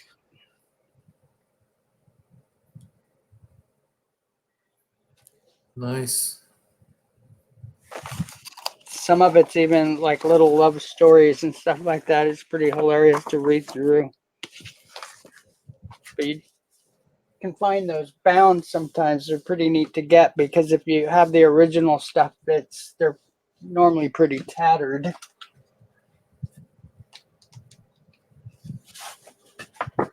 Oh, I've got some of the original patent books from the 1880s. Those are fun. My gosh, they made devices to help chickens lay eggs and everything else in between. I mean, it's crazy the stuff they had. I remember the patent office said strangest patents ever, asked for. And I'm going, there's some weird ones there also. Yep. Now here's something that I have a lot of. Seventh-day Adventist early literature. I've got some of the very first stuff ever written. It's my family really pushed Seventh-day Adventist, and in fact, one of them, see if I remember his name, he's actually responsible for getting Seventh-day Adventists throughout California. Used to go by foot all the way up the entire state.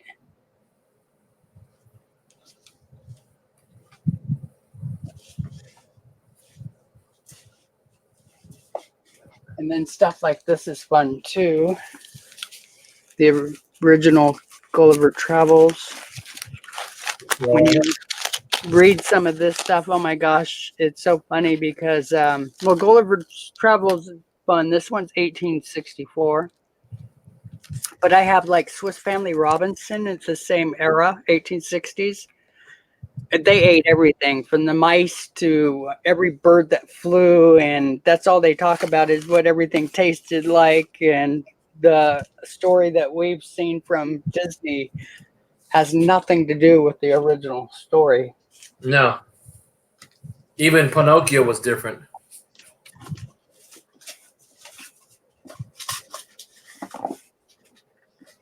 And then if you can get these ones are a lot of fun. Here's one of the first books written on Lincoln. After his assassination? Look at the year on it.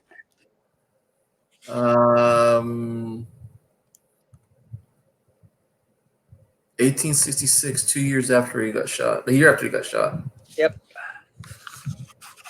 So this is the one that was approved of by his family. And it's got all kinds of private pictures of him and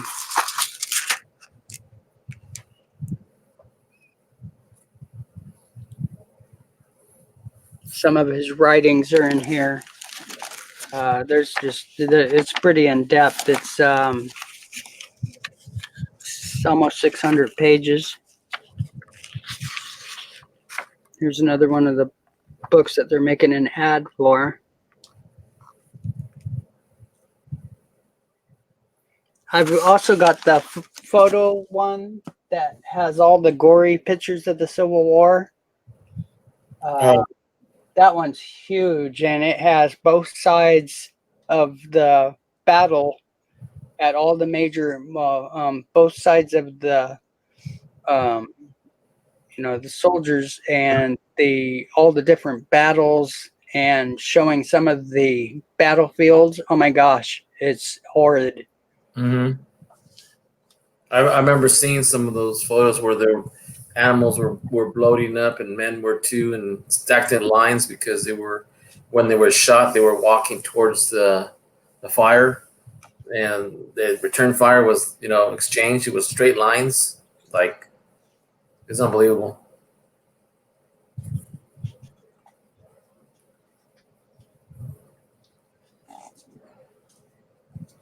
Good night, Plaster. I think he already said good night.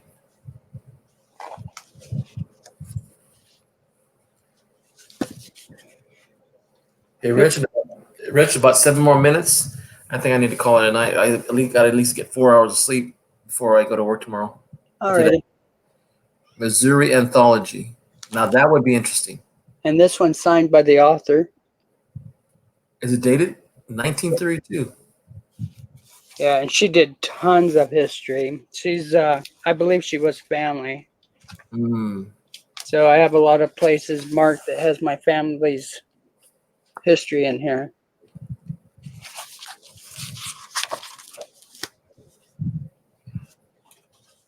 I don't think you've ever given me your last name, but don't say it now. We'll discuss your last name at another time. But how far can you go through American history? Yeah. Richard? Yeah.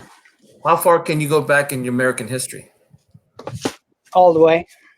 Really? Yeah. Wow. Of course, if you know about history, if you go back to the Mayflower, you don't normally admit it. You know why, right? Yeah, I do. All right. Enough said. Here you go. Here's that book I was just telling you about. Shep's. Oh, sorry. Same guy, different. This is actually of all the cities in the big cities of the world. You know what I'm fascinated about besides the pictures like this of the old times in whatever part of the United States is the photos that videos that I've seen people make out of old film, and just the clothes, the way people walked in certain, like some places in New York there wasn't stoplights, there were like flags instead of stoplights, horse and buggy, guy picking up the manure in the streets, jobs that don't exist anymore. It just 1890, 91 rather. Yeah, it's really fun to go through this stuff and see, just how much they had going on. And the maps are really fun. I had a fascination with Franklin. So I have tons of stuff on Franklin and, of course, automotive. So I got all these original motor books on all the specs and stuff. Well, that's actually, that's a Hemi. So let's see what this is. 1922. So they actually had a Hemi in 1920s. I didn't even know that. I'm sure I did from seeing this book before, but I'd forgotten. right.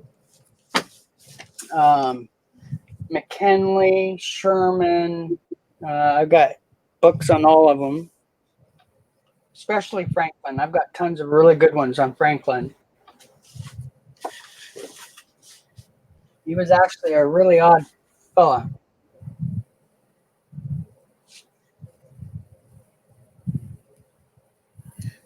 Speaking of history, I was traveling, I don't know, last summer to LA, and I was using the 101, and I noticed that the El Camino Real, all the lights and the signs, you just say that. Remember those little lights that go along the highway 101, going north and south?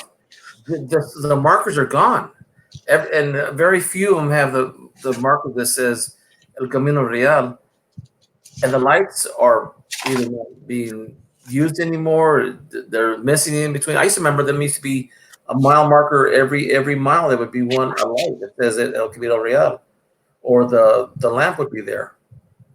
I don't see that. I don't see that anymore. Not as much. The Secret Service speaks of escape, dated 1866. The field, the dungeon, and the escape. Yeah. Albert D. Richardson, 1866. Secret Service was established in 1865 after Lincoln was shot, right? Sorry, I didn't hear you. No, what I'm saying is the Secret Service was established in 1865, wasn't it? Yeah, I'm not sure on that one. I'm sure they actually had it before. You know, you got to figure that there was secret society stuff like that for all the political things.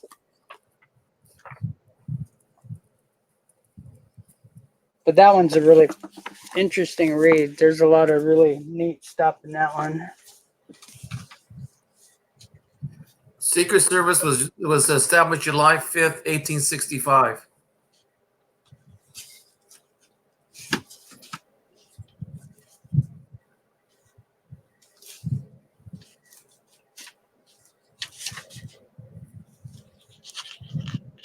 It's a 1836 book of U.S. history. Contemporary. At that time. Interesting, fun stuff.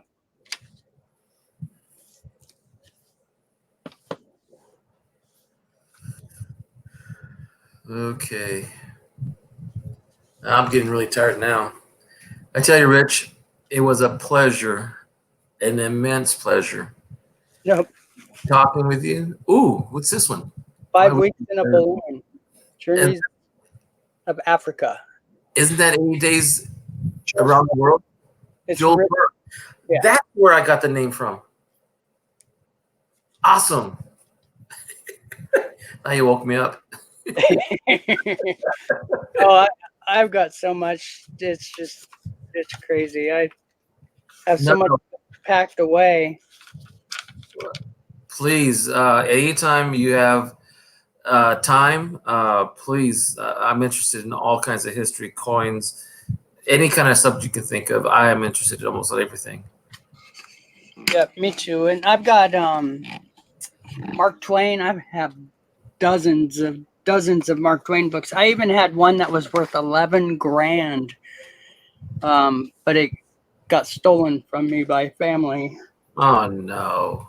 Yeah, I would have never sold it. It was such a great keepsake for me. It was handed down by family, and can you get it back? No, it's gone. I mean, this lost. You mean? Yeah, it was sold in 25 years ago, 20-something years ago. Wow. So I could never afford it. Mark Twain said the coldest winter he ever spent was in San Francisco, a summer in San Francisco. Huh. Here's part of the Richards family that I was just, Sparks was part of this family. That's who she married. Fun stuff. Well, Hector, it's nice being able to actually completely chat with you for a while. Exactly. And since we have this service now, and I'm going to give you a little heads up. I'm going to try to be on maybe right before dinner or right after dinner, like 8 o'clock, and only be on for an hour, then come back later, so that around, 10 or 11, so I can talk until midnight. But in between, I'm going to try to see if I can get my cards organized getting some more ideas. Maybe get some questions ready for you so I can pick your brain, so I can absorb as much as possible in the least amount of time and not impose on you too much. Well, hopefully I can get a few videos done that'll cover a lot of that. So, Yeah. a lot of people can benefit from it. I know I got a lot asking for it, but I'm always find myself so busy with my grandkids and stuff. It's hard Hey, to take priority. That is priority number one. I do the same thing. Before anything else, I take care of my grandkids. I do volunteer to take care of them. Me too. Mhm. Well, mine's an open door anytime, Yeah. even Yeah. last minute, which it happens a lot last minute, even the overnight stays.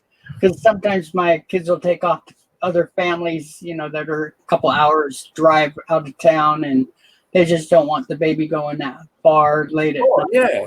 Especially, I remember even now, my mother and my mother-in-law, when she was alive, a lot of my family members would say, "Oh, if you're under a year of age, the baby should not come out of the house." And I found out that mainly is because kids were sick in other places, and they didn't want to bring them back home. So there was some like nesting, nurturing, just staying home. I remember one time my daughter was 8 months old, and we had it was a hot day, and my mom started chewing me and my wife out and says, "How can you bring out your children this hot day? You should have her home right now." I said, "Oh my goodness." You showed me that picture already. That was good. That was let's see. I'm trying to remember the names. You told me the names. I can't remember right now. But yeah, I remember the picture.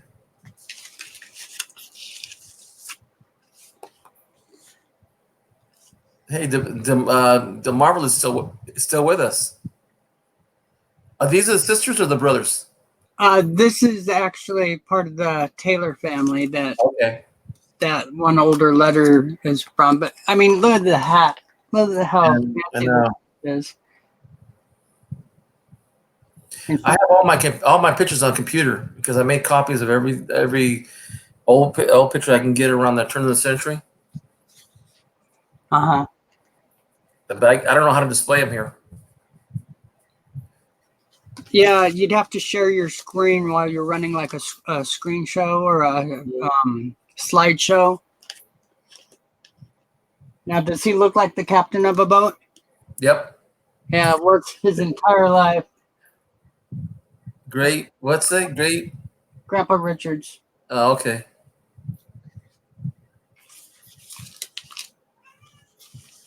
And this is one of my favorites. This is actually one of the photos I've redone. This is one of my prints. Look at those hats. Yeah. The hairstyle. Just for Valentine's Day. Yep. Oh, even in the 50s, I remember everybody had to get dressed. In the 60s, I should say. Even in the 60s, everybody had to dress up to go to church or go, suit and tie, or go to the movies in suit and tie. Yeah, this is 1870s or 80s.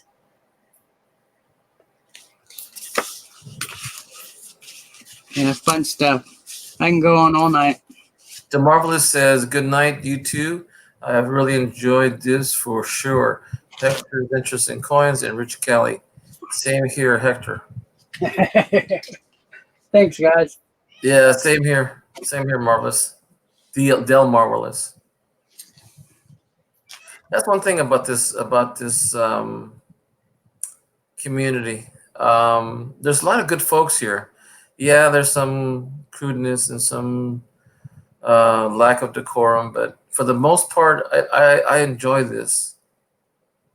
Yeah, normally you can follow the ones that don't, and there's a few that I drop in from time to time that get really rough and rude and stuff, really coarse, but I don't mind chatting with them from time to time, but when they start getting too carried away, I just take off.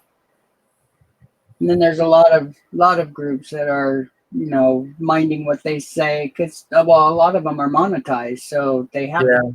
And Yeah. thanks to Marvelous. Nice chatting. And the neat thing is, you know, if you guys have family in or history that goes back to Connecticut, Massachusetts, Missouri, Kansas, Ohio, I know most of the family names from those areas because I've done so much research. Look at the name that the Marvelous Digging says. I live on the Varma Peninsula, hence the name. The Marvelous, is your last name Italian? So we had a lot of Italians in the family. Oh, really? Yeah. Well, because if I remember my Italian, Del Marva means that going by the sea. Interesting. Yeah. Well, Del Mar means the water, and Va means go. Huh. That and in Spanish, Val del Mar, which means the VA goes before the del, so Va means go by sea. So who got it backwards, the Italians or the Spanish? Neither. Well, because oh yeah, I see what you mean. Safe answer. Yeah. Well, the thing is that it's in either in Italian or in Spanish, it's misspoken in the way it's said, and in the way it's read right there. But if you read it the way it's supposed to be grammatically correct, it means you go by the sea. Wow, that's interesting. I gotta find out if he is Italian. Yeah, now see, the other thing that I did so great on was because I have this real expensive scanner for doing negatives. And it can also do photos. And I can take like a locket photo, something that's in like a child's locket, and blow it up to 4 feet by 5 feet. Oh, I see. So You went Delaware, Maryland, Virginia. Del is Delaware, Mar is Maryland, and Virginia is VA. Well, if you took the peninsula and you actually said Del Marva, that means going by the sea. The peninsula is near the sea. Peninsula was settled in 1620s. Wow. So he's not Italian. there's 50 cents. Oh, Private bank in New York, Troy. you're blowing my mind away there, Richard. 1867. I've got tons of this stuff from New York put away because that's where a lot of my family originated. Uh-huh. And anytime I'd come across tokens or this kind of memorabilia, I'd grab it. And Were you born in California or were you born back east? I was born in Northern California. Okay. I was born in Central. So yeah, it would blow people away if I were to show just a small percentage of my photos. I have tintype albums that have 50 to 100 photos in them, and I got probably a half a dozen to a dozen of them. Uh-huh. Just nothing but tintypes. And then I used to collect tintype albums, so non-family tintype albums. I have dozens that have all family names in them. Each picture is marked with names. And these are families that aren't mine. And I used to do my research on them and find living family that was doing genealogy and give it to them for the price I paid. Wow. Del Marvelous did not realize that putting the words together of Delaware, Maryland, and Virginia meant by the sea. Yeah, that's great. That's a very clever thing you did there. Yeah. Little did you know. No, it just fit. Yeah, that's great. Well, anyway, Mr. Richard, Sir Richard, I have to call it a night. Alrighty, you All right. Take it easy. Again, my deepest pleasure of discussion and topics with you, and I learned a lot tonight, and I really appreciate your time, sir. Oh, never a problem. Okay, everyone else who's in the stream, the 7 people that are still with us, thank you much for your time. Thank you for your interest and sticking around. And I wish to talk to all you guys again really soon. Yeah, but I'll probably start a stream here in a minute. So Okay. you guys want to follow over, I'll be up in a minute. And follow Richard for you guys. Take it easy, Hector. You too. Good night. I'll talk to you tomorrow. Or All today, right. I mean. See you later. Forrest, thank you.